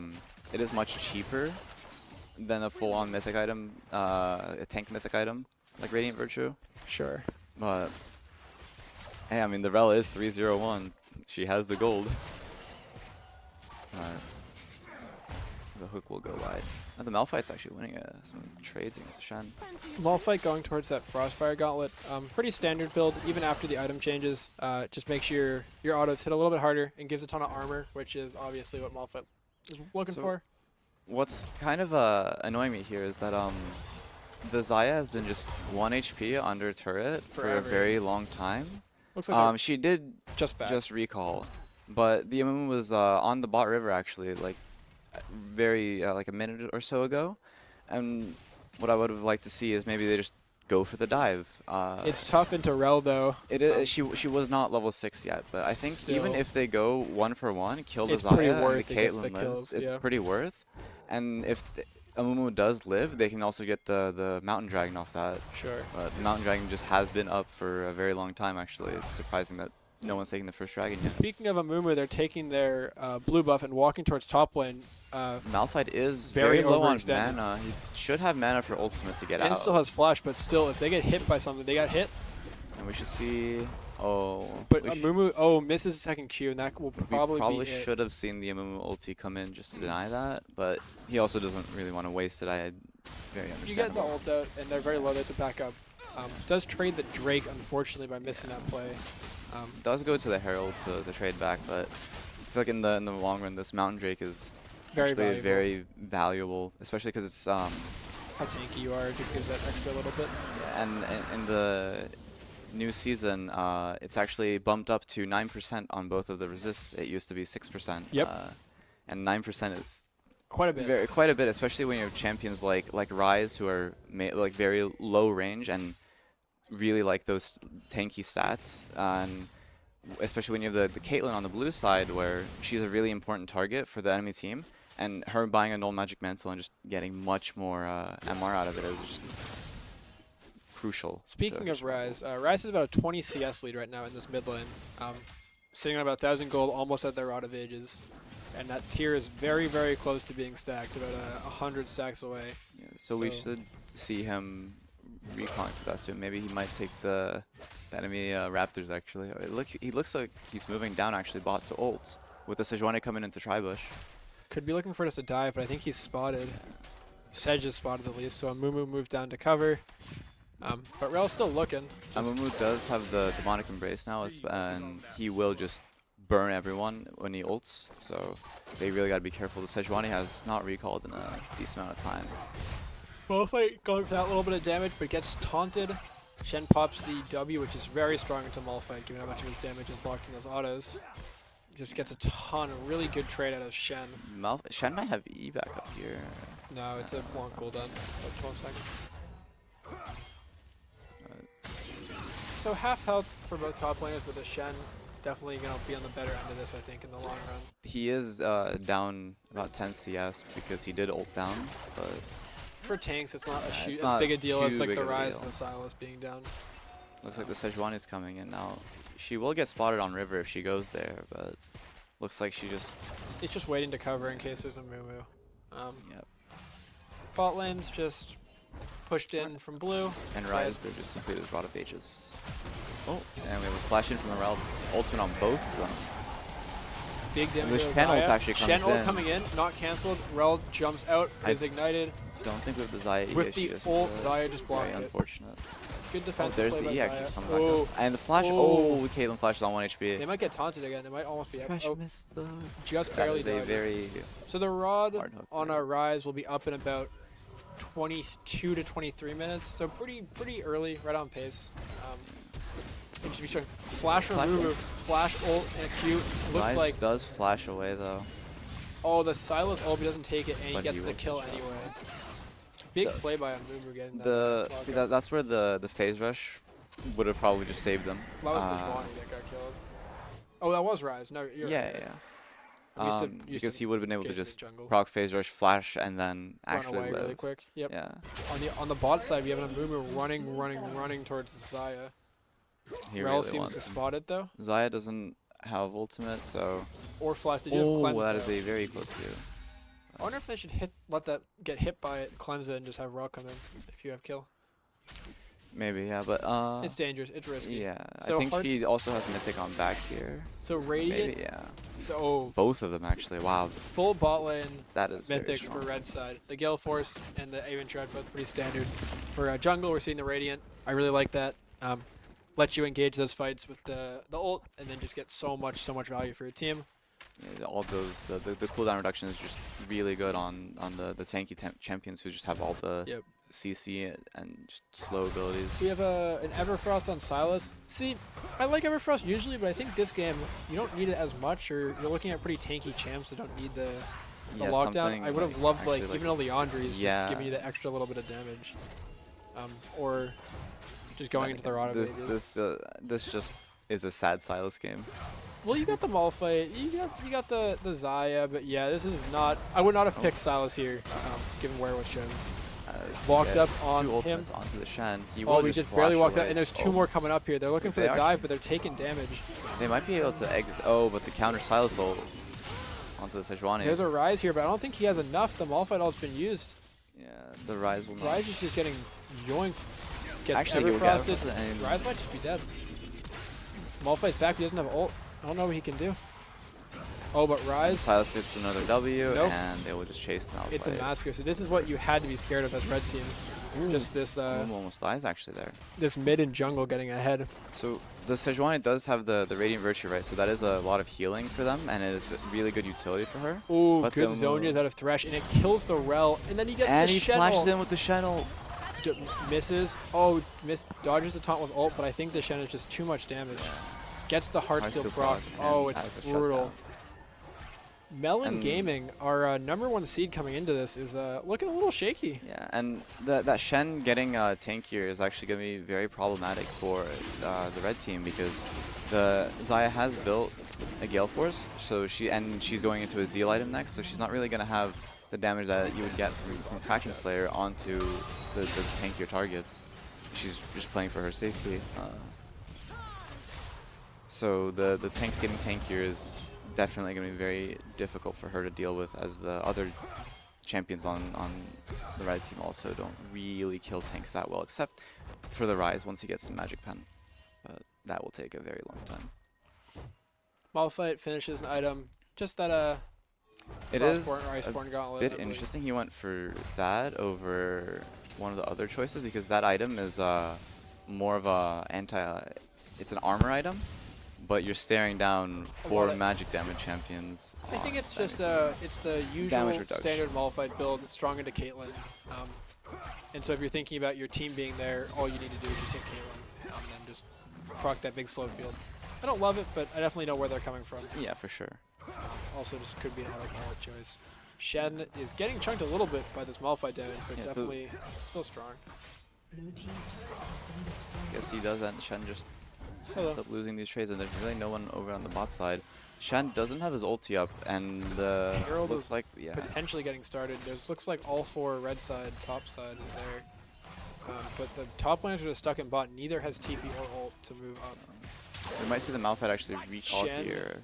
Or he's just gonna run straight steals up, the yeah. Juani ult, which is huge. One of the best ults they can take. There's so much lockdown, so much damage that hits. I love seeing the 4 Merc treads just in a row on blue side. Absolutely. For Caitlyn, probably going into the Kraken Slayer. Maybe the Gale Force, but Gale Force feels like you're losing a lot of damage. Yeah, you for sure need the Kraken Slayer this game, especially like the Tabby's already coming in on the Sejuani and Malphite. But Malphite's a bit caught, goes into the back line. The Sejuani ult from the Silas whiffs, but the Everfrost does not. And the Sej This is does here. actually look very good. Oh, with the Xayah damage. Huge Xayah And Rel Rel combo. combo, But then Sej and Ryze are the ones getting the kill, so all that work. Xayah being gets done. hooked though at cleanse. Rel goes in. Another for Ryze. Flash Just dies. Ryze might dead. die too. Oh, Caitlyn dies too now. Ryze flashing forward. Wow, it is a 4 for That is- nothing. It's an ace. Very unfortunate for blue team. So they actually did not have the Amumu ults up for that fight, I believe, which Would have Would've probably been a been- decider. yeah, would have just completely turned it if they could have gotten a good one. But So Silas Unfortunate. building towards what looks like Cosmic Drive, which um, is which I can get. It's good in the I mean, tanks, it's giving it's that. HP, it's CDR. He needs more rotations of his spells to kill the tanks. But I still think that maybe just going into demonic potentially for that damage is better. Even though it's kind of yeah, bad on I mean, him, it it's is just it is also just the HP gets him to survive long against Yeah. the tanks. Like it, or even just rushing into the Something Zonias for the stasis could have been interesting. Though I think this is fun. yeah, I mean the We have- Silas just feels bad. Yeah, it at feels this real point. bad. He's 83 CS. So And Ryze has Ryze. finished full Seraphs and flipped it with Ryze the is- tier. yeah. So there's gonna be a lot of damage coming up for Ryze as well as just a lot of healing off of the rod. the Rise is also 5th stacked, so past his level 11, so he does get the extra damage from his overload. He's just powering into his late game. For Xayah down bot lane, so we see the Kraken finish for Caitlyn. Xayah has finished Phantom Dancer and has 2 swords, so probably an LDR I think would make a lot of sense. Looks like it. Cuts through pretty much everyone on that team. And with the attack speed, you don't need the Infinity Edge as quickly. Yeah, I mean the Infinity Edge is just really great for bursting a lot of targets, but With this much she needs to stuff, just do yeah. consistent DPS. Yeah. They do see Sej, so back out. Sej going towards that Frostfire, which is, or Sunfire Cape, excuse me, which is at this point pretty much the standard second item on every jungler. Yeah, I mean Gives you maybe clear we speed, might gives you damage. see something like one of the supportive items like Knight's Vow or Zeke's Convergence coming out later. Probably from the Rel at least. I'm not sure. Oh, huge kill wow. from the Ryze Rise. Just pops the Kaelin, and then a ult from Malphite onto a Mumu. and the Pops the ult, but it's not enough. The Mummy is sad as always. Can they hear me given that I'm not wearing headphones? Okay. yeah, so the next Cloud Dragon is spawning in Another Cloud Soul. This has been an Yeah, unfortunate like- day for Souls, I'm not gonna lie. this is what, like the third I one? think it's the 3rd one. It's a very boring soul to play with, but it But- is definitely good for example, Xayah to escape with. Not much else. Your mom gay, censor me, I dare you. Well, I'm just, it's in chat. No, can you ban that, please? I don't know. It's funny. So the Caitlyn does also appear to be going toward the PD, just getting that attack speed with the Kraken. Hey, I'll read anything. You can put anything in chat. It's probably getting read. So, like, if you say, like, I love Shaco, like, I'm going to read it. But do you love Shaco? I don't love Shaco. As we've, Why not? I think most of the player base for Shaco mains is, I mean, that's completely fair. I think they're mostly white supremacists. I mean, Oh. this the Venn diagram of January 6 participants and Shaco one tricks it's a circle. So have you done like I've done research. into- Yeah, Pew Research Center. If Wow. you've heard of them, I did a study actually. Ah, into Shaco players. of Shaco players. Yeah, Shaco one trick. I So you- see, I mean, I I think see. playing Shaco one, you can explore that part of yourself and just test the waters. But I think as a whole, if you're talking more than 3 or 4 games in a row, you start to have some interesting decisions being made. Okay, but what, is there a difference between like AD Shaco and AP Shaco? I think all of it. I mean, gameplay-wise, absolutely. I think that I think AD Shaco is much more respectable. But from the player perspective, I'm not rocking with it. No, the only Shaco player, the Shaco one trick I've met was indeed I- white supremacist. Yeah, and see, So- it's just As we have this channel and the threshold going onto the Malphite, Shen's does here, ult Sejuani in, ult and misses, seemingly. but the rel engage afterwards is just So much damage, so much tankiness, even with the Amumu Zaya's ult. just getting locked up in Oh, but the Zaya still she's had not getting ult. the hit. Gets the Gale Force out, and it just doesn't Finally matter. Gets the kite out, yeah. In the end, It's the Mumu is just left crying, running away. As the rel a goes on. 4 for nothing from Red. They could just go towards the bear, and it looks like Malphite's already there. They have plenty of damage, even with the low health on these champs. It shouldn't matter. As the Rise actually just pushes down into the bottom lane, Yep. keeps splitting. Does the Malphite? Ooh, he will get Die, but he executed. executes. Just a quick Brutal. recall. Just a quick recall. For Yeah. looks like a Frozen Heart coming out for the Rise. A little weird, given that there's not a ton of AD, but it's a really strong item into Caitlyn, and given that it gives would have mana, liked to it see. stacks some. I would have just liked to see Death Cap. I mean, he's just ahead. They're gonna get the Baron. Death Cap or Azonia's I think would be strong, but yeah, it does but- give you that extra mana, so you're not losing too Or much damage. They're Probably dropping actually Void Baron. Staff, considering how much magic resist the enemy Yeah, is stacking. I could see that. I could just see Cosmic if you're just looking for it. But either way, you're ahead, so the items are not going to matter less than the fact that just it's a Rise at level I mean, 15. you're still way more useful than. 1984. It is 1984. I will ban you if you say stuff like that. Or I won't. I'll have my minions do it. Because this is a family-friendly chat, and we're playing and representing WPI, and so I like to represent WPI using kind language that is positive for everyone. I do. I don't say that stuff. I say worse. No. What have I said on stream today that's been worse? Well, the Shaco thing, but no, not on this stream. What have I said today that's been worse than that?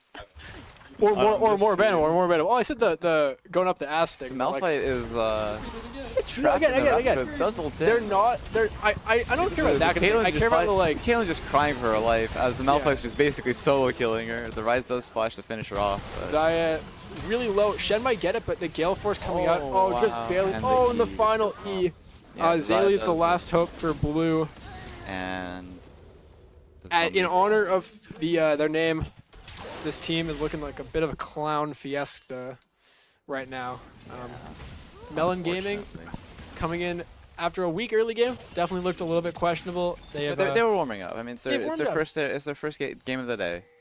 They're warming up. they definitely reasserted themselves. Zaya finishing the Navoris. So even though their autos might not hurt as much as with the IE, their Q, their E, their W, Yeah, I their mean, Q, and their E, and their ult having hurt. having the utility on the route just to get away from the Shen dashing towards the house, dashing forward is just Very much more nice. useful. So Um, having that online is huge. I mean, it actually already came in on the fight that they had in mid lane where she did just get dashed onto and the Shen just got got a bunch rooted of cooldown and got popped. reduction. Yep.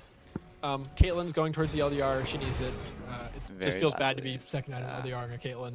Yes. And then for Shen, straight into Spirit Visage. You have to, I- but that feels force I'm nature to be a better pick. confused. Yeah. Oh, you guys are you done? Oh, so we have a surprise appearance here for the last couple minutes of this game. Don't spoil anything, but we have the Sejuani himself, Mm. BJ, our caster, back. So what do you think of the Silas pick in this game? Yeah. We'll do post game interview after. Yeah, it's true. So we do have the A Drake coming up here. It's Cloud. It's the fourth Drake of the game. Not Soul, but it could be Soul Point if Red Side does get it. honestly, I think I would prefer to see Red Team Oh. just running down. Sejuani over the wall. Able to go into Rel finds 3-man ultimate. Gets the Amumu stun back, but it's just a Zaya getting the ult. Zaya is Gets the E, and she the one-shots two air people pretty much hard. instantly. Triple kill for the Zaya. And there's This still line does- this Silas here, and there's the Rel or the Rise finishes it off, and then can just realm warp his whole team into the Nexus. Nah, he's just gonna teleport. Oh, it's a realm warp. Oh, was that teleport? He just No, teleported. that was. Oh, it was teleport. My bad. Yeah. He used the realm warper, I think, to get us To get into the over fight? wall to Okay. get into the fight. Regardless, But that should be Melon the end of Gaming, the game. I don't think the 4.5 man strong. Crash is gonna be able to just magically one-shot the enemy team. Not with even shred, you don't think so? Yeah, maybe not. Big damage. It's so much damage coming in Hooks from those that Rise minion. Qs. Holds on to his dear life, Oh, the damage is just too much. but he is just Rel has to dead. flash, but I think it probably is Rel over. might out Rel, unfortunately, is on 1 HP. No ults from The Malphite is very low, Shaco player. but Red Team should just be able to hit the Nexus now. Zaya just DPS. Yeah, and that is the end of the game. That is game 5. Melon Gaming taking down Josh, the Shaco player. Melon Gaming will move on to the finals for our winners bracket, and I Shaco don't player know, will the drop semi- down. No, the finals for the winners bracket. Oh, right. Oh no, because the finals for winners bracket. Yeah. Can I see? they're- Yeah, here I got you. Yeah, so if you look at... Oh, It always says it. Can you get me a post game 12 or 30 on Melon and then 12? Can you just type in 30, 12? all right. Okay. Want to do a post game interview with VJ while I go find some players for our next game? I am playing the next game, actually, so... Yeah, I will step out. Do you want to go find your team? Yeah, I mean, they're all out there. Okay, well, go get So- situated. I'll come do a coin Alright. flip in a second. It was fun to cast. Thank you for casting. We're going to see Mert actually playing in our next game. So, right from the casting booth to the our quarterfinals, or I guess our semifinals for winners. Wait, the wrong team moved on. I gave the wrong team the move. Oh, boy. Am I muted or am I not muted?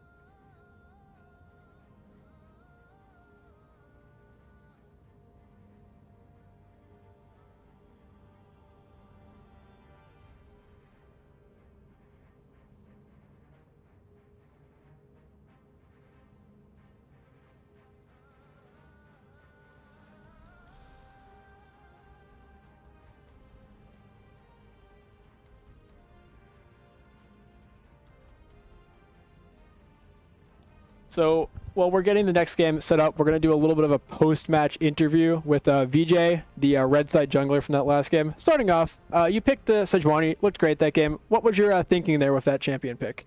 Well, I will say that I think Jason just drafted our whole team for us. I kind of turned my brain off and showed up and said, I'm playing tanks today. So. Well, clearly seemed to work. From the other side, that Silas pick had the casters. We were a little confused. Felt like a weird champ given the lack of DPS. How did you? What was your reaction as a team to seeing that come in late game? As a team, I don't think we had a huge reaction. I heard after the game that the mid laner has a pretty limited pool. So Okay. he was just picking that over Zoe, which seems like a good choice.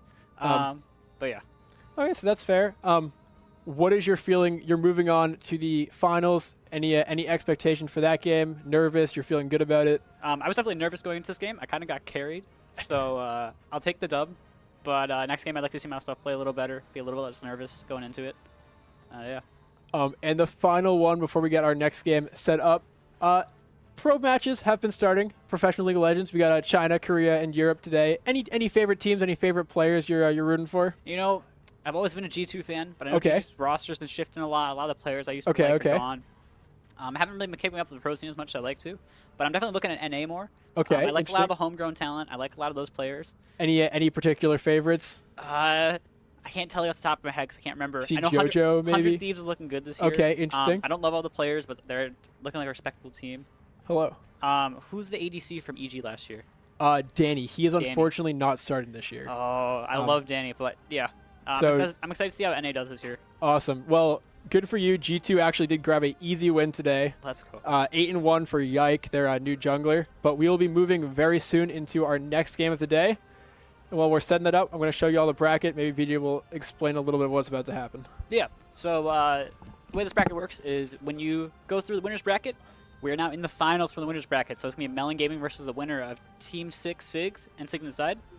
And then the losers bracket is going to have a winner at the end, and they're going to move to the final, or the grand finals. So the winner of Melon Gaming and whoever else they play will go into the grand finals, and they'll all play together.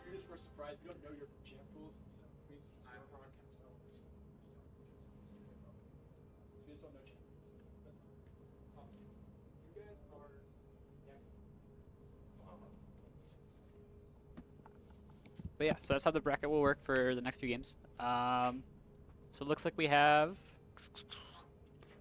3, 4, 5, 6, 7 games. Seven Yeah, games. more than a Let's couple go. games. I'm not entirely sure if we'll get this completely done, but it's all right. Anyways, Yeah. for now, we're going to go to a Be Right Back. We should be back soon with the next game. Yeah.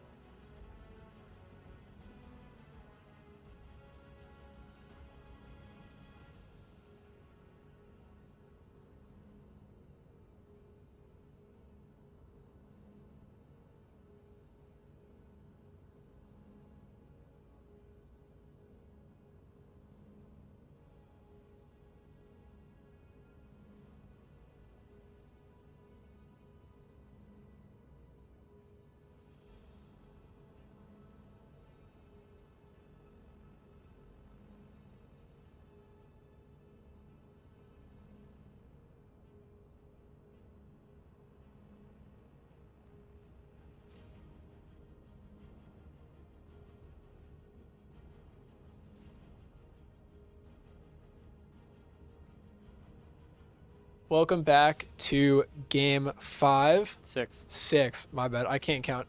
Of today's league tournament. Sigs inside versus Team 6. Team 6 won the coin flip and opted to start on red side. So I'm assuming they have some sort of counter pick set up, some sort of secret plan maybe. I don't know. Red side's just best side. Well, I like red side, but I know some people like the power picks, like there's that blind pick in for blue. So, I mean, but Fiora insta-banned, not shocking. Zed, we've seen Zed 4 times today. yeah. I think Zed and Silas have been our most picked champs, and I guess Azaya. So I think Zed's been 100% presence the entire time. a little surprising. I feel like that champ is interesting, but Vayne banned. We see a Talia ban. Talia was strong earlier with Zaylee, so really makes a lot of sense.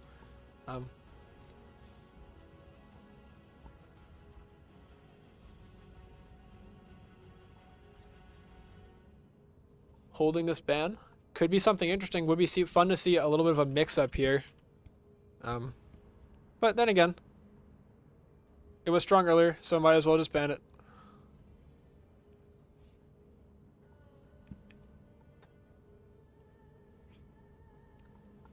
Nexus, is he in this game? Oh, he is. Cool down.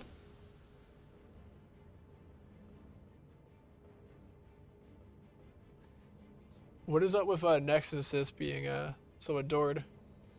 I mean, it must just be a cool dude, you know? Table side? What does this mean?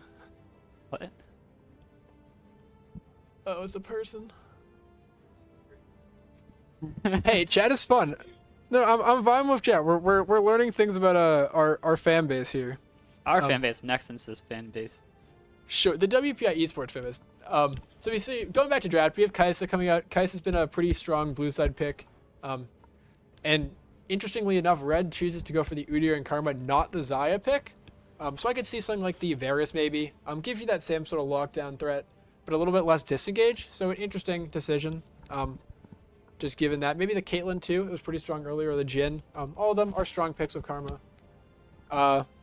For Sigs inside, they go for the Nunu and William. A fan favorite, obviously. And the Udyr, just pretty solid tanky jungle. Oh, but in a Mumu. Maybe in a Mumu support to pair with that Kaisa for an aggressive lane. I'm a big fan of Amumu. I feel like it fits into a lot of comps really well. Just very versatile as a champion with all the CC lockdown he brings. I think it's interesting, just given that Nautilus is still up, though. Could have been maybe an easier one. But champ pools, obviously, coming in. A Teemo hover. A Draven hover. These are some interesting hovers coming out from Team 6. Not what you'd expect, but like to mix it up. A Twitch. The Lucian. Interesting pick with Karma, but a very, very aggressive bot laner. Gives you a ton of damage. We've been seeing it a ton in pro play. Lucian's very, very strong right now. It'd definitely be a scrappy bot lane with Kite solution. Sure. Lots of fighting.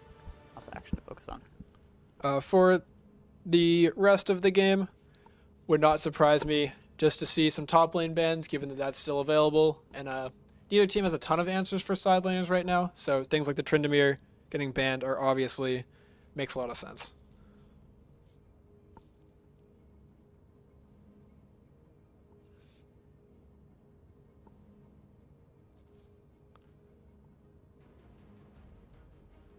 The Urgot getting banned. We saw that earlier coming out, not from this team, but not a shocking pick. It's definitely, I think, a strong champion, especially surrounded by things like Lucian and Udyr that can pop people. Oh,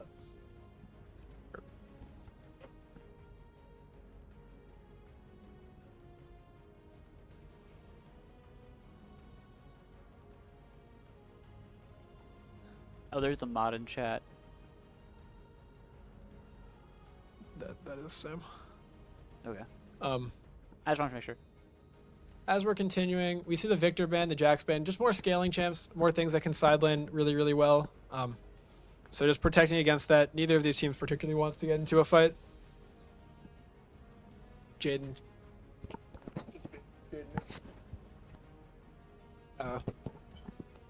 We're back into this draft. Red side probably, I think, could look for a Swain. Probably a Swain mid lane. Are we muted? No, we're not muted. Okay. Or we shouldn't be muted. Are we? No, we're good. Yeah. Swain, I really like the Swain, especially into tanky things like a Mumu and a Nunu. You just get to press it all, and it's very hard for you ever to die. with all your healing. Gives you a little bit of extra vision too, which is nice. Karma's not so tanky, so she can't push vision as much as like a Nautilus or a Pike even could. And Karma and Swain can also be flexible between both positions. They can both Sure. go mid, they can both go Absolutely. support. Swain and Karma can both, I think, go top if they really want to. 100%. See the Caston? I like the Caston. A lot of MR value that he gets in this game, and just Very that strong. champ is very strong. Yeah. So Because item buffs has really helped him be wait, John, as strong as possible. my pizza. I haven't eaten food all day. Last one, Yorick. Wow. Oh, okay. This is the first, not the first game, but this is one of the We've only seen a games- couple of bans on Yorick. But Yeah. the first pick, really strong side lane threat. Not sure how that's answered by Team 6, just given that right now they don't have a ton of 1v1 dueling. Can I get a piece of pizza, please? Piece of cheese pizza? Cheese? Thank you. I am stealing pizza from my own pizza. The Teemo potentially hovered. Would be interesting into Yorick, but no, it's The Alawi. I'm pretty sure that's a counter to Yorick. It's a good pick into Yorick. Great dueling, and especially with that ult. Same with the Swain. If you try to go into Alawi as a Mumu as Nunu and they press that ult, it is lights out for you. One of my really good buddies from high school was in Yorick one trick, and his permaban was Alawi. She has so much damage. She's really good into tanks, which they have 3 of. Yep. I just think that's a great pick. Coming out last tier. And you don't really see it a lot in pro, you don't really see it a lot in competitive play, but I think here it's going to do a lot of work. It's a very Yep. heads-up play by the team. It's also to help even more, it's a very short range comp from blue side, so that pick is just really good. Definitely punishes a little bit for not drafting range. Thank you, sir. Thank you.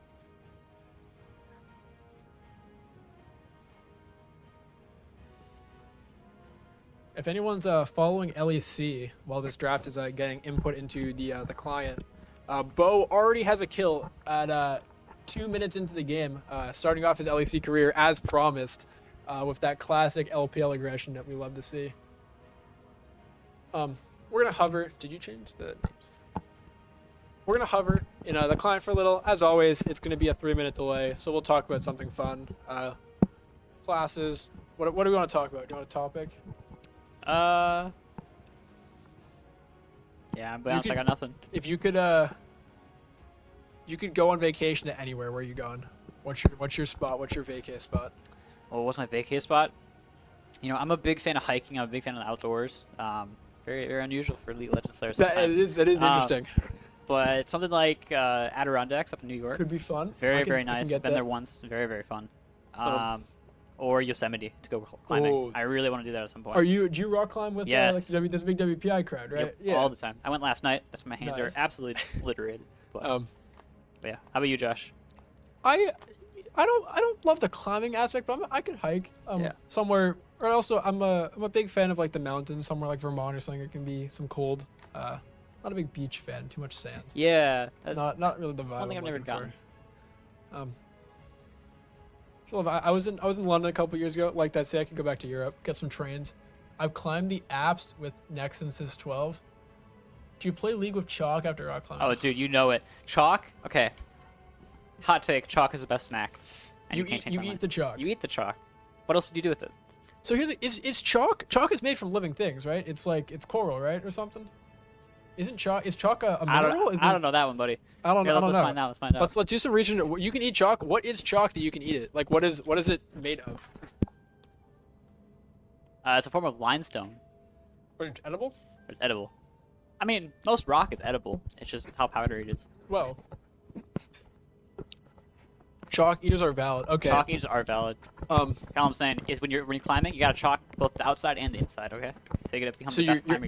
if you like cut yourself, you're extra sticky. Like it's already in your bloodstream. Is that what you're Exactly, saying? All right. exactly. Hey, I haven't heard that one before. It's an interesting take. So it's actually interesting. Chalk doesn't make you more sticky. What it does is it dries out your hands.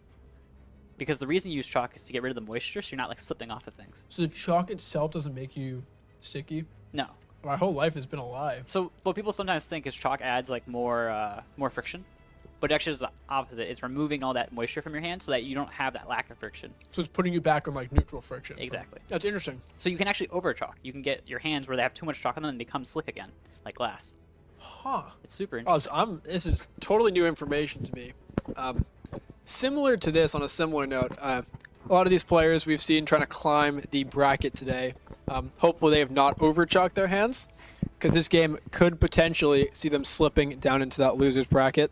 They have to climb back all the way into the winner's final. That was a really good segue. Thank you. I've been working on that. I've been saving them up. But we're about a minute away from this game starting. Final thoughts on this draft, what you like, what you don't like, what you're sort of hoping to see from each team. I'm a really big fan of Red Side Draft. I think it looks really, really strong. I love to see Alawi. I love to see Swain. So we have brief technical. We just left the game. Well, it's good we didn't continue on the last one, so let's do this. You have to do what? You have to spectate. In a minute and a half. Yeah. All right, so we have a brief technical difficulty. No big deal. These things happen, but we're fixing it in about a minute. When the game starts, we'll be there. Do you like Red Side? I can agree with that. I can rock with Red Side.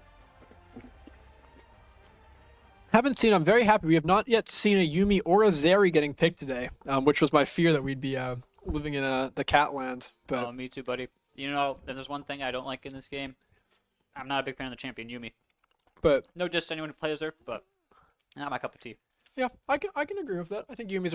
I can respect picking Yuumi, but I don't want it in my game. You know. But we're seeing a pretty nice. Like these are pretty. Maybe not identical drafts, but pretty aggressive. Pretty similar, yeah. Like team fight heavy comps. The Caston and the Swain.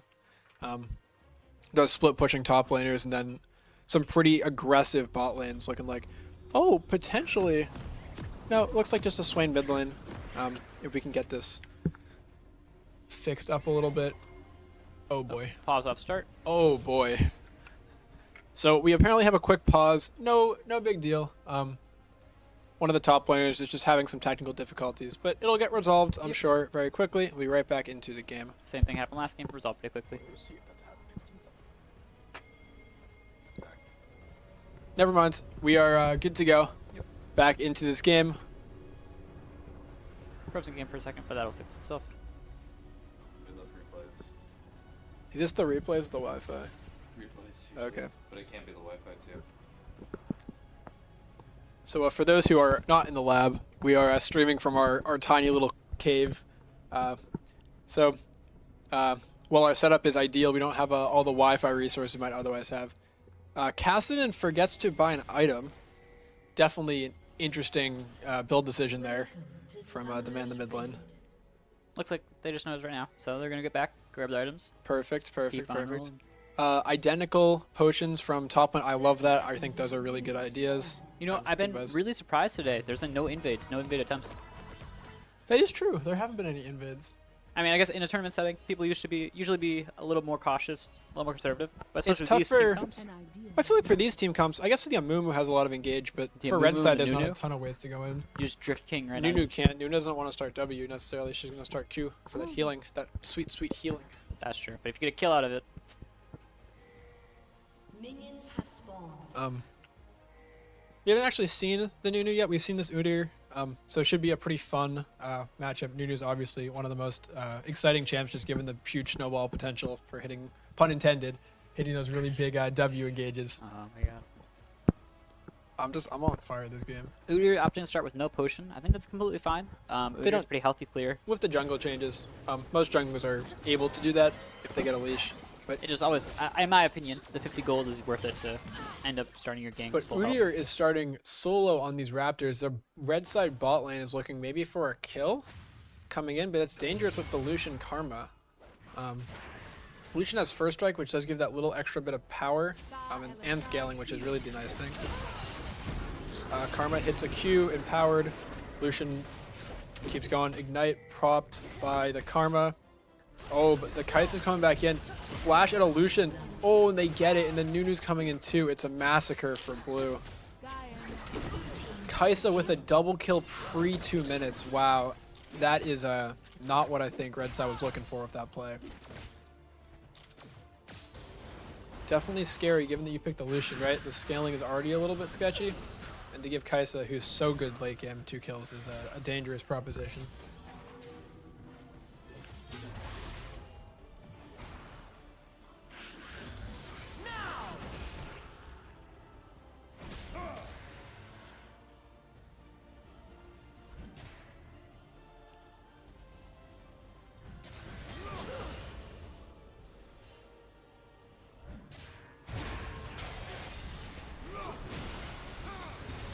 as you move into this next game, or into this early laning phase, we're just seeing some nice casual trading in top lane.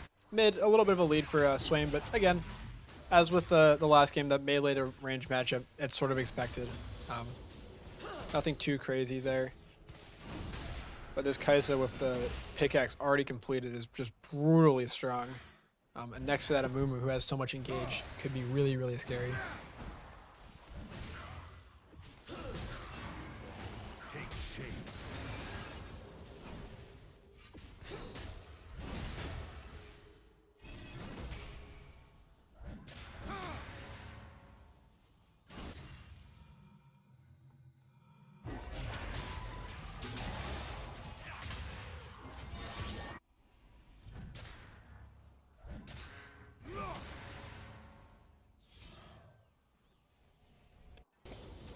For the Alawi up in top lane, they're down all 3 potions. The Yoriks managed to keep 1, which is definitely a big lead for them.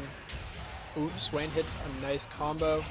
Just a good chunk of damage out there. Nothing too bad, but if you're Swain, you really need to push this lane pretty hard early, or else you're going to get outscaled very hard by the Kassadin. Oh, but the Yorick goes for it. Alawi gets that E, but I don't know if it's going to be enough. Forces the Yorick back. They're at very, very low with the flash and the W. That's a kill. Huge play by Quipster getting that early kill. Solo bull. Despite having the Nunu on the blue side, the red team appears to be the one snowballing this game. Or at least trying to. Another E hit, an EW. Combo. Ooh. Huge damage out of this Swain.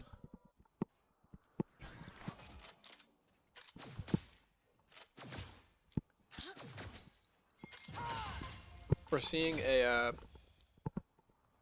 I believe a Phage being built by Alawi, which potentially could be that Hullbreaker, which would be very, very interesting to see.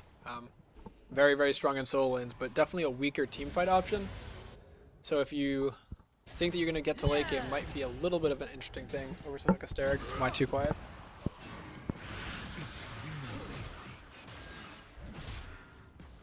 Your Cage, Alawi with W. Alawi's taking some good damage out of this Yorick. The Yorick definitely, even down the kill, is still very, very strong. Yeah, Yorick's one of those champions that in a 1v1 can really win whenever he plays it correctly. Especially even Amumu, we have a fight in bot lane. Amumu misses the Q. Ooh, and the Udyr with the Lucian damage is just too much. That's a double kill to this Lucian. Sort of stabilizes the bot lane that had been a bit behind after that early play. And that's exactly what Lucian needed to get back into this game. I suspect we'll probably see pretty similar builds from the bot laners. Just either a Kraken or a Gale Force into that collector. Ooh, Yorick pops the ult. He has the Maiden. But Quipster, seemingly pretty chill about it, hits the E, hits his own ult. A lot of damage coming out, but cannot find that kill. The Maiden has been killed though, so that's a huge cooldown being spent. Oh, and the tentacles, the last tentacle of the ult grabs that kill. Root from a moon. Huge root from the Karma. Really, really good CC. And another kill onto that Lucian, who is now pretty comfortably strong in this game.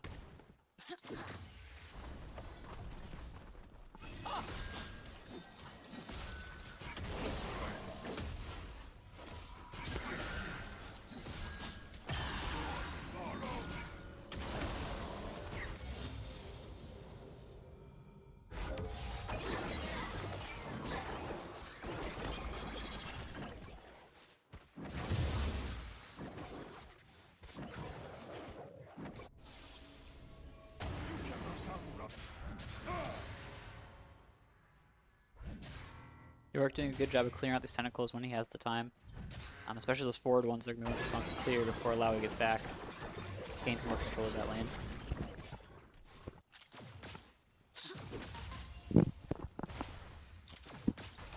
So it does look like Alawi is going to be going towards that Hullbreaker. Again, a lot of 1v1 and dueling threat, but maybe a little bit less teamfight potential. But for Alawi, with her ult, she's still going to be always strong in late game. So it just makes it a little bit harder for Yorick to really bully her.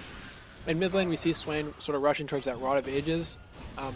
Again, gives you sort of the opposite. It gives you a lot of tankiness, but maybe not as much damage as something like the Leandrius, or even that Everfrost or Crown might give you. They're going to try to give this kill to Cassidy for the scaling. Cassidy gets one. That's huge. That's 2 Darksteel stacks. And given that Cassidy might be the strongest late game champ, it's just a huge acceleration for him. And that's really unfortunate because if Swain's ult had been just off cooldown, it made a huge difference for that fight. Respect. This game continues. It looks like nothing super changed in top lane. Just Alawi has those kills, but not really a big CS lead. They haven't been able to open it up.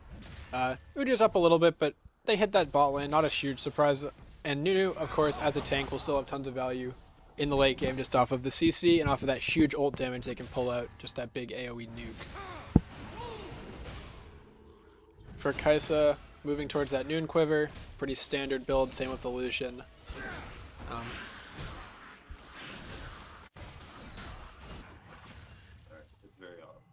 Okay.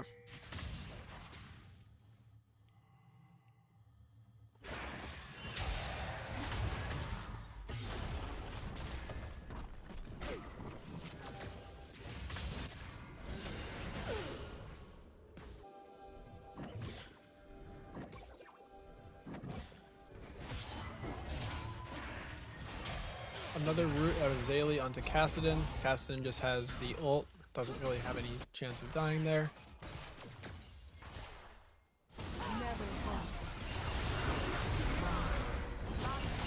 That was an Udyr gank. Lucian already gets double one, killed and then Lucian. another. Ooh, but that one goes on to my first rounds. Still pretty good. Udyr has 4 Darksteel stacks and is moving. They're already hit that first spine upgrade. Excuse me. Nunu's 1 away, so a little bit behind there. Definitely, this Lucian being fed is going to be a really, really big help to Team 6.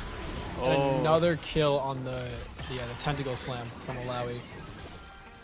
Curtis is just definitely testing the strength of his opponents this game. Oh, but a huge trade back. Another kill on the Cassidy. This Cassidy is going to be very strong in late game with the ult, with all this gold that's being given to them. This is one of those games where if they get to late game, it's going to become the battle of carries. It's going to be Alawi versus Cassidy, and whoever's more fed at that point will probably just end up ending the game. Although Lucian's also not to be discounted, but it is hard for Lucian to kill a tank, or someone as mobile as Cassidy.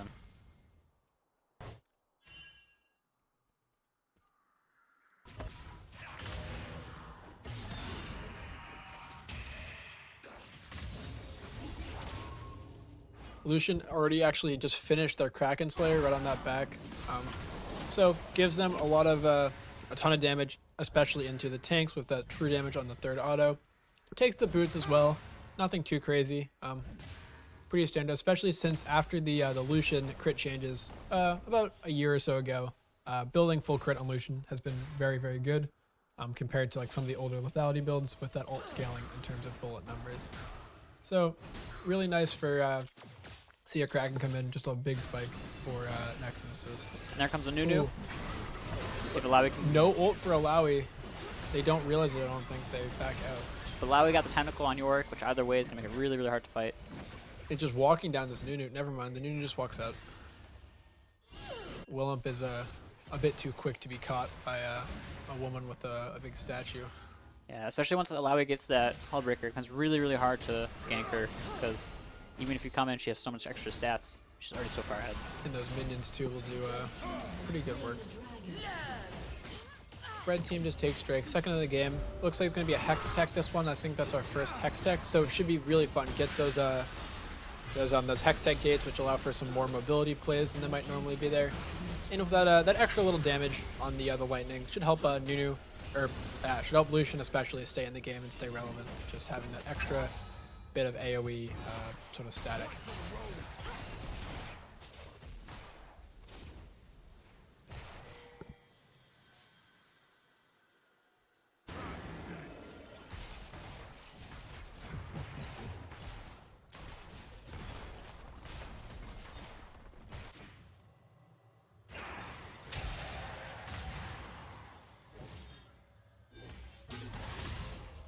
For mid, this Caston and Swain are both almost at Route of Ages, but Caston's a bit of a CS lead, or a bit of a CS lead and a bit of an XP lead. They're up about probably a half a level or so off of those kills, which is really big.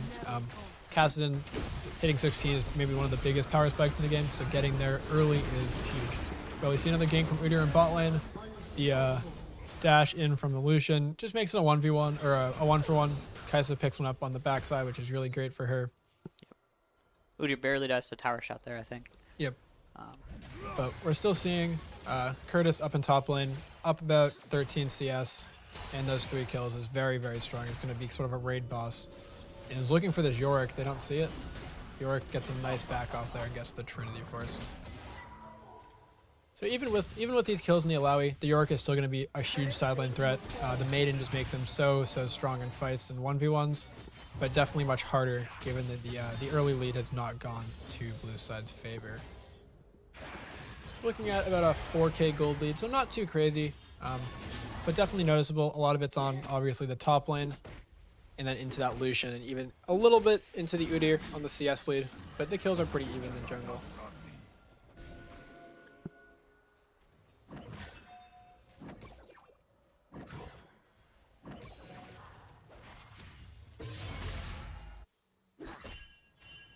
That's interesting. Alawi knows that Nunu's top side but opted to show herself again.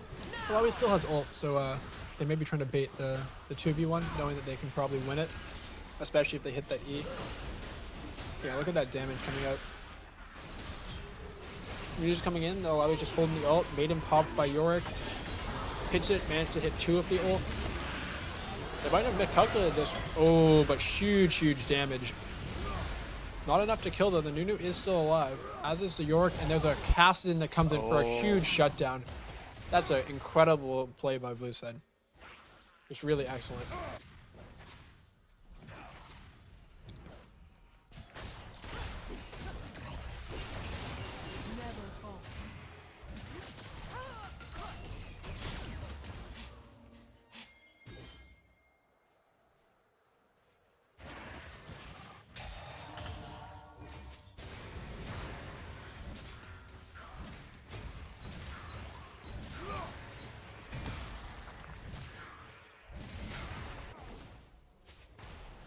Blue team's turret has been destroyed.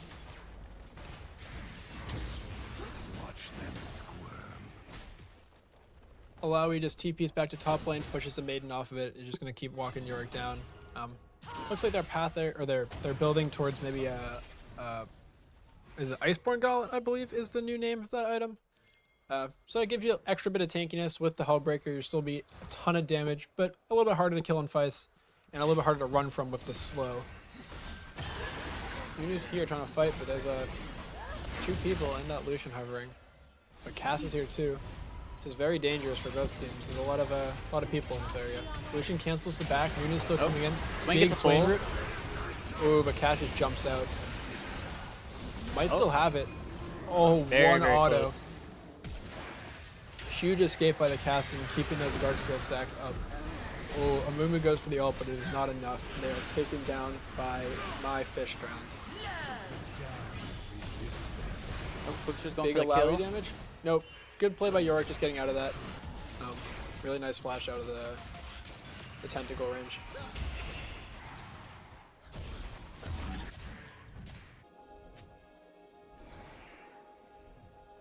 Essence Reaver finished for Lucian. What do you think about that? Any ideas?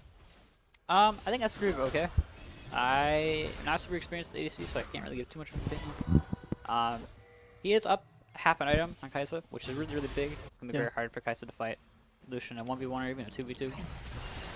Oh, and speaking of Lucian, they find the Nunu and just with the Karma and Totas melt them down.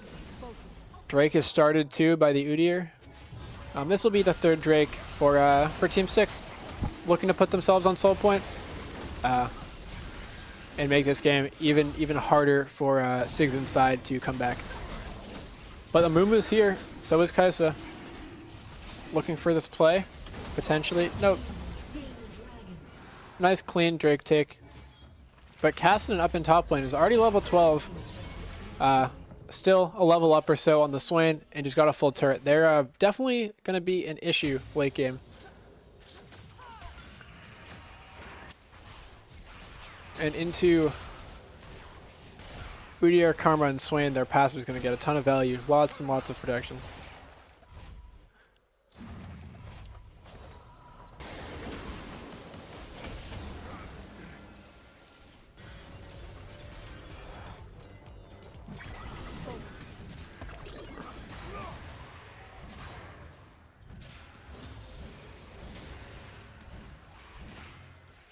Amumu, Udyr, Yorick just pushing bot lane. Karma's going to look for the back probably. They'll give it the turret in all likelihood, but not too bad.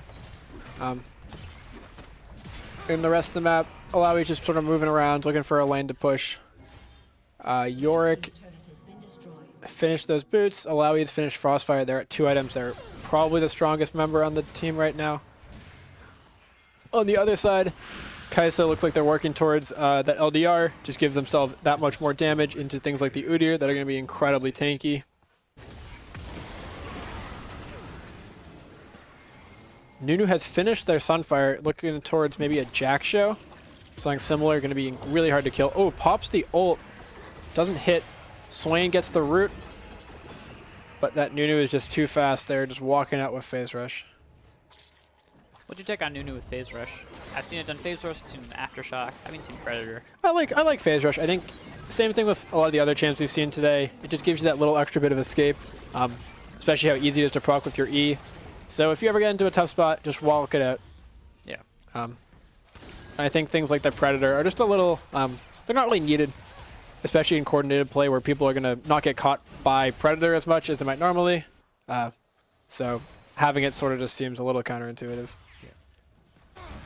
I think especially in this game, I think Phase Rush is really good, but general play, I think Aftershock's just a little bit better, so it gives that Nunu a little bit more survivability, especially when they're in their ult. Sure.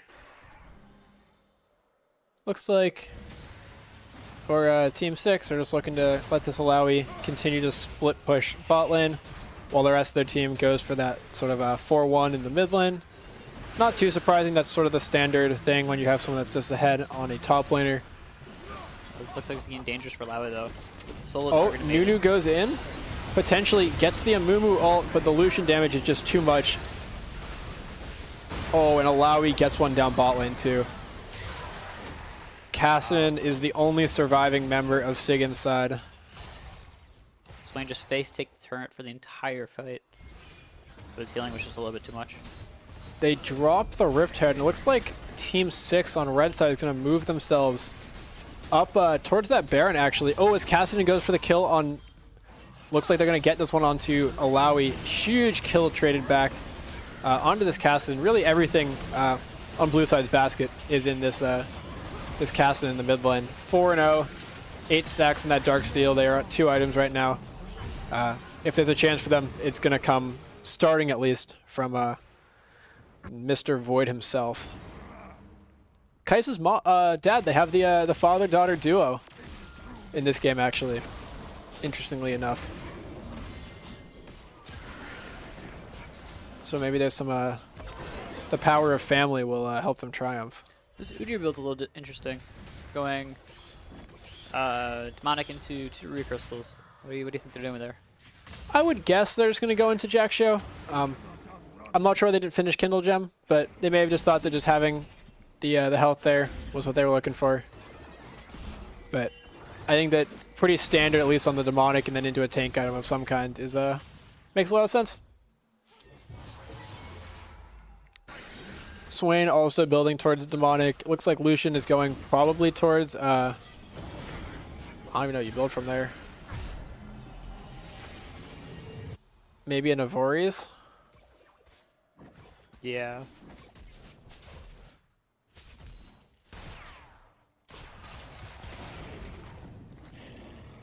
But regardless, Lucian working towards that 3rd item down in bot lane. Nunu looks like towards the Jack Show. For Yorick, potentially going towards the Kempunk Chainsword, which we haven't seen a lot of today, but is one of the stronger anti-heal items in the game usually. Just gives a lot of damage, a lot of tankiness. Oh, as you see a bot lane play, Nunu goes in, presses the Amumu ult. Kai'Sa jumps in. Oh, it was looking really good for a second there with the Kassadin, but it is just too much damage coming out from Team 6. The Swain gets their kills. This Kassadin is looking for every angle they can find, but there's just not enough damage from the rest of their team, seemingly.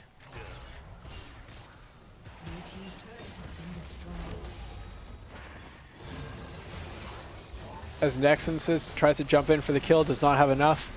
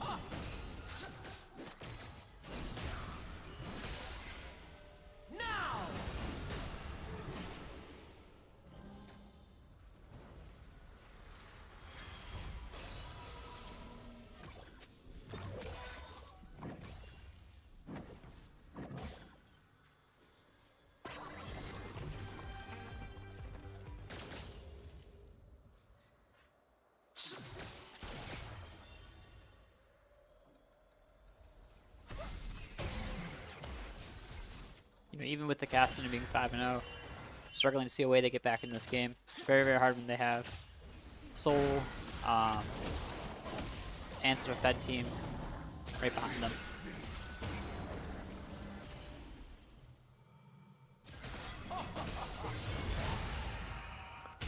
Alawi looking for Caston, but the Caston with the ult is just way too quick. Just waltzes the way out of there. And they are 16, so this Caston is as strong as you're ever really going to be. 5-0, full Dark Seal stacks, and that three levels in ult. They're going to be a huge issue to deal with for the red side if they can find the angles into these fights. Up in top lane, Alawi actually finishes a third item. They have that Spirit Visage. Good into the 3 AP carries on red, but it does not matter. Alawi just pops the ult and just shreds through a Mumu, and now they're going for a second one onto this Kaisa. Finds the flash and the W. Alawi is just enormous this game. So much pressure being put onto Sig's inside out of this top laner from the Quipster.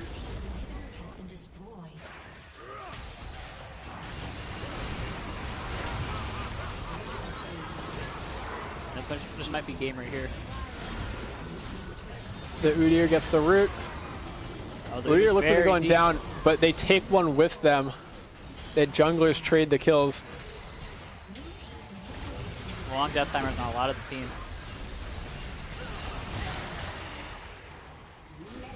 And that may be all they wrote. Alawi is just TPing to nowhere because I guess they are BMing. Pop the ult, slams, and just instantly one-shots the Kaisa. There's just so much damage from this Alawi.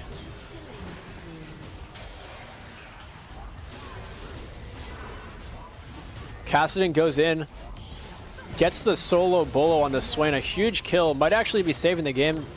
Another one, but it's not, it's too little too late as the Quipster will just knock that Nexus down.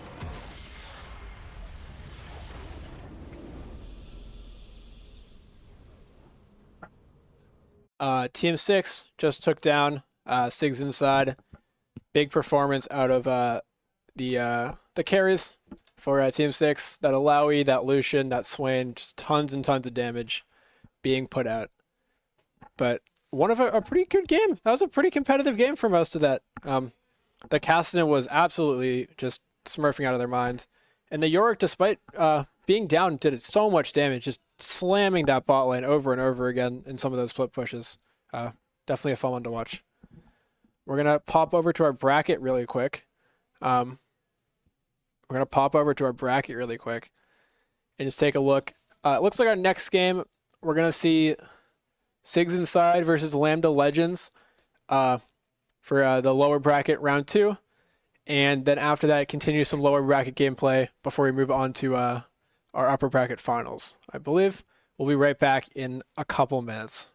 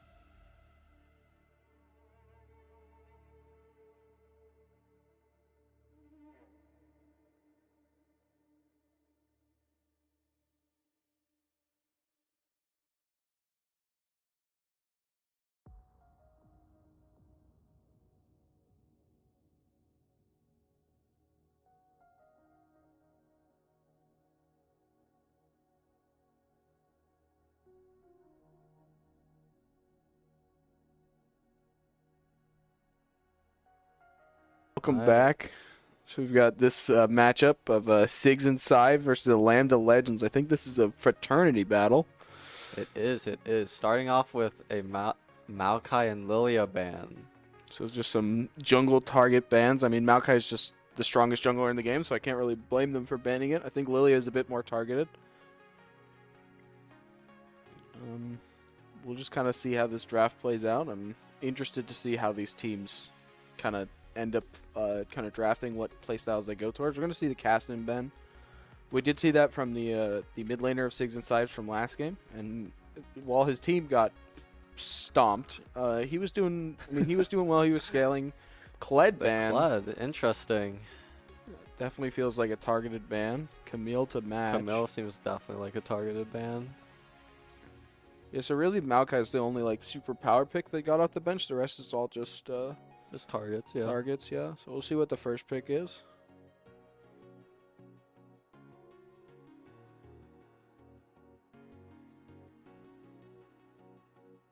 It's gonna be Darius is being hovered.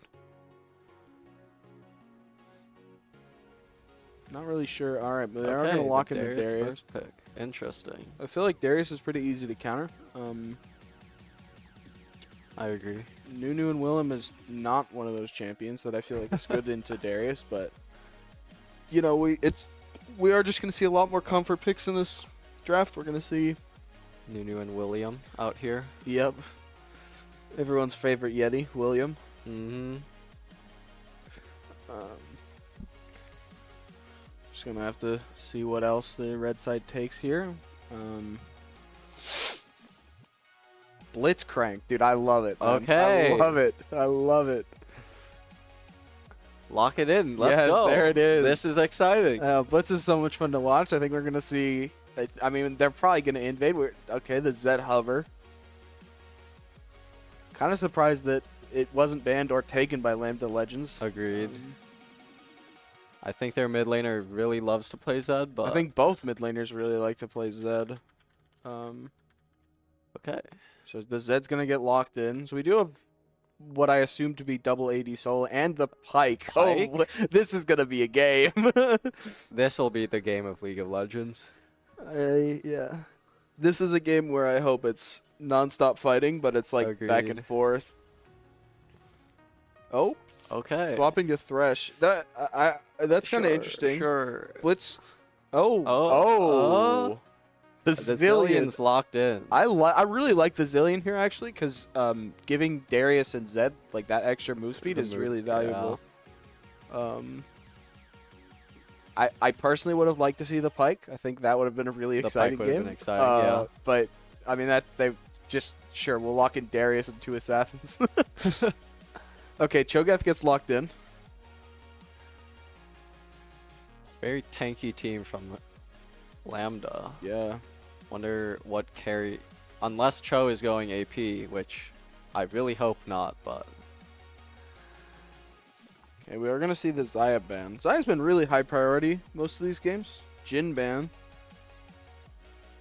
honestly, I would have taken the Xayah if I was on Lambda. Yeah, I think that I don't know. I wouldn't be worried about Cho Yeah. getting targeted, but and they are red side, so they could have taken the Xayah. Maybe they're looking for a slightly more aggressive AD carry, maybe something like the Lucian, something like a Misfortune. Sure. But yeah, I think you definitely could have just taken the Xayah here. The ult is really valuable against the Darius and the Zed. Aurelia. Aurelia. Okay, we're gonna see probably a pretty aggressive mid lane matchup.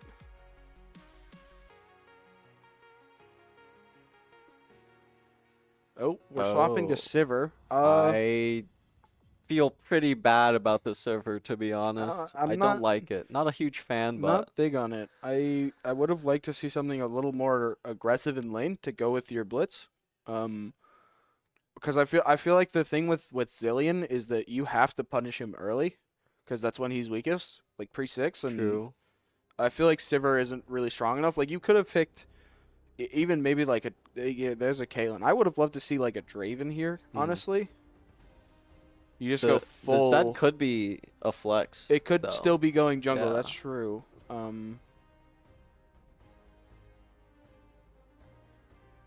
I would like. Okay. It is a No, it's not. What No, am I so talking it's probably about? gonna be Shyvana jungle. I like it. I hope it's a bruiser Shiv, so that you have Bruiser. a bit more of an engage tool here. Interesting holding the Aurelia pick for now. Yeah, I mean picking Caitlyn into Sivir is probably not exactly ideal, right? That's kind of a counter matchup. At least it was back in the day. I'm not sure how it is now, actually. I haven't played the matchup too much. I guess with the Sivir changes, it might be different. All right, so Alright. We have 4 minutes until game start. yeah. Well, it'll go down once people lock in. Yeah. They just got to get their rune set up and everything. We're now into champ select. Yeah, I don't really like the red side draft. I mean, you don't have. Red side, I feel, has no damage. Yeah, it's you all don't- AD damage, You don't if have anything. any AP damage. Okay, we've got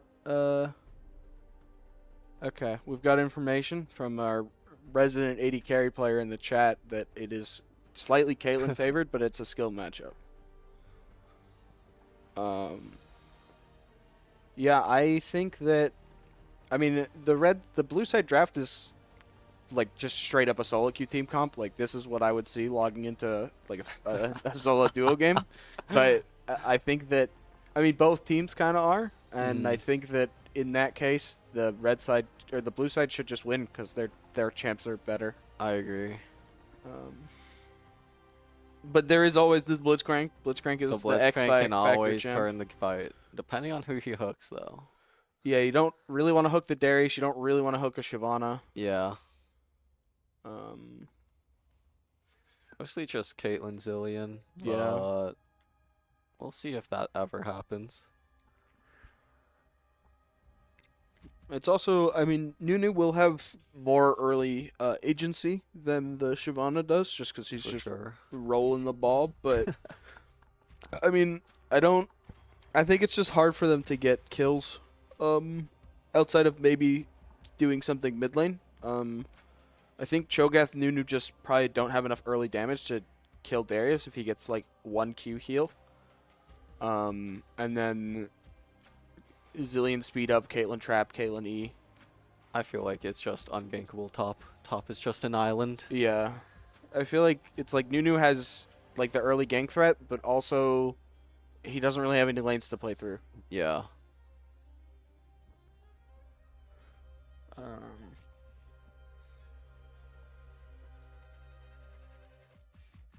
Okay. Sounds like something's going on. I mean, we can very clearly expect something to happen with this Blitzcrank pick. Yeah, I mean, I guess we'll look at it like, who do you think is a better level 1? Maybe the Nunu will roll at level 1. Maybe. I mean, you do have Blitz, so it's like you Nunu snowball and then you Blitz hook him. Yeah.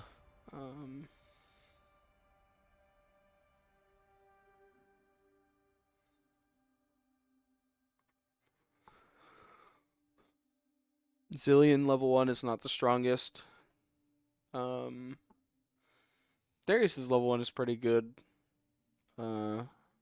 Zed's is probably bad. It's okay. It's okay if His you can passive get helps. if you can get like a passive proc, it's Yeah. good. But Shiv, definitely bad. yeah, Caitlyn, if she can stay out of range, it's good. Yep. Aurelia's okay. She's got good. She can just auto. Yeah, she's got. I mean, she's got her extra range compared to most melee champs. Mm-hmm. Very interested to see what's gonna happen. I think Cho'Gath is pretty good level 1, both whether you start with Q or if you start with E. Sever level 1 is fine, I guess. The AoE is nice.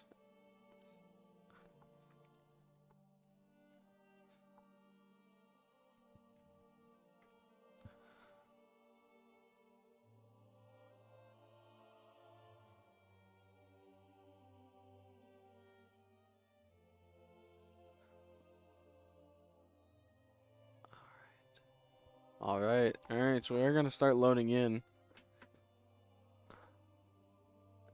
I am curious. Maybe the Cho'Gath will go AP, but I highly doubt it.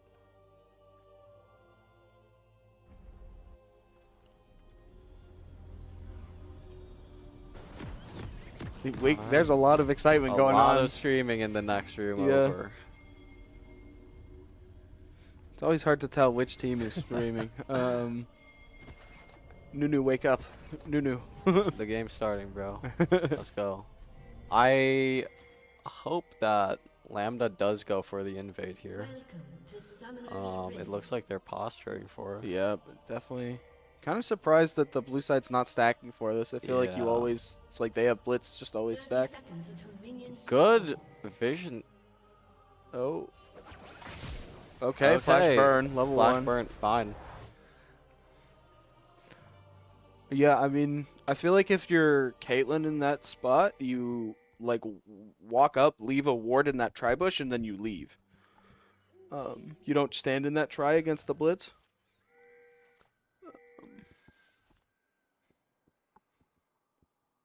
Minions have spawned. Hope the Nunu looks bot early game with the Kate Flash down. Yeah, honestly. I think you definitely, that's how you have to.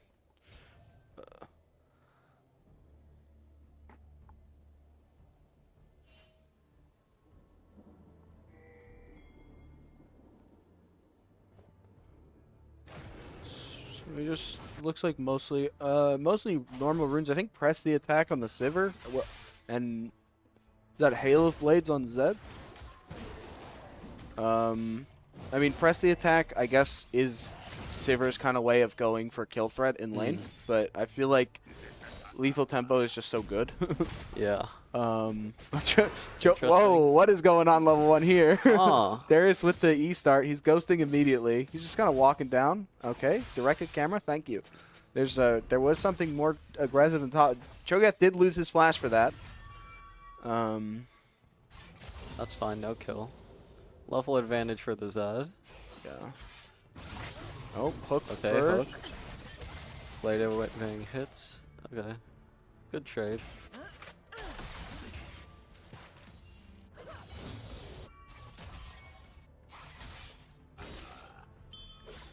Pretty standard game so far. Oh, Nunu's rolling mid. Rolling mid. Level 3. Or level, yeah. Okay. Thank you, directed camera. Directed camera loves bot lane because there's 2 people. Yeah. There's more happening down Yeah. here. Twice the action. Twice of people taking damage. Oh, the hook nice hits. hook. Nice hook. Exhaust going down, Ignite going down as well. The heals out. They're chasing down Good this blitz. Flash forward from the Sivir. Okay. It's going to be first blood for the Sivir. Oh, Nunu gank top. There's going to be a solo kill in the mid lane. Flash Okay, forward from the flash. Nunu. He's just going to auto him down. There it is. There you go. Oh, and a kill a for the huge blitz. hook for Let's the blitz. go. All right, we are off to a really This good is start. good. I like how the proactive plays. A lot of fighting. This Nunu has been, I mean, he's already gotten 2 ganks off. He didn't get much mid, but, I mean, he immediately was just like, you know what? We're just gonna go top. Yeah, screw clearing my bot side. I'm just going to go top. Oh, no, he's cleared He bot, full cleared walked bot, mid. yeah. Yeah, I thought he started top side. My bad.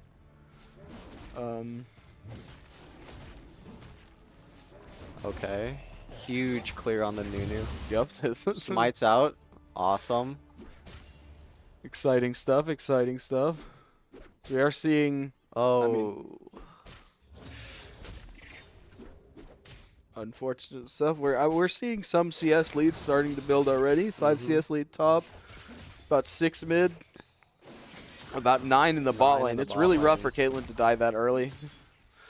Down 600 gold. Pretty huge. But we can see, I mean, Caitlyn has no items and Sivir's sitting on a pickaxe.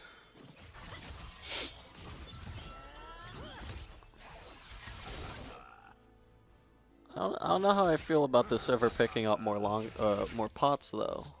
Yeah, I don't That's think you okay. need 3 pots, especially after you guys like won that 2v2 so hard.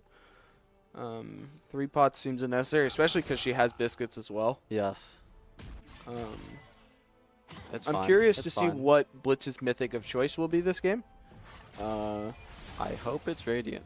Yeah, I was gonna say Radiant Virtue's probably really good on Blitz just because his ult is a very similar cooldown to the item. There's also always, I think that there's always an argument for Locket just because they have Zed, Shyvana, Darius, so there's going to be a lot of dive threat. This is a really big wave down bot. Nunu's rolling in. Coming. Oh, the snowball's going to hit. Snowball. Bit of a spectator arrow. It just disappears, but yep, okay, it's going to go to Sivir. Very well played. Yeah. Did see some more heavy trading mid. Zed definitely just feels like he's got a lot of control in this lane. He's going to ult onto Aurelia. Onto the tower. Yeah, I think that's an execute, yeah. Yep. So it is kind of, it does kind of feel like it's the, Big trades happening top. yeah, the battle between this bot side, if the Sivir can kind of carry, versus the, I mean, the Darius. Darius that will just run the ADC down. Yeah, Darius that they're just going to walk at ADC. It does look like it's going to be some form of AP Shyvana. Okay, the dragon's starting to reset. Nunu, the hook goes wide. I think that's better for them that missed. I'm pretty sure the Zed will. Yep. No, I think Zed should go down here. Okay, Sivir did get the shutdown there. That's good. That's really, really big. Shutdown goes where you want it. Blitz should just recall here. He's just going to go for the bit of the fruit. A little bit of a slow push in the top lane. Both supports at about half health, so I guess it's okay that Nunu stayed. Shyvana's just going to start the dragon herself. She's just going to take it. Yeah, I mean, she loves doing this stuff. Yeah, she's, I mean, it's in her kit. She's just good at taking dragons. Yep, dragon's going down. It's probably just another solo kill. Yeah.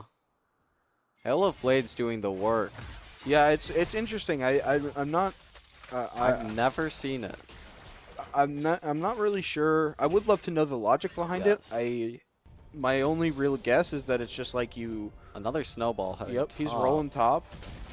Oh, but the cannon blocks it. Yeah, we do get a little knock up from the Cho'Gath, but nothing's gonna be coming from this. Nunu is starting to fall quite a bit behind the Shyvana, which is definitely a relevant thing. Flash from Cho. Q is a little behind. This is probably just a kill. Yep. Dunk comes down. Nunu is mid. I believe is dead again. Yep. Aurelia. Oh, he lived. Oh, okay. Ult's a little wide. He wasn't paying attention. Got hit by the shurikens from the shadow. So yeah, I mean, this Zed is 4-1. I'm really surprised they ended up giving him this Zed. He looked really good on it the first game. As we can hear a bunch more action coming. More celebrations from the other room. Looking forward to 3 minutes from now. It's hard to recognize the voices, so it's hard to see which team is celebrating or not. Just a quick level up. Blitz is here to help the dude from the Blitz. Yeah, very good. Buddy. Oh, and the hook. Dude, he actually just gave him like 900 mana for her. That's sick. Really appreciate it, man. Okay, one Cho'Gath stock. Huge CS disparity across the board. Oh, Aurelia's dead again. Boom. Oh, that's not what you want to see. Definitely not. Where the gold is still, I mean, it's a 1,000 gold lead at about 9 minutes, which is definitely sizable, but I mean, this Sivir's really ahead.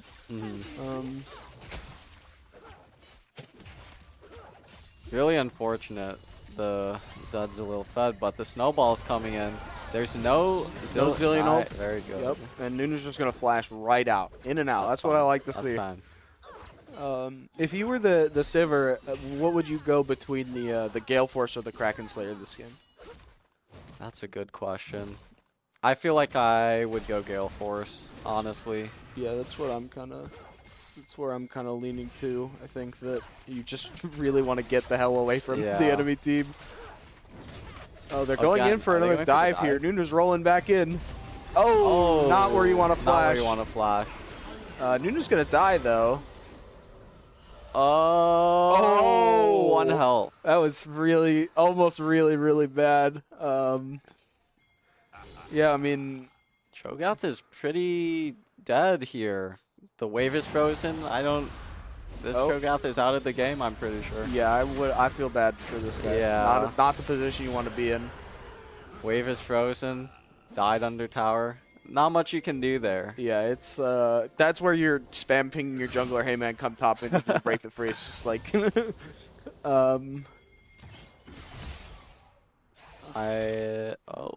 Double shuriken coming in. yeah, it's a really rough spot for this Aurelia. Zed's already really fed. The CS is still like somewhat even, which is good that he's still staying in the game that way. But I mean, Zed is 4-1. He's got his mythic already.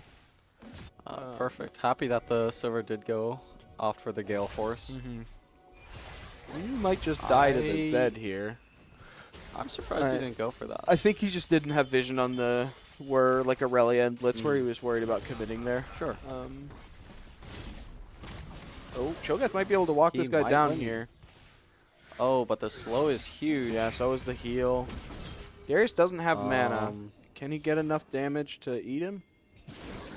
Oh, perfect. A solo kill. Nice. It's- Actually huge for the Cho'Gath. Yeah, he really needed that. We were talking about it. Okay, yeah, we are just gonna see Zillion helping out the Zed just dive the Aurelia. The ulti went unneeded. That's okay. I hope they look for this dive here. I don't think they will. Oh no, Blitz Okay. is okay. He's just trying to zone Caitlyn off XP a little bit. Sure. Oh, ult popped. They saw the Shiv on the ward.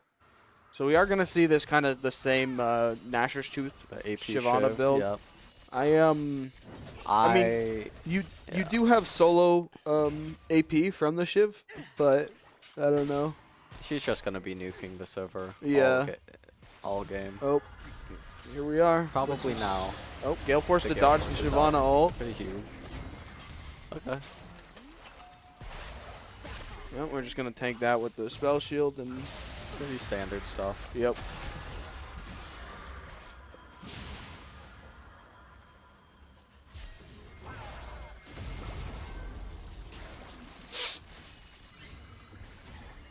Nunu's having. Yeah, we do heading see. downriver. I mean, we're looking at these gold different. I'm kind of surprised that Nunu and Shyvana are so close in gold, just because of how much more farm Shyvana has. I guess just the sheer amount of assists that Nunu has is a lot. Big lead in the top lane, about 1,400. Snowball goes wide. Oh. That dodges it with the ulti. I think Silver's Sivir dead. lives. Silver's Oh, flash alive. forward from the Zed. Okay, Aurelia and Takes it Zed just out. gonna shadow his back. Sure. Yeah. Very well played from the Zed, honestly. I agree, but I mean, red team is in kind of a rough position. Mhm.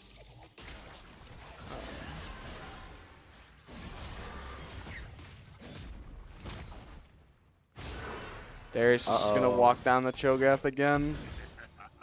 Flash it out. Nice Q. Yeah. He's fine. He still lost his flash for Darius's ghost, which Ooh, I like the Black Cleaver from Darius. yeah, Honestly. the extra move speed from the passive on it is really good. Helps him snowball too, and helps him Oh. at least kill the Cho. Yeah. Cho's not really stacking any armor, but Yeah. it's also really valuable because I mean he's got triple AD threat on his team, so the armor shred is still super relevant. That'll be in team fights. It feels Another like snowball down bot. this bot lane, someone should die here. He's gonna start with Zillion. Zillion throws it onto ulted the K. Caitlyn. I think They're that's a both double gonna kill. die. Yeah, Oh, give it to wasted Sivir. the heal. All right. Very good. Yeah, so that's a good, definitely a good gang by the Nunu. Nunu's been all over the place. Shyvana's just been kind of AFK farming. Darius is now Darius is now 2 turrets two deep. turrets deep. Side laning I here. like He's it. just proxying. Not showing any respect, honestly. You can kind of tell Cho's kind of confused with what to do, Yeah. and yeah, Aurelia's dead It's again. dead. Just brutal mid lane matchup. Nunu has been like, well, I know my mid lane's lost. It looks like top lane's lost. We're just gonna funnel all the gold we can into the Sivir and pray he can Right. carry. But Oh, the hook. hook's gonna land. Very Zillion good. shouldn't I have think the ulti. Zillion's dead. Flash out. The Gale Force. Oh, very Just the nice tip of play, the right. boomerang. Oh, here Very comes well Zed. played. Goodbye. Yeah, Shyvana is just taking Shyvana's- all of Shyvana took, like, Just free yeah, farming, it's honestly. fun game, man. Really nothing that the top side can do. Yeah, this is one of those games where you just, like, start spam pinging your bot lane as they're dying to ganks because you're like, guys, we're trying to carry, please. Okay, very good. I think one of the big things to note is that even though they do have all this bot lane, like how strong their bot lane is, and you know how ahead. Okay, that was an Closer than I Irelia. thought it was gonna Yes. be. Oh. Not what I would Yeah, I want to don't see think my this Nunu is- doing. This is the right play. He's just gonna lose his flash. Zed's gonna leave. I wanted to say that despite all this bot pressure, I mean, you can see that blue side still has both dragons, which, I mean, it's not really... Obviously, Shyvana's... Yeah, Nunu, you don't have any jungle. You it's all gone. 4K down, 2 kills down as well. That's going to finish his second item. He's going to pick up a Blade of the Ruined King.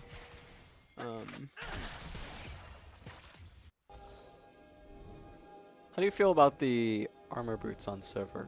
I think they're okay. I think they would be okay if she had lethal tempo. Right, she has.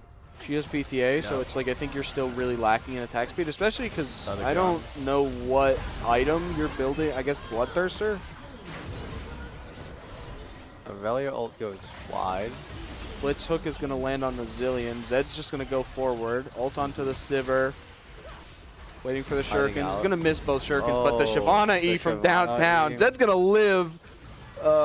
Just a We're gonna see that a couple more times this game. yeah, just a real Shyvana just nuking the Sivir. just a real tragedy for the red side. Blue side's lead continues to grow. They're up. What is that? 5,000 gold. 5K, Yeah, not 6K now. yeah, not the position you want to be in. You're down 3 towers. You're down 2 drakes. You're down 90 CS top, 75 CS in the jungle, 20 CS mid. Sivir all chatting. Not Help what me, you want to get be me seeing out. from Yeah, your all right. fed player. Yeah, it definitely seems like there might be a bit of A little maybe bit some- of discourse. yeah, discord from the side of the Lambda Legends. Maybe, you know. I don't think things are going good over there. Uh-oh. Oh no. Goodbye, Siver. Oh, the spell shield? He's just going to not get walked enough. down, yeah. Oh, A flash out. Nunu is,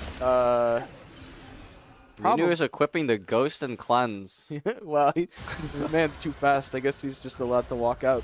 I guess so. And now he's going straight Oh. into the Darius. Into the loving arms of Darius. Darius is low on mana, but this is a very, very fed Zed.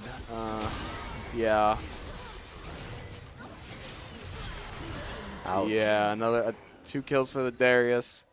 It's really, I mean, this bot lane is just like, you know, just chilling, man. Just shut up and get carried. That's all I gotta say. Oh yeah.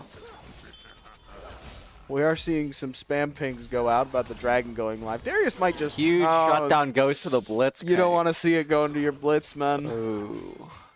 Oh, and they're the all- even shroud coming from the Blitz. Yeah, Oh. it's. I would say that's probably of the 3 Sure. possible mythics he could have gone for. I feel like that's probably the worst one. Yeah. Agreed. The blue side doesn't have a huge amount of CC, so you're not going to get a lot of procs off that. And Blitz only has single He has target his crowd hook, control. Yep.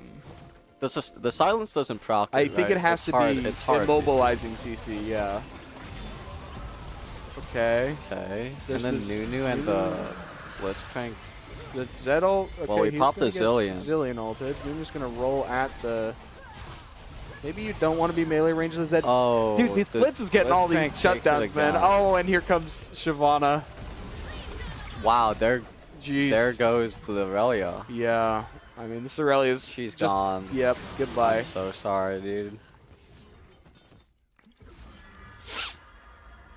I mean, we did see the Nunu, you know, kind of doing his job, playing the early game, being all over the map, getting his team ahead. But Just fell flat. yeah, he also just wasn't really helping his team out. He wasn't giving them, or he wasn't really playing for himself. He was he just gave up the whole farm to the Shyvana. We are having a bit of technical. Oh, there we go. We're back.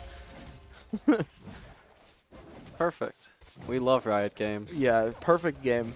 No, nothing, nothing wrong with it. I think. Cho might just get walked down here. Yeah. Nunu is. But the here. Nunu flank. Okay, the knockup. Okay. Doesn't Darius just 2v1 the double them? hook. Oh, most definitely. Yep. Goodbye. Most definitely. Yep. Oh, not where you want to flash. Not where you want to flash. Oh, it's brutal. Yeah, it's a Flame Horizon for the Darius down bot here, and even your winning lane, the 7-2 Sivir, he's now started to fall behind in CS just because it's not really safe for him to go out and push lanes. Can't push, can't do anything. Sivir's just been able to AFK farm. Don't even think he can leave his fountain. Oh yeah, that's a full passive stack Darius. Nice spell shield. The Blitzcrank. Blitz is kind of trolling. I think Blitz literally solo lost them that, because I think if he doesn't, I think it's winnable. Maybe. What is Sivir building? Oh, IE second. That patch is not hit yet. Yeah, this isn't. This is not. Yeah, this is We're not. not on PvE. What is it? 13-2 is going to be that 13-2, change? yeah. Yeah, we're not there yet. I'm sorry, my friend. So that is a waste of an item. Being perfectly honest, Sivir Yeah. is kind of kneecapping herself. Those plated steel caps aren't saving her knees, bro. More screaming from the other room. Yeah, it's definitely something's going to happen. Oh! Backdoor from the Nunu. Blitz hook's going to go wide. Caitlin's going to get rooted. Instant cancel. Oh, here on the comes Nunu. Shyvana. The knockup. Goodbye.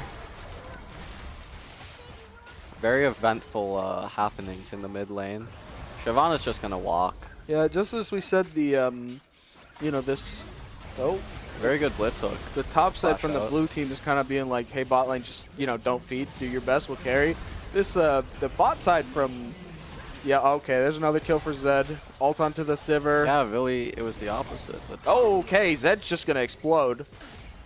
Yeah, I mean, you don't really want to be in the position where you're 8-3 on Sivir and you press tab and your, top side is, what is that, 5-22? 5-22. It's been kind of rough. We are going to see the Jack Show finished up for this Nunu, getting a little bit more tank stats. He's rolling in. The wave clear. Maybe they kill this. Gore Drinker. If Darius gets a reset, I don't think so. Nunu's so tanky. Taking Oh, so he many failed the autos. reset, but yep, it's Darius is just gonna walk down. Oh, here Servers. comes this. Yeah. Oh, Yeah. okay. And Darius is just gonna walk There out. we go. Zed isn't even here, and yeah, this game is kind of done. 13,000 gold lead at 23 minutes. 23 minutes. 16 kills ahead. 9-0 Shyvana up 100 farm. Darius up 130. Zed up 25. Caitlyn up 20. The most importantly, the Zillion's up 11. Zillion's up 11. He's gonna carry, dude. He's gonna do it. He has that ulti. It'll be massive. Yep. I do not think there has been a single team fight where the ulti has gotten value.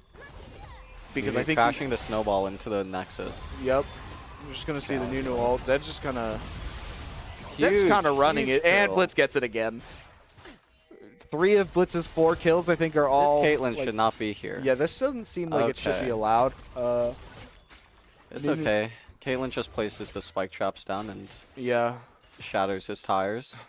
Poor Nunu, man. Oh, Darius Can't do has much death about dance. that. Yeah, this thing is unkillable. Shyvana going towards probably a death cap. If I was Shyvana, I would have already upgraded my Medjais. Yeah, I would have upgraded that first. I don't need the. I don't think I Well, need the. yeah, Shyvana was literally like 0-0-0. All right, I'm up 30 farm in the enemy jungle at 10 minutes. Just give me the first item, Medjais. Fuck it. Blitzcrank checking. The Nunu's checking the dragon.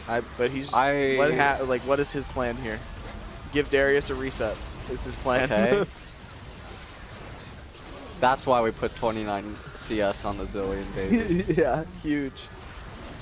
Cho'Gath is Kind of stuck. Shyvana's just Yep, gonna walk down this blitz, and he's gonna Oh. lose this flash. If I was a betting man, I would say that blue team is probably gonna win this game 110%. I would too. I would too. I feel like the game should realistically be over at this current point in time, but you know, Shyvana's like, but their wolves are up. And We also do have the Siffer with her W. I wonder how many waves she can clear before getting absolutely run down. Oh, nice flash with the Gale Force to, you know. Good play outplay on the Zed. Oh, flash forward from the, okay. Oh. Darius is not aware that He does Nexus not, goes through yeah. Billion ult. It goes through Guardian Angel as well, I believe. Yep, he's just gonna so eat Billion. this game is just gonna last another 6 minutes probably. Oh God. Very well played. Sivir from is the gonna Sivir, sit though. on this the healing reduction, the execution The is calling. executioners. I think you just have to go into I personally, as an AD main, hate this item with a passion. I hate Moral Reminder right now. yeah, but I mean I just think that There's nothing else you can do though. Yeah, you you kind need- of need it. you need No to one hit else the is six- building it. and you need to hit the 60% Yeah. crit. And you don't like. I think the other big problem is you don't really have a mage on your team. Because I feel like enchanters and Morello's users are the best proccers of it. I think Thornmail is one of the worst tank items in the game. I feel like it's very rare you actually get value from it. Is Nunu? No, Nunu can't just walk this guy down. He's just gonna get walked down himself. He And could've. dude, Zed, He that was was close. unnecessary, man. You could have given that one to the Caitlyn. You already yeah. Alta 4 from the Caitlyn. We are just gonna see the immediate. I mean, Zed just jacked his kill, man. I would leave too. I would leave too. Sivir's been or Caitlin's been having a rough game. You couldn't let him have that one, Just let the man cook. dude. Let give the him- man cook. All right, he's back. He's back. Zed's gonna ult onto Aurelia. The blitz hook is Ionia gonna go- does not stand Yeah, for long. Ionia is looking a little. The foundations of Ionia are not looking Huge great. exhaust from the Blitzcrank. Yeah, Half this, health the Siffer. It's Yep. All right. Darius is just gonna run at him. The as crying Sivir. emote. The emotes are coming out from the Sivir. I think Sivir's like, man, Again. team diff. Again, the Darius throws a field goal down. They're not gonna end this game. The wave clear from the Nunu. Let's go. Flash forward for the ulti for the minion wave. Zed This is eye in the this is just Sivir, rude man. at this point. Yeah, this is The one of inhibs those, respawning though. well, one of the inhibs. It's currently triple inhib Oh, it's down. triple Yeah, inhib. it's, Never mind. oh, Zed's gonna try. Yeah, okay. Zed's gonna walk into Nexus. All okay, right, game is and that's over. game. All right. Sig's inside is gonna take that in a pretty dominant fashion. The bot side, especially Bot the Sivir, side, mhm. really tried, but It wasn't enough. It wasn't enough. yeah. Continuously run over by their top Darius, side. Shyvana, Zed is Yeah. I mean, you can see in the damage Very charts. unplayable. It looked really fun for the Sivir, if you ask me. Mm-hmm. Yeah, you don't really want to see Not your mu- top side Not much you with can a do. what is that 7-33 7 score line at the end of the 33. game. That's that. I don't That's know. a little bad. That might. I don't know about you, but that would be I'm done with league for the night Yeah. kind of score line on my team. I'm like, That's, yeah, it's enough queuing.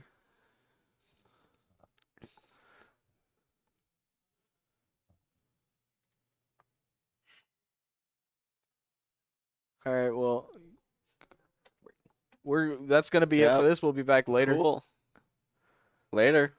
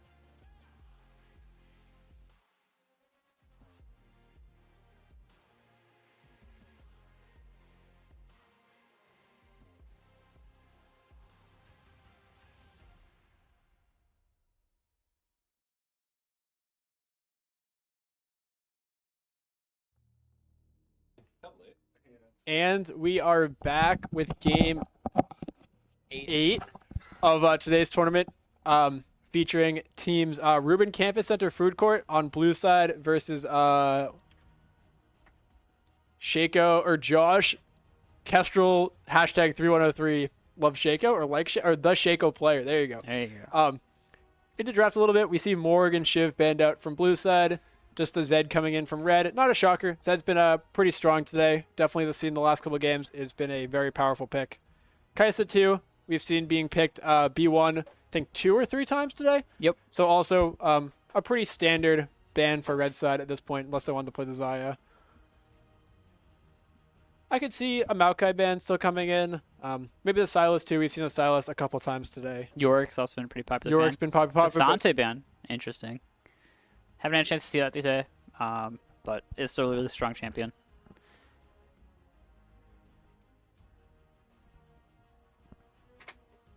I can sub for a game. I haven't touched the League of Legends today, but I can do it.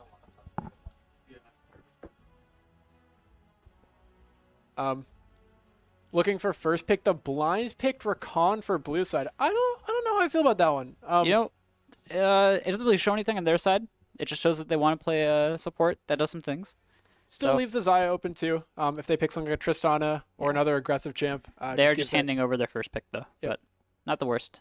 Jin coming out. So the red side ADC is a big Jin fan. Not a huge shocker there. He's very, very good at the pick. Oh, Jin Nautilus. Okay. So they're getting their pair that they want. Yep, the Zaya makes sense. It's a little weird into the Jin, but into not seems like a really strong pick. Yep. And we've seen Zaya getting 3-4 items and just shredding teams all today. So it does feel a little interesting. If the other team did scout a lot, they would know that the Jin 1 trick is probably going to be the bigger threat in that lane. But Zyrakan synergy is really strong, so maybe they should be able to overcome that very easily. And then probably just a jungle here would make a lot of sense. I do still think the Maokai is on the board, or the Udyr as well. But we see the Ahri coming out from mid lane. There's a possibility it flexes into support, but With most the likely. Rakan, it's pretty unlikely. Yeah. So this gives red side the opportunity for something like a Kassadin. Even the Silas is actually pretty good into this Ahri. Silas with Ahri ult is a bit busted, so I would love to see that still coming in. Maybe even just a Malzahar. Ooh, the Vex. I'm a big fan of the Vex so far. It's actually not bad into this team, considering they all have dashes so far, so it's always a plus. Absolutely, and gives you a little more range next to the Jin. Yep. Vex ult plus Jin ult is gonna hurt quite a bit. Coming in bans, we have all 3. We have both sides, jungle and top, still yet to be picked. So still some power picks. Udyr, we've seen Maokai, maybe the Alawi getting banned out as well. All things that could be very, very strong. Oh, and in they the banned the right hands. Mordekaiser. Interesting.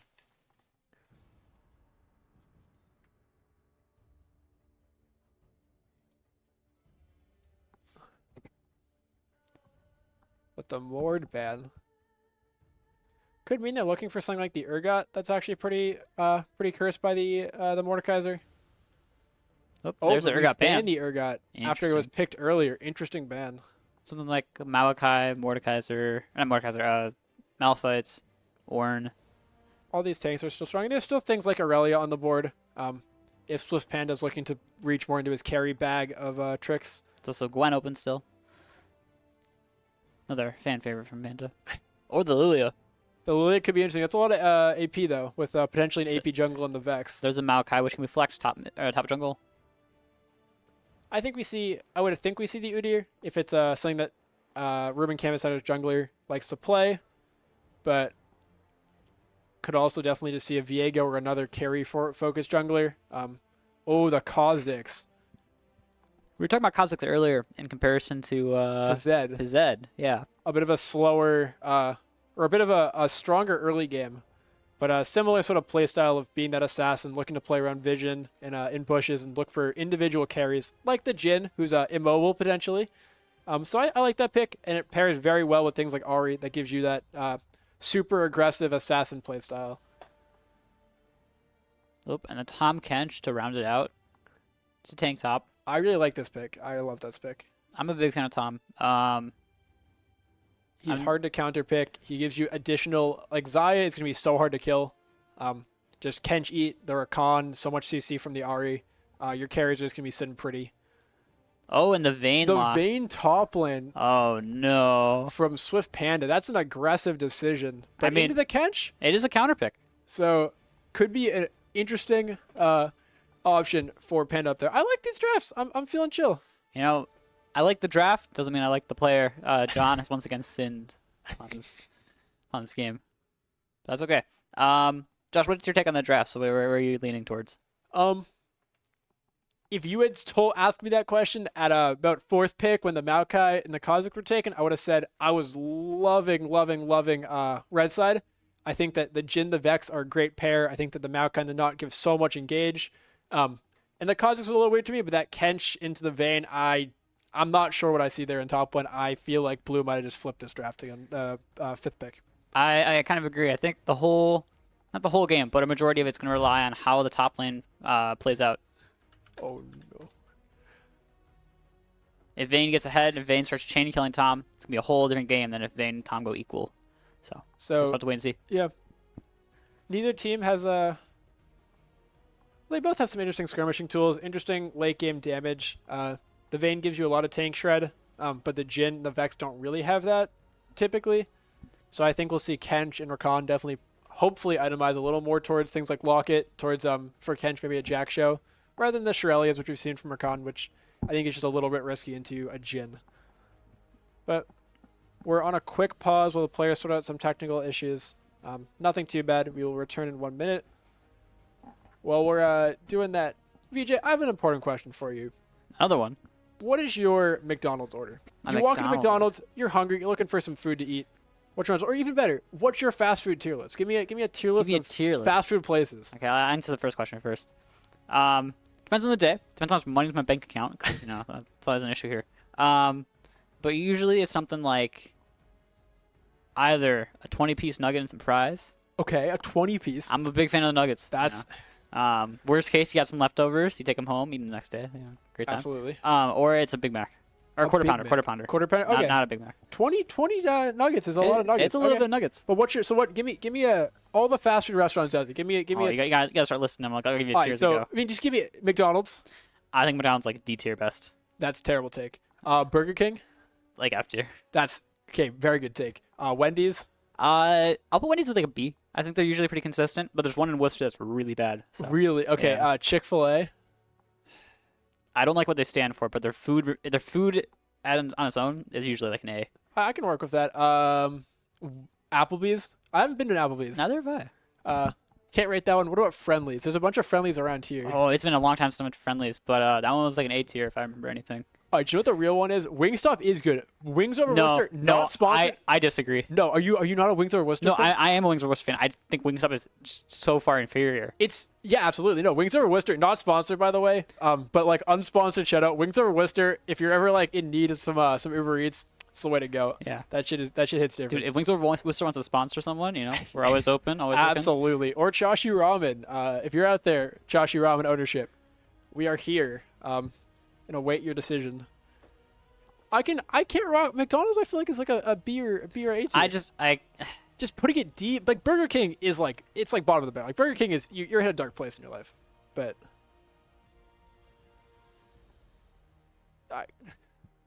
Yeah, Burger King's okay. But like McDonald's for me is just so poor memories. Like 4 a.m. plane flights, all that good stuff. you see, you have those, but I have also a little like, what's it called? Like, long day of frisbee tournament. You come home to the hotel. There's no food. We walk to McDonald's. 20-minute walk to McDonald's. Get McDonald's. Walk back. Nothing tastes better. Like that's end of fair. that That's day, fair.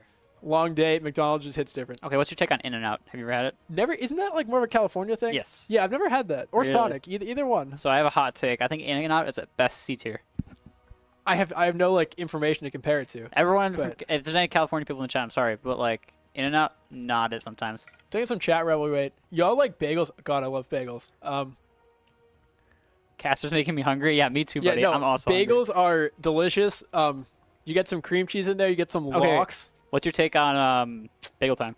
I haven't actually been to Bagel Time. Really? So back to the deli thing again. Man of Judaism. Bagels are an important part of our food culture. There's a bagel place like 5 minutes from my house.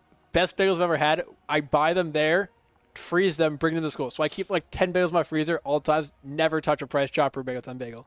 I've heard they're delicious. They look really good. They look quality. Yeah, I think they're really good. They're just really expensive, so maybe not worth.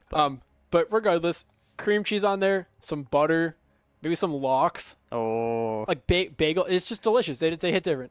W Casters, thank you very much, my friend. bro. If you want to leave and get food, could you bring some back for me? I actually haven't eaten anything today. I'm like it's bad. I'm what's it called? I'm on a hunger strike. We're So, actually not being paid, so it would be appreciated. yeah.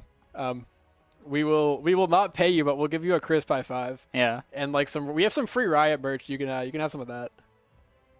But we're getting into this game. We got 2 minutes on spec delay. Oh, what's your take on Shake Shack? Shake Shack moved in to the mall close to my house 10 years ago. Uh-huh. And we heard, I'm sure you've heard, like, when Shake Shack was in New York, I've never heard better, like, rumors about fast food place. Try it one time, delicious. Second time, terrible. Like, the food is so good, the aftertaste is so bad. Yep. I don't know if that's, like, your vibe, but, Yeah. like, Shake Shack, you eat that stuff, and it's like, holy crap, like, God himself, or herself, or itself, made this food.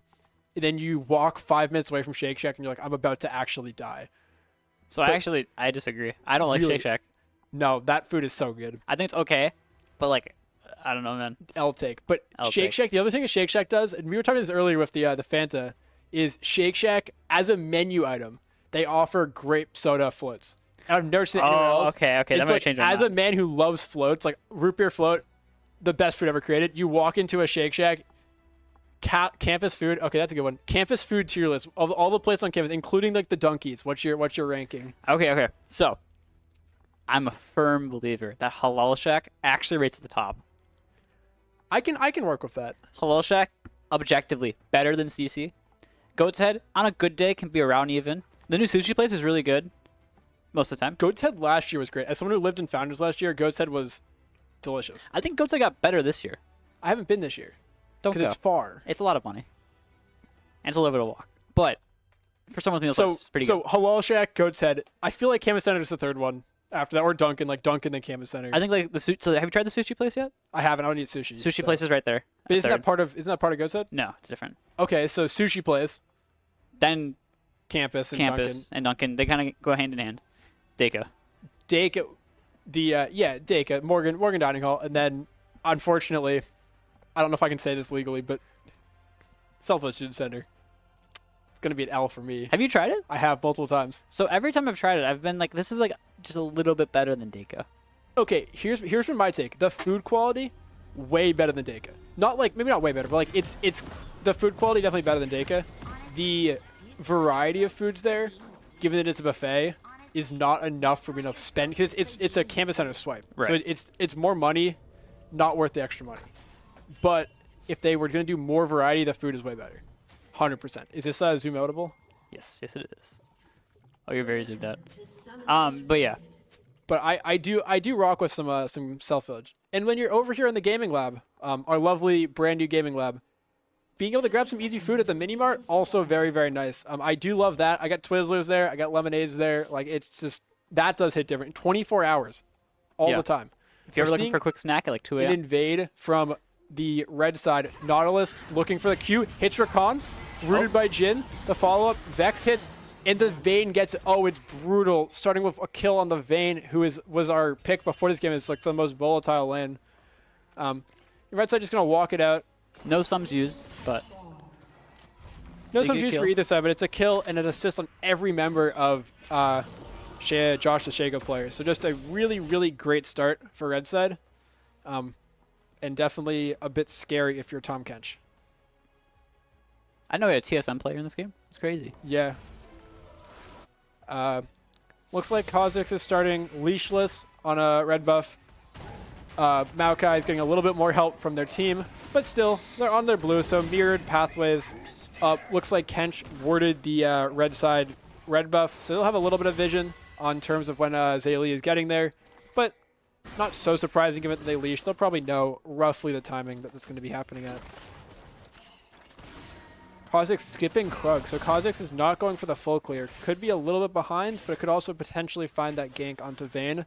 and flip the kills back into blue side's favor. Sometimes they need more skirmish-oriented champions. You're going to look for like a 4 camp, something like that. So you hit Absolutely. 3. You still have some gold in your pocket, but then you can start looking for kills a little earlier. Oh, and this Vex early. This Vex was great game 1, and it's been great already this game. Just getting a lot of poke already onto that Ahri.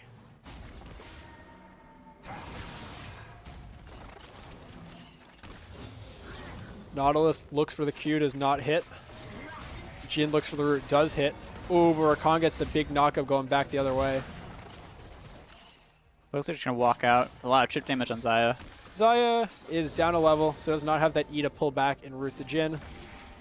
So Part and Godzilla just looking for a little bit of an early lane pressure. Another great knockup by Rakan, but it might not be enough. This Jin is just getting a lot of damage out. Xayah already pulled fingers. Oh, or Rakan gets a kill. Rakan gets the kill.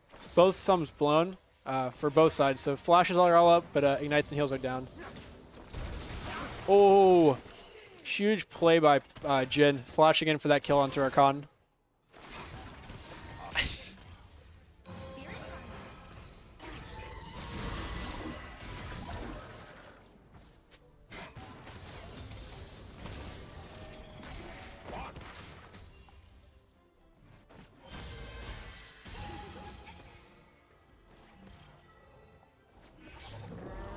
Small CS lead in top lane. Going pretty much as intended with, you know, range top versus melee.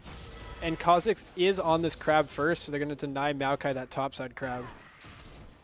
And potentially look for a gank. Nope, Maokai's just going to push them out. Oh, but they're fighting.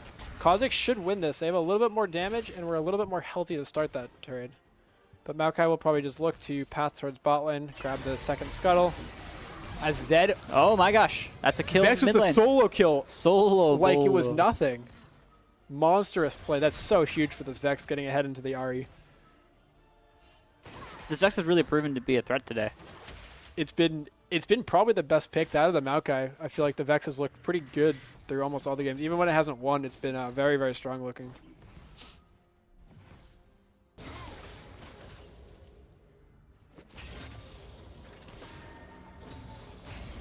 Xayah has a little bit of a CS lead. Not super shocking, just given back timers and everything.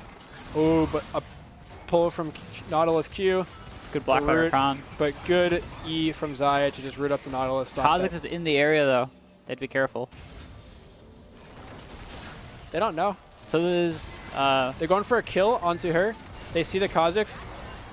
They do not get to finish it, and it looks like Nautilus might get picked up as well. Maokai's on the way down though. Might walk in. But they're gonna back off.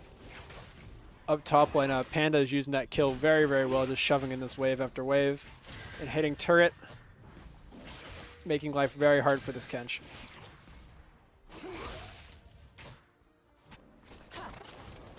Looks like Kenshi's gonna back. TP back to lane. I think both teams probably pretty happy with how this is going. For red side, they have those kills on Vex and Vayne. They're two sort of main damage carries, which are just huge, and they, especially on the Vex, that solo kill gold is just enormous. But for blue side, they still have the kill on the Kha'Zix. They have a kill. They have kills on the bot lane, so they're not so far behind. And getting Kha'Zix ahead is going to be problematic if you are the Jin or the Vayne, who can't really do much about just getting murdered.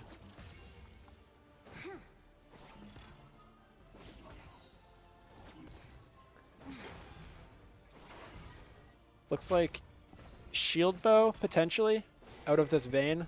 Not super shocking. Would have maybe liked to see the Bork rush, just given that they're into a tank. But I think shield bow just makes you very, very hard to kill. Not super surprising there.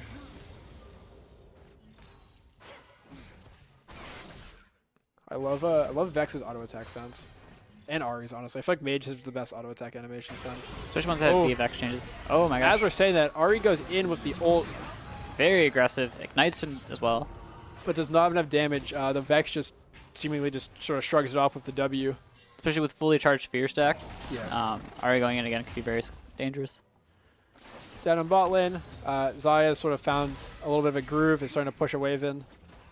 But Jhin is still obviously a very threatening champ. They get to 1, they get to 2 items, and that passive starts being a lot of damage when you get to your 4th shot. Top lane looks like Vayne's trying to at least freeze a little bit, slow that push down. But Jungler is very even, both at exactly 40 CS. A little bit ahead for Kha'Zix off of that kill, but if you're Maokai, you don't need the gold as much, so you're pretty happy just being even and being able to look for fights at level 6 with your ult. What you play jungle? What evolve are you feeling like this could be for Kha'Zix? Yeah, any thoughts? I don't have lots of experience on Kha'Zix. I think whatever really his missiles is. I know that one's a pretty common W. evolve. His W. Q evolve is a bait for noobs, is what I remember. From King Nidhogg, of all people. E evolve can also be really good, but R evolve is usually second, something like that. I believe Yankas has also discussed the power of W evolve. Yeah. W evolve just speeds up your clear so much, and keeps you healthy. We see an ult already dropped from the Vayne, that extra little bit of damage. Oh, and the condemn, huge out of Swift Panda. And it looks like they will be able to get this over and onto the Vayne. That's really, really big. Great play by the top jungle of Red Side. I was saying earlier, you know, this Vayne needs to get ahead or it's not going to be a good lane, because if she goes even, it's not going to be very strong. But they're doing a good job of playing towards top side. Looks like Zaylee opted for the phase rush, but is still going that double burn build. We'll probably see Leandri's into Mnemonic. We saw that earlier. It was very, very strong. So much vision control, so much damage on the Q. I like that.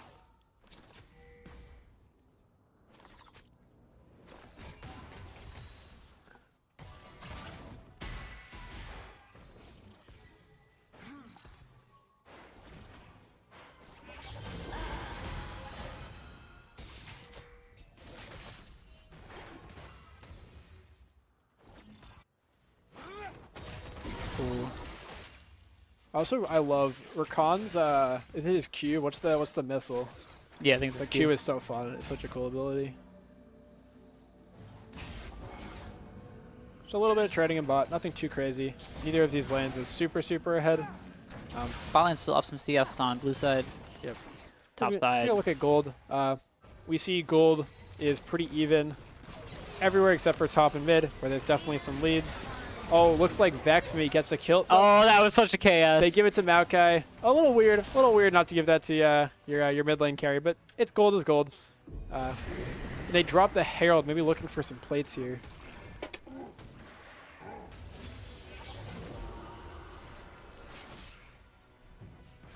I can type inspect.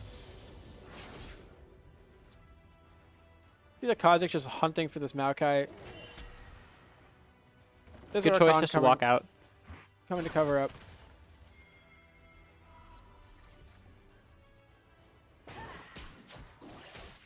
This Vayne's pretty much been left alone up here except for the Maokai gank so far.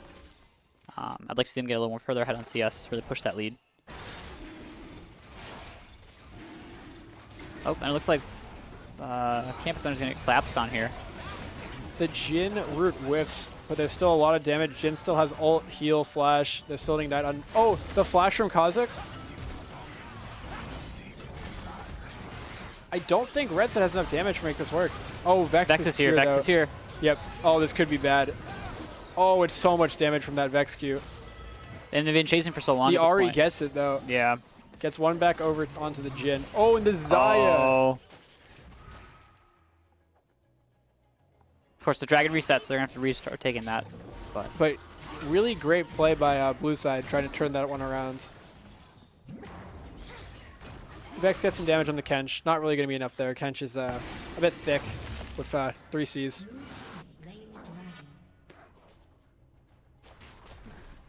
But while this has all been happening, despite getting the Drake on the blue, that Vayne has just been sitting top lane, slamming away at plates and at farm. They are up almost 1,600 gold. That is a huge gold lead onto this hyper carry champion. And John, if you don't never played with him, he is a big Vayne enjoyer, both in top lane and in bot lane. So definitely knows what to do with that champ in his hands.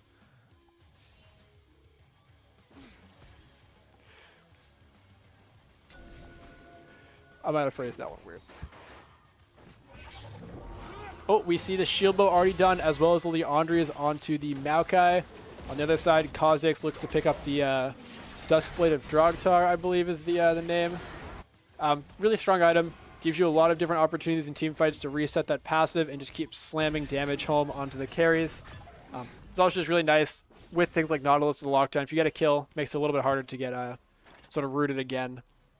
For the bot lane, looks like Shirelia is coming in from Rakan. I'm so sad. I'm always sad. But other than that, pretty standard stuff. Probably Gale Force or Kraken on both sides. Cass, is it a mid diff or a jungle diff? Is it a mid diff or jungle diff? Well, right now it's looking like a bit of a mid diff. I'm not gonna lie. Hate to say that, but we got a 2-kill Vex, big CS lead, and the solo Bolo for this Vayne. But down in bot lane, a 2v2 already killed the Jhin. They might get one more. Oh, let's get out here. Oh, the flash. Oh, but the Rakan gets them both. So a double kill goes over, but unfortunately not onto the person you would have liked to see getting those kills. Yeah, you know, but the support kind of fed. The other side, Maokai looks for something with the ult. It's just dodged. Oh, but gets the root onto the Ahri, who still has ult. Should probably be able to dash out of this. But, yep, they're just going to walk out. Not too crazy. Can we see, how do we see Evolve? Is that possible? Yeah, click on him. It's his Q. Because it's a different color. Oh, it also does. It also just literally just shows. Or does it? Bro, what? It just shows. Okay, yeah. So we have a Q Evolve for Kha'Zix. Q Evolve's good for damage, you know. Gives you a lot of dueling threat, gives you a lot of 1v1 damage, so in terms of just assassinating one person, obviously really, really strong. If you catch something like a Vayne alone in the side lane, they are just, they're going to get slammed. Down in bot lane, we just see Jhin pushing a bit, trying to get some more gold onto them. Red side bot lane, Detasme and Keys have finished their mythics. We see a Kraken, not surprising onto the Xayah. We see a Shirelia's, also what we thought. So far, itemizations have been pretty standard, nothing too crazy. Let's get a gold check real fast. Get a gold check real fast. Overall game, only a 2k gold lead or so for red side. But individually, top lane is still just up about 2k or so. And after this kill, yeah, gonna solidify that 2k gold lead they have. Jungle's pretty even. Mid is up by about 600, not too crazy. Then bot lane, we see difference of about a lot of gold. A lot. Almost 1,000 between the two of them. Yep, and that is where blue side is hanging on to their gold lead right now. Yeah. So. I'm going to be taking first tower top here. This is fun. If you can actually see on this gold thing, this Kha'Zix actually took Futures Market, which is a really fun rune. A lot of times you see it on mid lane, but for jungle it can be great to push item tempo and get to those big breakpoints even faster, even at the expense of maybe a little bit of that debt. But sometimes you got to gamble for the win. Yeah, especially if they're a champ that spikes on 1 or 2 items. Oh, but we're going really in bot good. lane. Rakan gets so much CC. It's just so hard to deal with. Continues going. So Jin's able to walk out, but not, unfortunately. We'll be going back to the ocean floor for a little bit. That damage and the lockdown from the Rakan and the Zai is just way too much right now.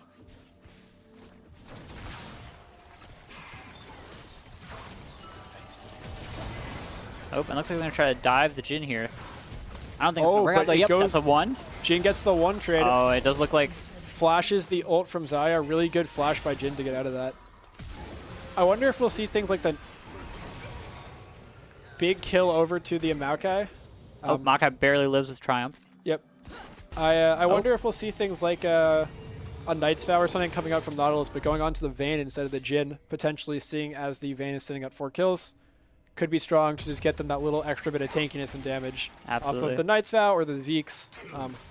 Just keep them alive in these fights and let Jhin be that utility carry that he is sort of known for being.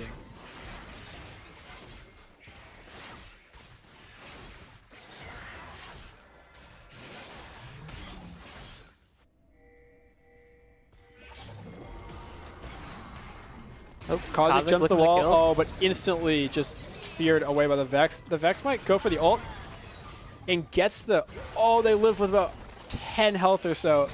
Oh, and this looks bad for the Vex. Oh, and it goes to the Xayah. Big shutdown towards that AD carry. This is just a battle at the top side versus the bot side right now. The junglers and mids are just a bit along for the ride. Vayne is, in fact, grouped with the team right now, so... And has that full second item. They have a full Guinsoo's Rage Blade, which gives them less, no crit, but that on hit, which is so nice. Every 3 hits, you basically just one-shot someone. And there goes the Maokai ults in. You can see that huge damage coming out. Oh, the flash in. And Jin gets a follow-up as well. Oh, 2 that's for the a big Vayne. fight. Jin's not back in the game. Vayne up to 6 kills. It's As, gonna be very, very hard to kill Vayne from now on. it's exactly what you need from your main man in these fights. Red team has slain the dragon.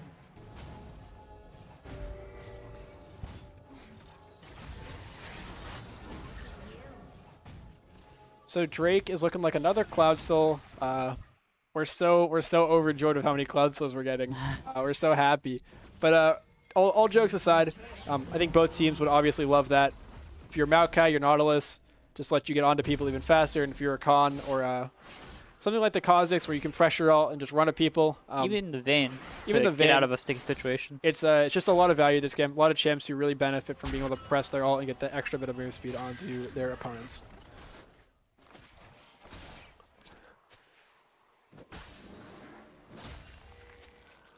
See Rakan just clearing out some vision.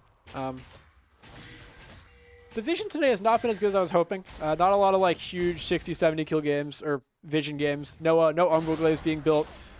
So a little less fun in that department of tracking the like, can we get it to 100, can we get to 3 or 4 vision a minute, but still, both teams have pretty good ward lines. Through jungle, you can see red has a ton of vision up in here, but blue has just individual wards keeping some of those entryways very well guarded.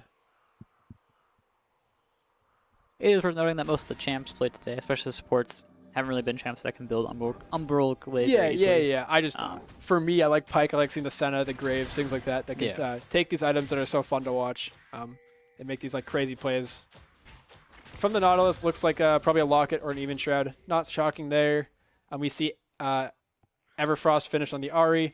Gives that extra little bit of CC off the charm, so you can layer that really, really well. Your damage is a little bit less, but if you catch someone, they are still probably going to die just because they can't move. Top lane, Kench finishes Thornmail. Makes complete sense. Going to be really, really good into that Vayne.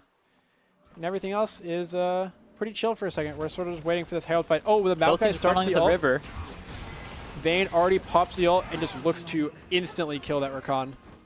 Ahri flag charm whiffs. That's going to be Maokai ult down. I believe Vayne ult down as well. Yep. I'm So going I into this wonder, fight. about 18 seconds on the Rakan. The Baron is up in 15. I wonder if Red Side will look to just push that really aggressive Baron start. No, they're looking towards the mid lane.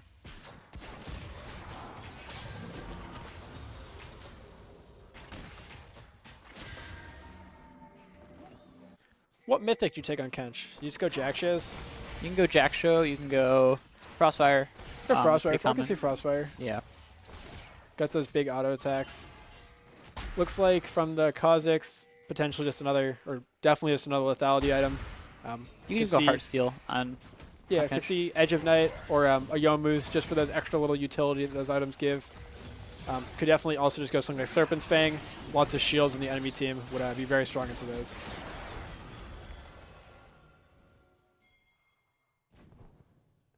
Maokai has finished their Demonic. They're going to be really, really, really, really tanky with that extra health, as well as just a ton of AP coming out. Very strong item in this meta. Jin 2 finished LDR. Zaya's working towards it. So both those ADCs just getting that extra little bit of tank shred. That is super nice. We're summing in Sam, our tech extraordinaire. Hello.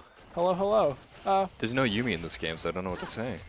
Are you a support player yourself? Yeah, I'm a support player. I play Yumi and Xerath, both terrible champions. Yumi's a good champion. Oh, okay, yeah, let's put it. Yumi's good, but she's not fun to play. This is true. Regardless, we always happy to have you on the desk for a little bit. Well, Sam was hopping on here. Vex and the Vayne just hidden bot turret a little bit, setting up for the Drake in about a minute.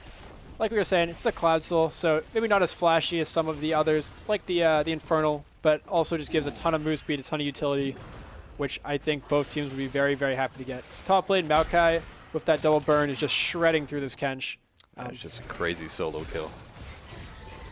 For the Kench, you've been itemizing so much for Vayne that having to play against AP is very, very tough. Yeah. Oh, and the double kill from the Vex and the Jin Just blowing all their stuff on that very defenseless champion. Nice. Xayah ult, but oh, the Q from the Nautilus grabs him anyway. Jhin opens the curtains call. Vayne just kills one on the back. This Nautilus is just doing work keeping this team here. And the Vayne will clean up 2 kills on that fight. It just feels like the blue team was run down in that fight. A little bit, yep. That's what having the gold diff is, getting slapped with the wall a little bit. Do you think there is a win condition here for the blue team at all?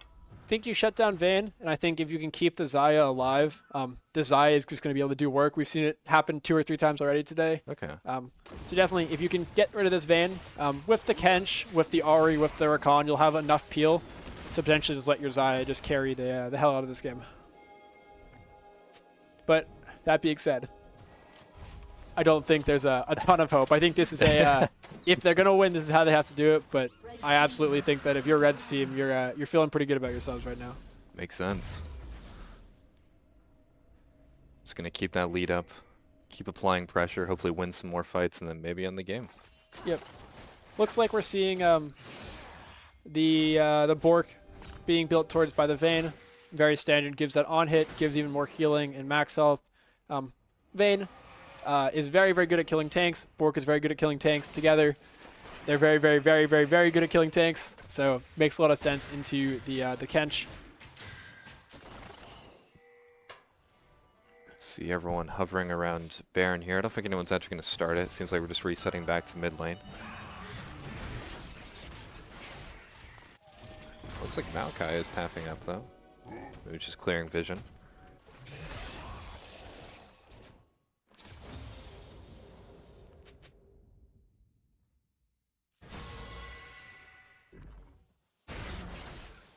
Looks like the Horizon focus coming out from the Vex. Definitely not always a standard item, but a really, really fun item if you've ever seen it. Makes that ult and that Q just hurt so much if they hit on people. Ooh, this is looking dangerous. Blue team pathing up the top. I don't think Vayne is aware. Kind of caught out here. It was a 4v1. No sums on the Vayne. They're just gone. And it goes on to a carry. Very nice. Great play by Blue side. Find that. But it's a potential trade back onto the Ahri. And they're just gone. That was just obliteration. Yeah, we're just watching champions disappear off the screen. Up top lane, though, Blue side just said, well, you're going to have 3 people bot lane. We're just going to take your Baron right in your face. Zaylee's getting in some good damage over this wall with the ult, with the saplings, but I don't know if it will be enough. This Baron is very, very low. They have the Xayah dangerously low. Oh, and it's secured by Blue side. Zaylee blows flash and is not able to get it. Yeah, looks like he's not able to deny any of those Baron buffs either, so it's unfortunate. Big play by Blue side, finding that pick onto Swift Panda and just really, really quickly converting it into the Baron Nashor. But that being said, Jhin is just down here, hitting these turrets, continuing to get stronger and stronger. All right, I'm passing it back.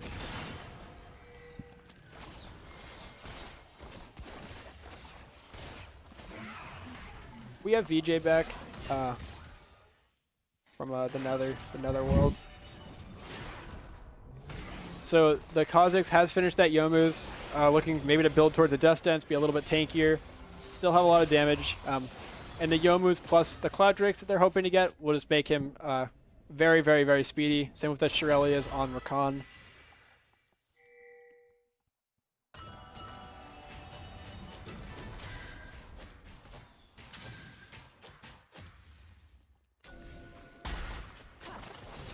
So it looks like from the Kench, the Heartsteel that we were talking about earlier is coming in. Definitely think that it's a bit of a dangerous item, just given how late in the game they're getting it, about 25 minutes. But that being said, armor is not going to do much into Vayne, so stacking just pure health and hoping for the best might be the way to go. Yeah, absolutely. I almost feel like Iceborne Gauntlet. I would have preferred that. It gives you extra bit of damage and isn't as sketchy, just given how late into the game we are. But like we're saying, Heartsteel's probably fine. They'll still be able to absolutely progress. So Heart is cut out. Oh, but the Kha'Zix misses the E.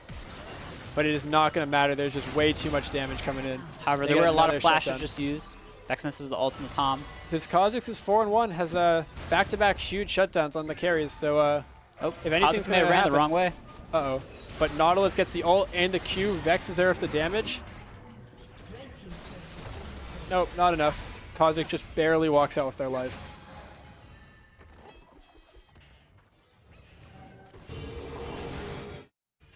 Vayne pushing bot lane by herself.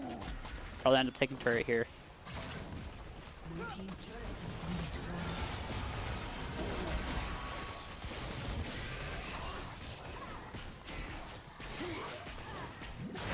This Vayne is in 2v1 looking for this Kench. Manages to get it.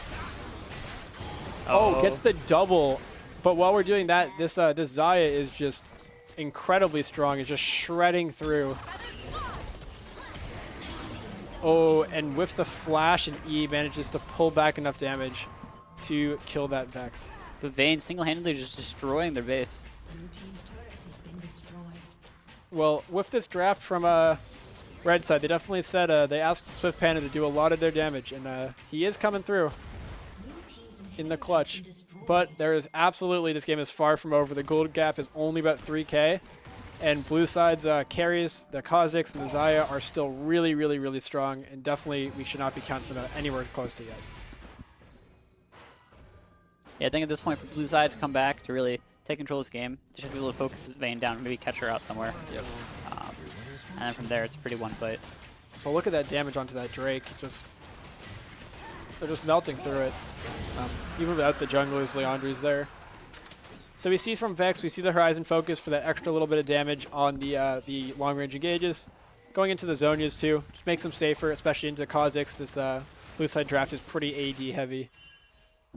Heartsteel finished, Death Stance finished for Kha'Zix. The Xayah is now 3 items. They're and building towards Executioner's Calling. I think that's a little weird, given that they're your main damage carry. So I might I prefer to see it somewhere else. Maybe on Tom Kench with, or Tom Kench already has Thornmail, but so does Rakan. I would have liked to see maybe a Putrefier on Rakan this game, just given that you'd rather have your carries be able to apply it without having to buy it themselves. But I think the Thornmail is still really good. Definitely is very good for just the flat armor. And then for Jhin has just finished their Infinity Edge and looking towards probably the Rapid Fire Cannon. Extra little bit of range into the shorter range carries we're seeing from blue side. Then Infinity Edge is just going to mean a lot of damage coming in. Let's see a quick little peek at Jhin. They have about 500 AD. Comparison, Kha'Zix, who's building lethality, only has 300. That is the power of the Jhin passive.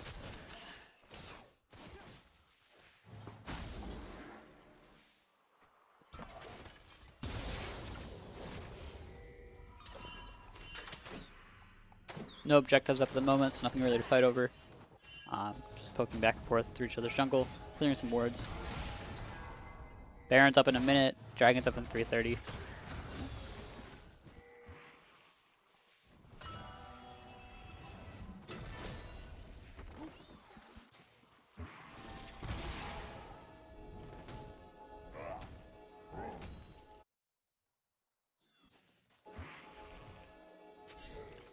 Two more games. Oh, 1, 2.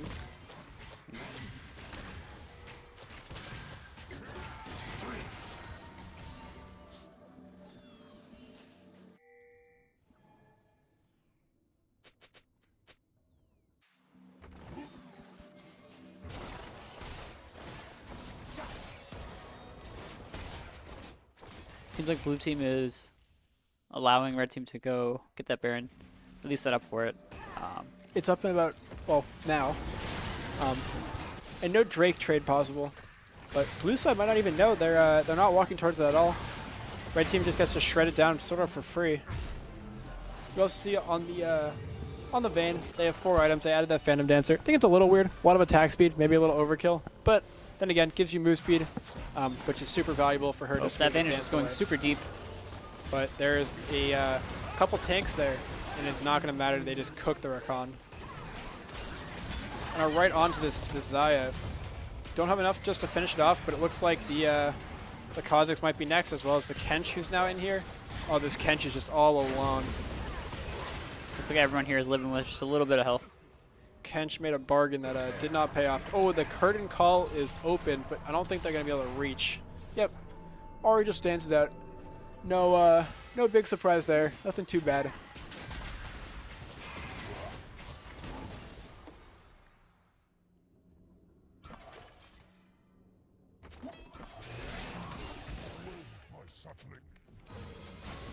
Now they gotta start sieging towers. The game might just be over here. Doesn't look like. I don't think Vayne has the range to super duper well easily siege. That's true. So for red side, should be a little bit harder to kill them. Blue team's turret has been destroyed.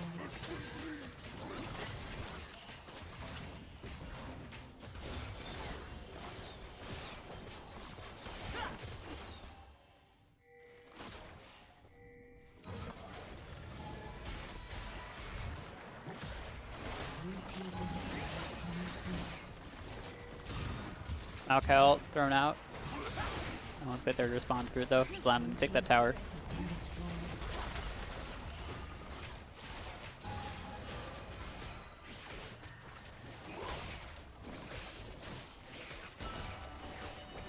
Dragon's up in about 30 seconds. So I'm gonna see the red team rotate off to that.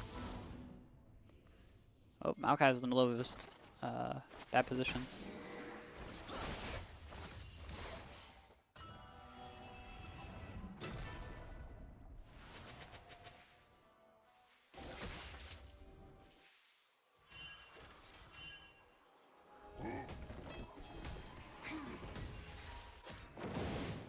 Let me fix it.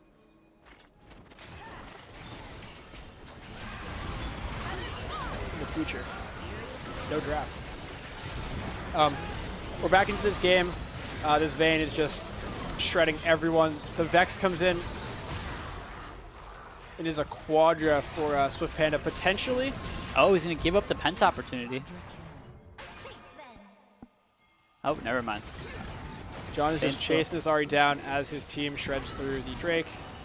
Not super surprising.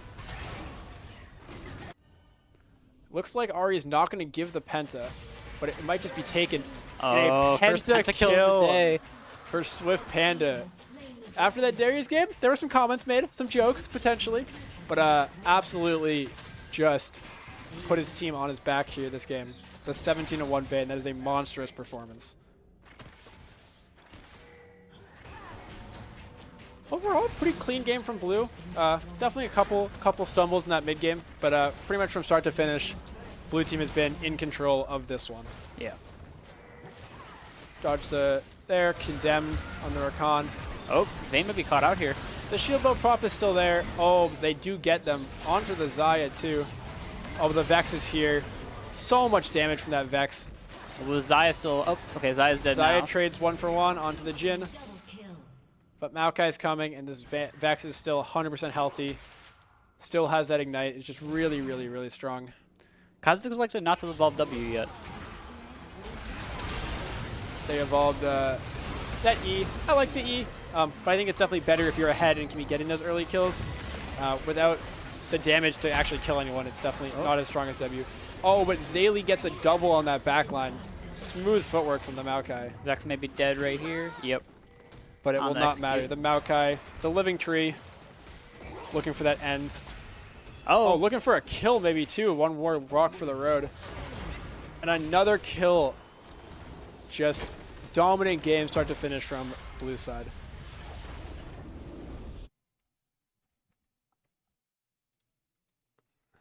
So into this post game, we're going to take a quick look. We're going to talk about the bracket. We'll move into our last couple of games for the day. As we talked about, obviously, these three just excellent performance on the blue side, and for on the red side, and for blue, just Xayah was just putting out damage left and right, so much. Huge performances from all the carries. That was one of our best games, I think. Just all the way through mid game, it was pretty close, and then just blue ended up sort of falling a little behind with the Vayne getting so ahead. All right, we will quickly take a look at our bracket, and then return. we're just gonna explain. How we feel on time?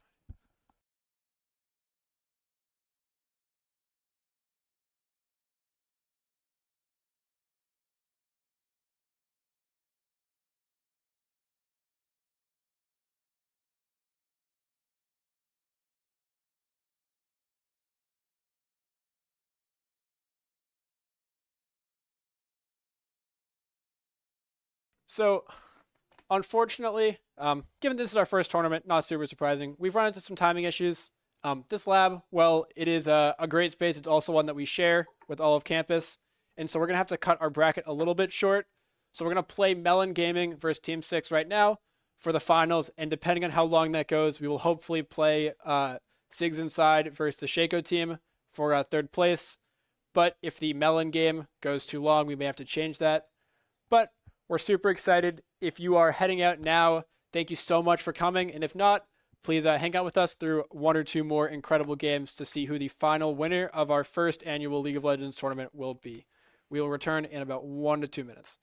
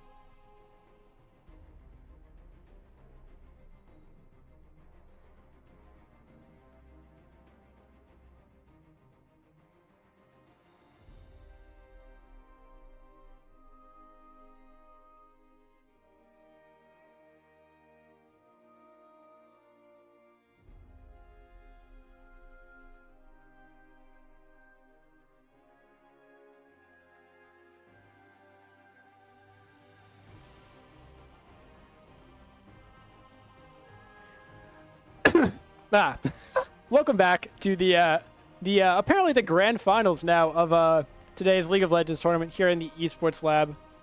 Give draft link again. Okay, our players are memeing me. Oh no. Leaked draft, leaked draft. Yeah, I'm sorry. If you can like type this really fast. Regardless, so we're back here. It's me. It's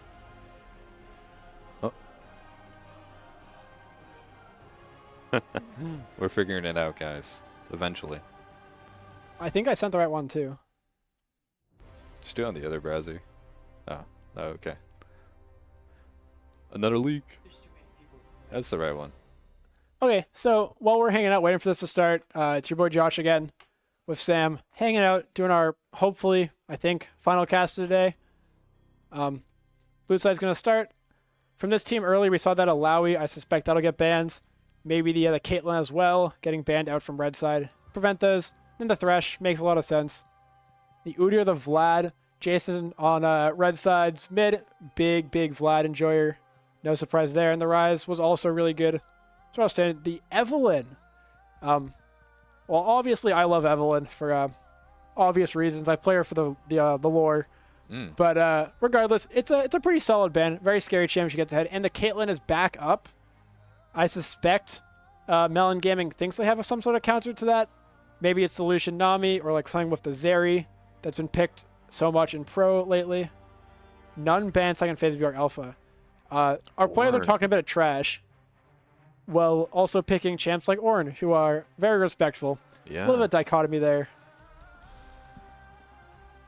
So I really like the Ornn. Gives you a lot of engage into Caitlyn. Caitlyn's obviously not the best in the tanks, so just double Ornn Sejuani. Really strong blinds, really strong into the ADC that's already been picked up by Team 6. I do like that CC, just being able to shut him down. Make sure he doesn't get too much value. Absolutely. See if blue hovers anything here. Will they pick? Morgana, okay. Really good pair off the Caitlyn. That's going to Pretty be a standard. gross bot lane. The Hecarim too. Just a really strong champ. Great ganks. Good scaling into the late game with the Jack Show build. Just makes him incredibly tanky. And for a team with Ornn and Sejuani, you're thinking you probably got to get a little bit of damage out here. Maybe a little bit of range too, just given the fact that Caitlyn and Morg are going to be really strong at just poking you down. You see the Karma pick out for Melon Gaming. Getting a bit of speed in the bot lane. Curious who the ADC is going to be. So I think Varus could be one they're looking towards. Definitely Ashe or even something like the Jhin. Just given that Caitlyn, Morg, Heck, while they're good, they're not going to be the tankiest of champs, at least compared to the Ornn. So Jhin gives you some of that extra value. Could also see the Ezreal. It's a pretty standard pairing with the Karma and gives you the range that you're lacking a little bit of. So the final bans are being locked in. Making sure they don't get that Victor. Who plays Victor in this? Jason. Jason. Oh, well, Jason was Victor. I don't know about Zaylee. Zaylee is maybe the best Victor in the club. Gotcha. Actually, from during tryouts, that was one of the most devastating picks that I saw when we were watching those for our teams. Guys, I don't know what our players play. Yeah, so Zaylee I don't play much League. So. Zaylee is one of our competitive players. Incredibly strong Victor player. Just makes a lot of sense to see that banned.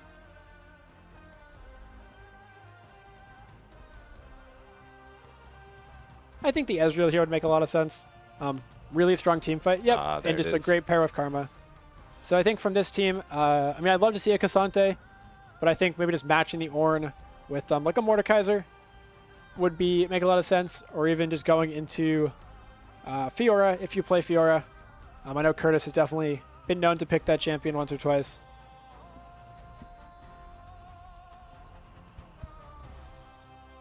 And for mid lane, a blind pick mid. I mean, Vex is still available if you're looking for it. I think Vex is still pretty good. I think the Ori just gives you that scaling, that late game team fight that you're really sort of looking for. Given that the Morg and the Caitlyn might not be the strongest team fighters after 25 minutes or so. Yeah, Melon Gaming seems to be claiming they're going to play the other team's characters in the chat.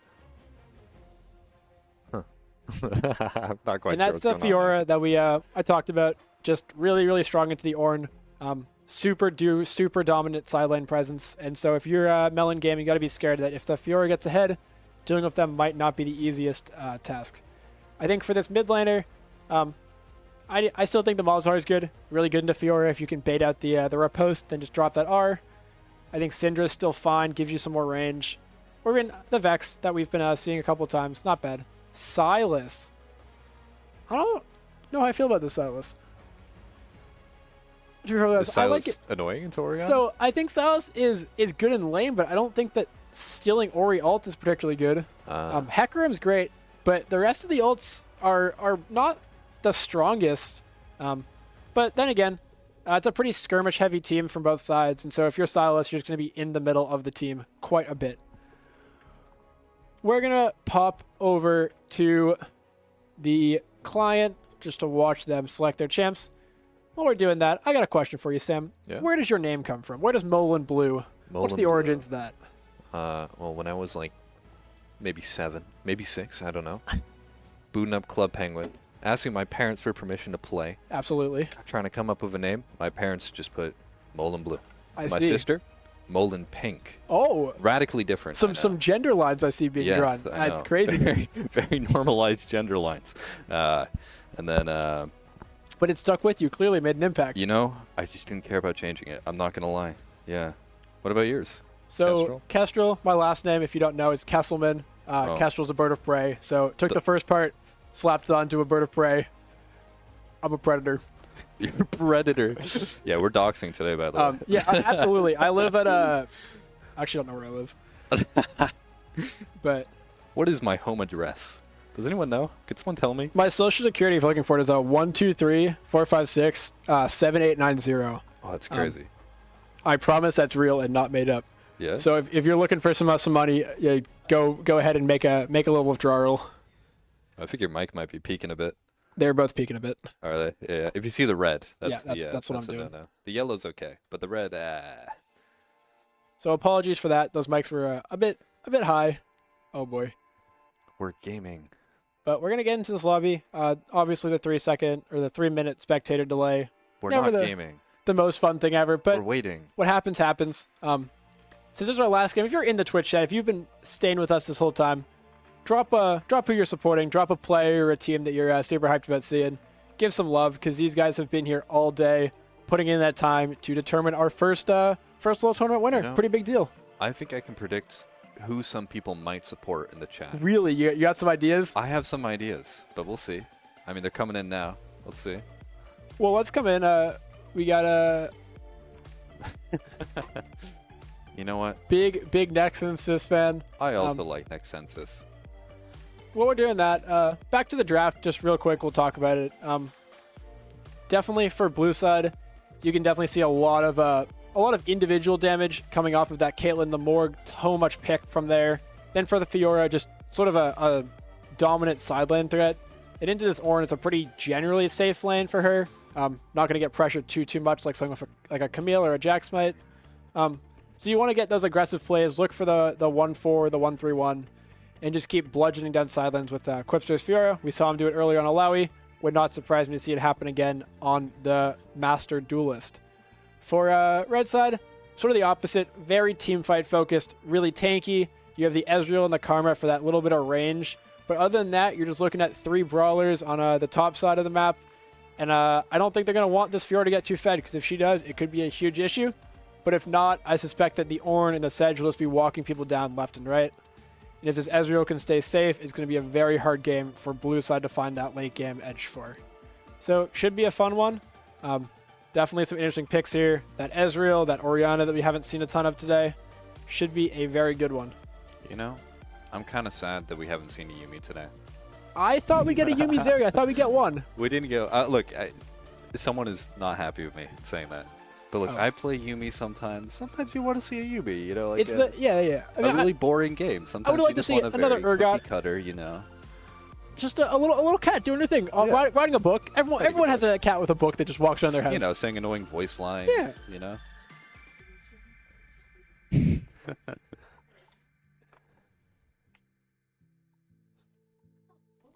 All right, we are almost there. 30 seconds until we finally get into game. In the meantime, I don't know, we could talk about cars. What car do you drive? I don't have a car. Damn, I don't have a car. Okay. I'm a college student without a car. I'm got a Toyota Sienna, got a minivan. I've got the Ooh. whale. Ooh. So I'd be whipping that shit 70 Yeah, miles an hour yeah, down the back street to Worcester. Yeah, you could take everyone. I can take everyone. I get so many kids in the Yeah. back there.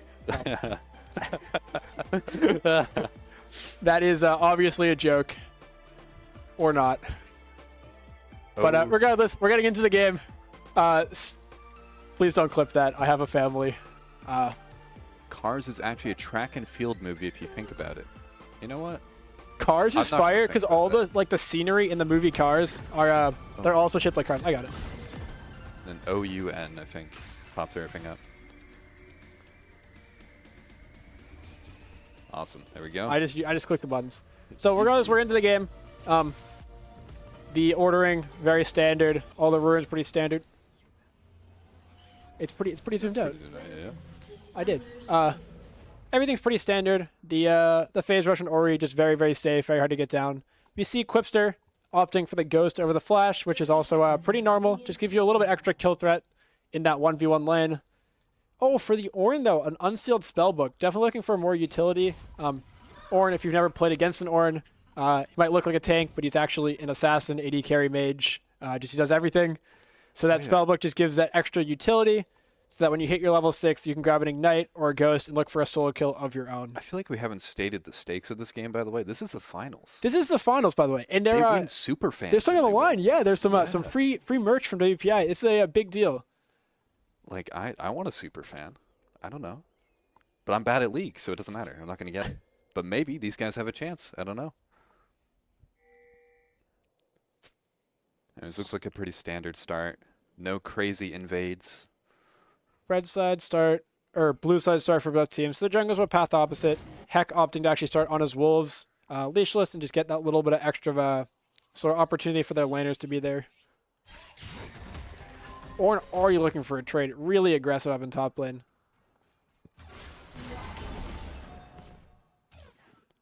Just a little bit of This trading. Ori range is just already hurting that Silas, just getting those Qs and those autos in with the passive stacks. Then in bot lane, sort of similar, just Karma, Ezreal versus a Morg Kate. All you're going to see is some poke, not a lot of engaging and sort of dueling. We do like farming. We do like farming. We will definitely keep an eye on the gold down there. The Ezreal typically is going to scale a little bit harder. So if they get an edge in the CS, it could become more of an issue for Team 6 if they don't actually sort of curtail that. Morg hits the root on Karma, but no more damage other than that. In the jungle, we see the Sedge is a little bit ahead. Both of them look like they're going to do just a full nice 6-cam clear, probably into a gank on the opposite sides. But either way, little bit of time up for the Sejuani. Nothing too crazy. I'm curious if this Hecarim's going to be able to find much value in bot lane when he ganks, because I think it's going to be tough to pin down that Ezreal And the that Karma? Yeah. I think Hecarim early should absolutely be able to, especially if Karma has to use her ult. Without the ult, just a lot less tools to get away from the Hecarim. CC is obviously huge, and after level 6, that fear is just so terrifying. Pun very much intended. Yeah.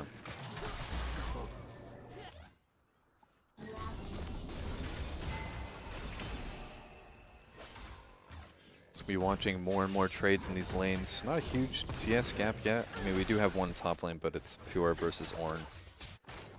In the Ornn, as we've said with a couple other tank matchups, the Ornn is not going to be too sad about losing a little bit of CS, just given that they're going to get all that extra gold from their items and from their passive over time. But then in bot lane, Ezreal and Karma are not being super careful, and there is a Heck coming in. Top side, Sedge is also looking for this gank. Might be able to find something, but it looks like the Fiora will just walk it out, pops the Ghost for that move speed, and just schmooves out of the danger zone. Hecarim looking towards mid. Sedge is going to get her topside crab.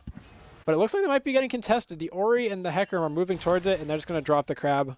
Say, no thanks right now. I will take my life over a little bit extra CS and go for that first early back. Maybe get a Kindle Gem.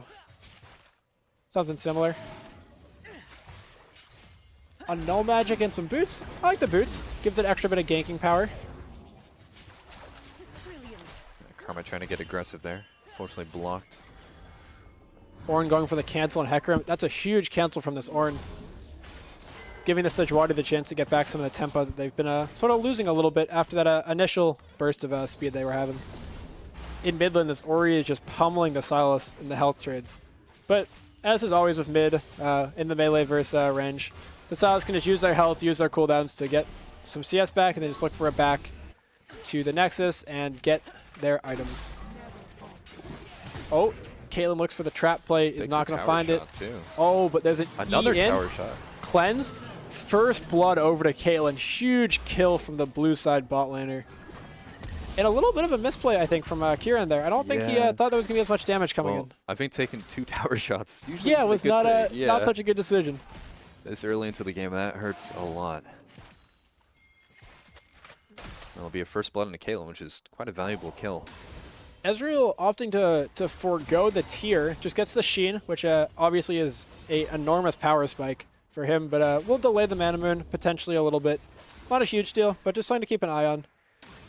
In mid lane, Ori's opened a little bit of a CS lead, and with this Hecarim coming in, Moment Apart might have to be a bit careful. Just a little risky to stay up here, though he does have ult and could just grab the Heck ult and dash his way out with that. It's also a Sedge. He could look for the bait, potentially. Both junglers waiting here in the bush. Oh, misses Oh. the E. The stolen ult from Sylas is being held. Oh, but a huge ult from Ori, and then the actual... That's going to be a cleanup, too. Hecarim picking up both of those kills. Blue team getting So a far, it's looking like a strong lead. massacre for Team 6. Just really, really good plays all around the map. Fiora getting a bit of a lead. Actually, a very, very strong lead. This is what? Already about a 700 gold lead, which is not a lot to start, but definitely something to be concerned about if you're an Ornn, just given that you have limited ways to find kills. Gets the knockup, but he might get dove here. Does not have level 6. Has that flash, but into 2 people. Might not be enough. Fiora goes in. Let's see. Fear. Gets the fear. Flash. Oh, no. Trades one back, so it's only a 1-for-1, I which think is he'd be unfortunate. kinda happy with that. But the Ezreal does get a kill over onto the bot lane. Might be looking for a second one. So good trade back from Red after sort of a bit of a dropped early game. But they're looking for Drake here with VJ's Sejuani, sort of his signature pick, I would say. And definitely still very stable. Oh, they decided to drop the... Nope, they're continuing the Drake.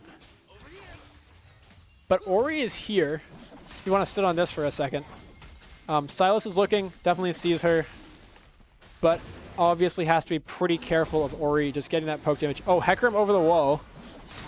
Sedge and Heck both have smites. smite. Oh, Oh, it's stolen! VJ! Yeah, I don't know if he gets out of this. In He the might be able to pick up instant the combo. Hecarim ult onto the backline. Looks like not. But looks like a kill for Ezreal, maybe a second one.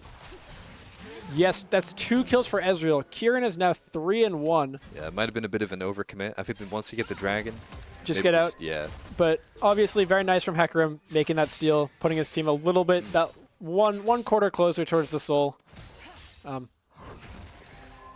Looks like in top lane, the Fiora is opting for the Stride Breaker. I don't love Stride Breaker on Fiora. I think you're just losing a little bit of damage, but into carries like Ezreal that are so mobile, just helps you avoid getting kited away from too easily. So, not a shocking pick. For Ornn, just going for armor. Again, makes a lot of sense. Oh, but Hecarim is looking for a much more aggressive build than the Jack Show looks like. That's a Sheen, so potentially the Divine Sunder. Gives you a ton of damage, a ton of healing. But with this team, maybe I think having some frontline would have been a little bit better, just given that you already have so much damage potential with this Fiora, this Camille, or this Caitlyn. Speaking of Fiora, Quipster is just hitting Q after Q on those sweet spots.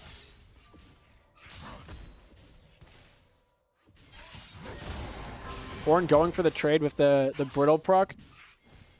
Yeah, it just does not look favored for Ornn. Put it that way. And another dive. This time tower Ornn has both the exhaust and the ult, but it is not going to matter. They get immediately blown up. And that kill goes over to Fiora too. Just Quipster today has been showing some really dominant 1v1 play. Yeah, Jason looking for that trade. A looks like solo it's, kill yeah. coming in from Zaylee onto Jason. Just hate to see it. Hate to see the solo kills coming out. But if you are blue side, you are very happy with where you're looking. Your carries are incredibly strong right now.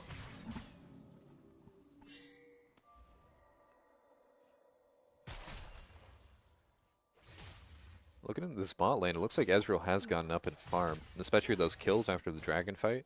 It's looking a little scarier. Because Ezreal has still also not picked up their tier. They've gone for the full Essence Reaver, likely followed by the Kraken and that Navori quick blades we were talking about earlier.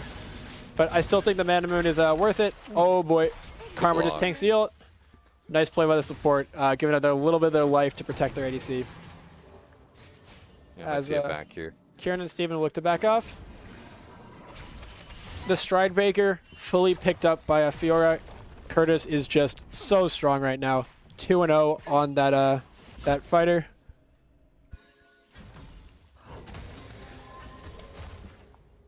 All right, well, I must say my goodbye. I'm heading out. We might have another caster hopping in if they want it, but yeah. Thank you so much, Sam, for everything that you've done to help to set up this today, for casting. Just in chat, drop a thanks. Sam made all of this possible. So. How's it going, Twitch chat? And now we have Mike. Hello, yeah, Mike. Godzilla2704. I played today in the tournament. Very excited Why to do be we here. have a chance to cast with you guys.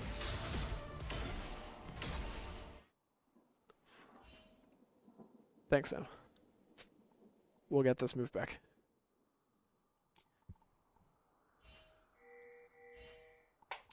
So some of my initial thoughts are blue side looking pretty strong right now.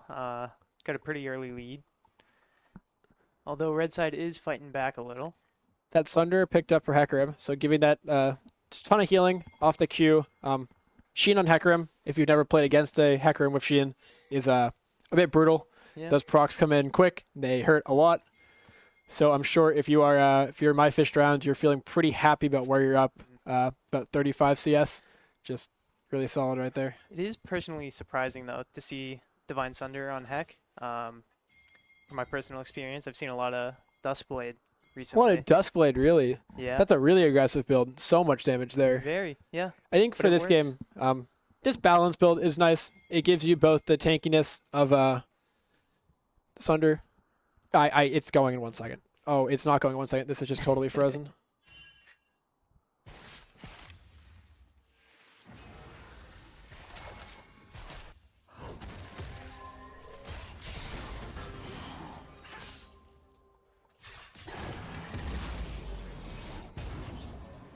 In bot lane, we're just seeing Hecarim look for a little bit of potential dive, but they're going to just back off.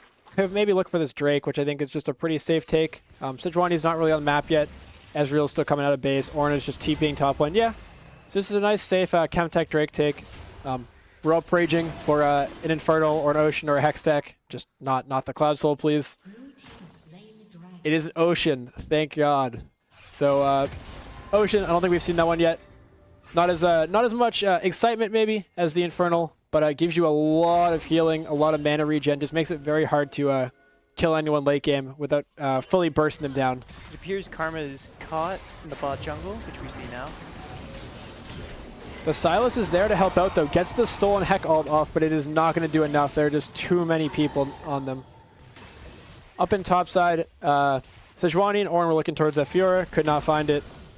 But Sylas and Orianna just farming it up. Ori is pretty ahead. Check a quick gold check. Overall, about a 5k gold lead. Most of that coming top and mid. Also jungle. Bot lane, really, if you're Melon Gaming, that's where you're looking for some hope. As I say that, though, Kieran is getting hit by this Hecarim. There's a Caitlyn here, too. Oh, it's brutal. Gets the E out, gets the flash of the Heck ult, but it is not going to matter. That Hecarim is just way too tanky. Here in mid lane, looking for a response to bot. Fiora looking for the solo kill. Opens the grand challenge, and it is going to be answered soundly by that Fiora. Truly a duelist to be rivaled. with no rival.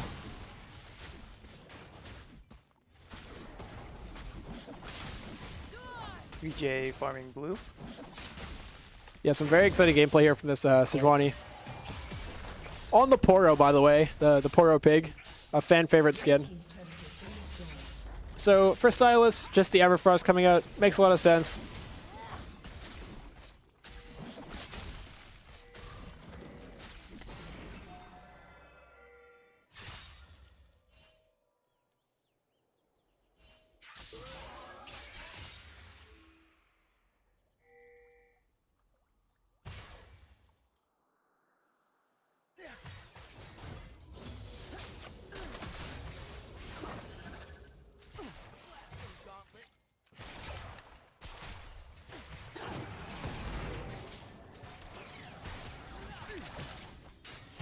Down this bot lane, the Ezreal definitely looking towards that Kraken with the pickaxe already being built. Caitlyn already has hers, so she'll be looking to take down some big tanks with that. A lot of shred coming in. It appears Fiora's on Rift Herald. They don't know.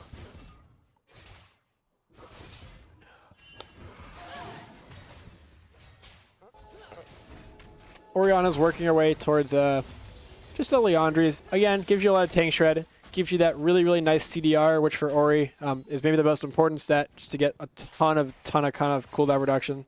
In that tier, probably see the Archangels for the extra bit of AP. After the item changes, this last patch has been one of the stronger mage items, so not a surprising thing to see being built. But a trade coming in. Silas looking for one, hits the Everfrost, gets ulted back. Oriana's damage is just so high right now. Oh, and a Caitlyn ult comes in. Sejuani ult whiffs, and it's just going to be brutal. Sejuani's going to get taken down, it looks like, by the Fiora. It's a 5-0 Curtis Fiora. Not what you wanted to see if you were Melon Gaming. This top laner is very, very strong and very, very, very good at bludgeoning teams down through side lane pressure.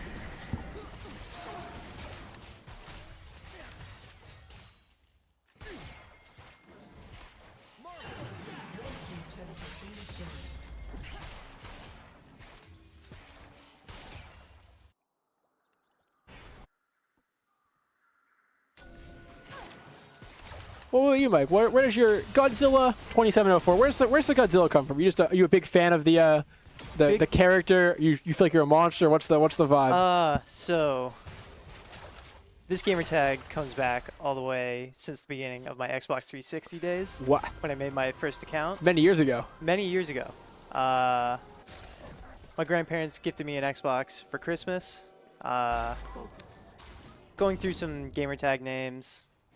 Couldn't think of much, but always knew I liked Godzilla, so decided to use that and add some numbers to the end, because of course Godzilla was already taken. We gotta fight mid lane here. Ori going down.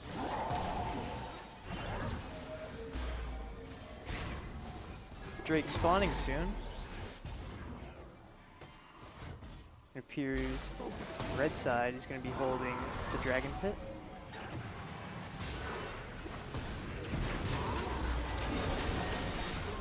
We have a fight here.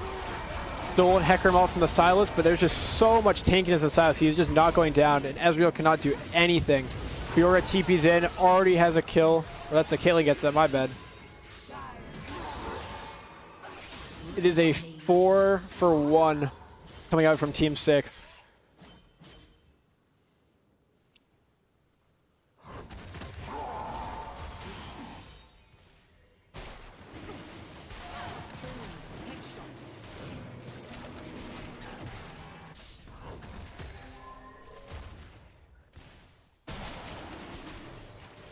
In terms of items, we're seeing that Radiant Virtue being finished by a Sejuani. We saw that the last time that was picked, so not a surprise there. It gives you a ton of engage power. Up in top lane, Quipster has opted to finish a Ravenous Hydra, which makes a lot of sense. Gives you a ton of healing, a ton of AD, which Fiora loves. Just pretty much all stats you're looking for. Given that she's 5-0, is probably the strongest champ in the game right now. No real big risk of losing all of those stacks anytime soon. Hecarim too finally opted to go more towards tank with that Spirit Visage.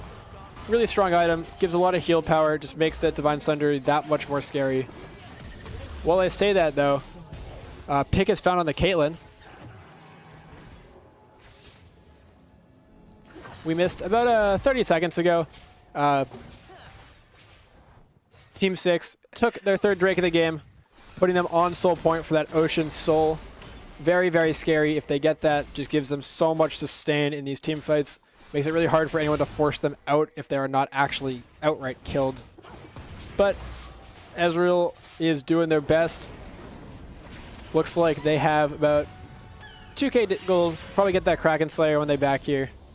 But this top lane is looking brutal up here. There's almost twice as much gold on this Fiora as there is on the Ornn. But this game's far from over. We're at 20 minutes, and the gold gap overall is still only 10k. Very, very beatable. This Ornn items are going to start coming in about a level, and that will be a ton of value for all of Melon Gaming. Just getting that upgraded stats and that upgraded tankiness on Ornn himself. Let's see, actually, how we doing? Ornn's about halfway to level 13. He'll get his own item. And then at 14, he'll be able to start upgrading his teammates. I suspect we'll probably see the Kraken upgraded first and the Ezreal. Maybe the Everfrost or the Radiant following that. Oh, but look at that damage from Ezreal. Already, even without the Mana Moon, which is the standard build, just a lot of poke being brought out. Makes him very scary, even with this Caitlyn here. Blue side obviously has to be careful of the range. Caitlyn finishes the rapid fire cannon. How do you play bot lane? What's your feeling on rapid fire cannon? I've heard some mixed opinions. Well, I think rapid fire cannon is pretty good on most AD carries. Certainly some wouldn't expect it out of certainly Jhin. How do you feel about Caitlyn? Caitlyn, I don't think she needs it. I think she has plenty of range already. I believe earlier today we saw a Phantom Dancer second out of a Caitlyn. Seen a Phantom Dancer, we saw an LDR earlier. And I think maybe some other items could certainly go a long way.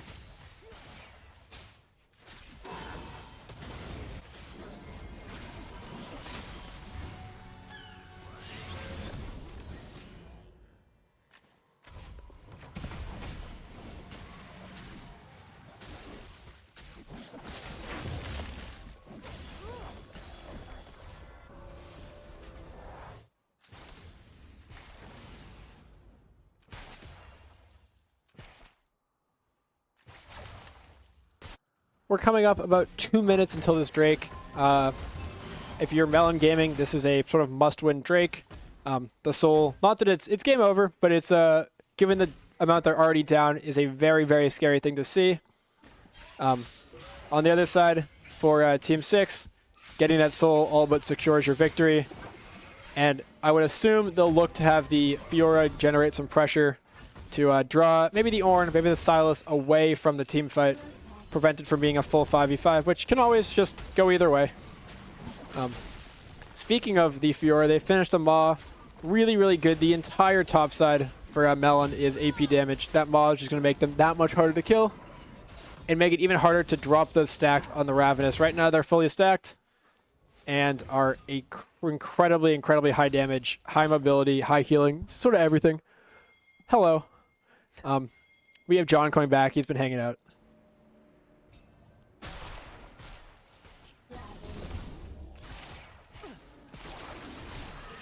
Caitlyn's going to pick up the red buff. Pretty standard to give to the ADC at this point.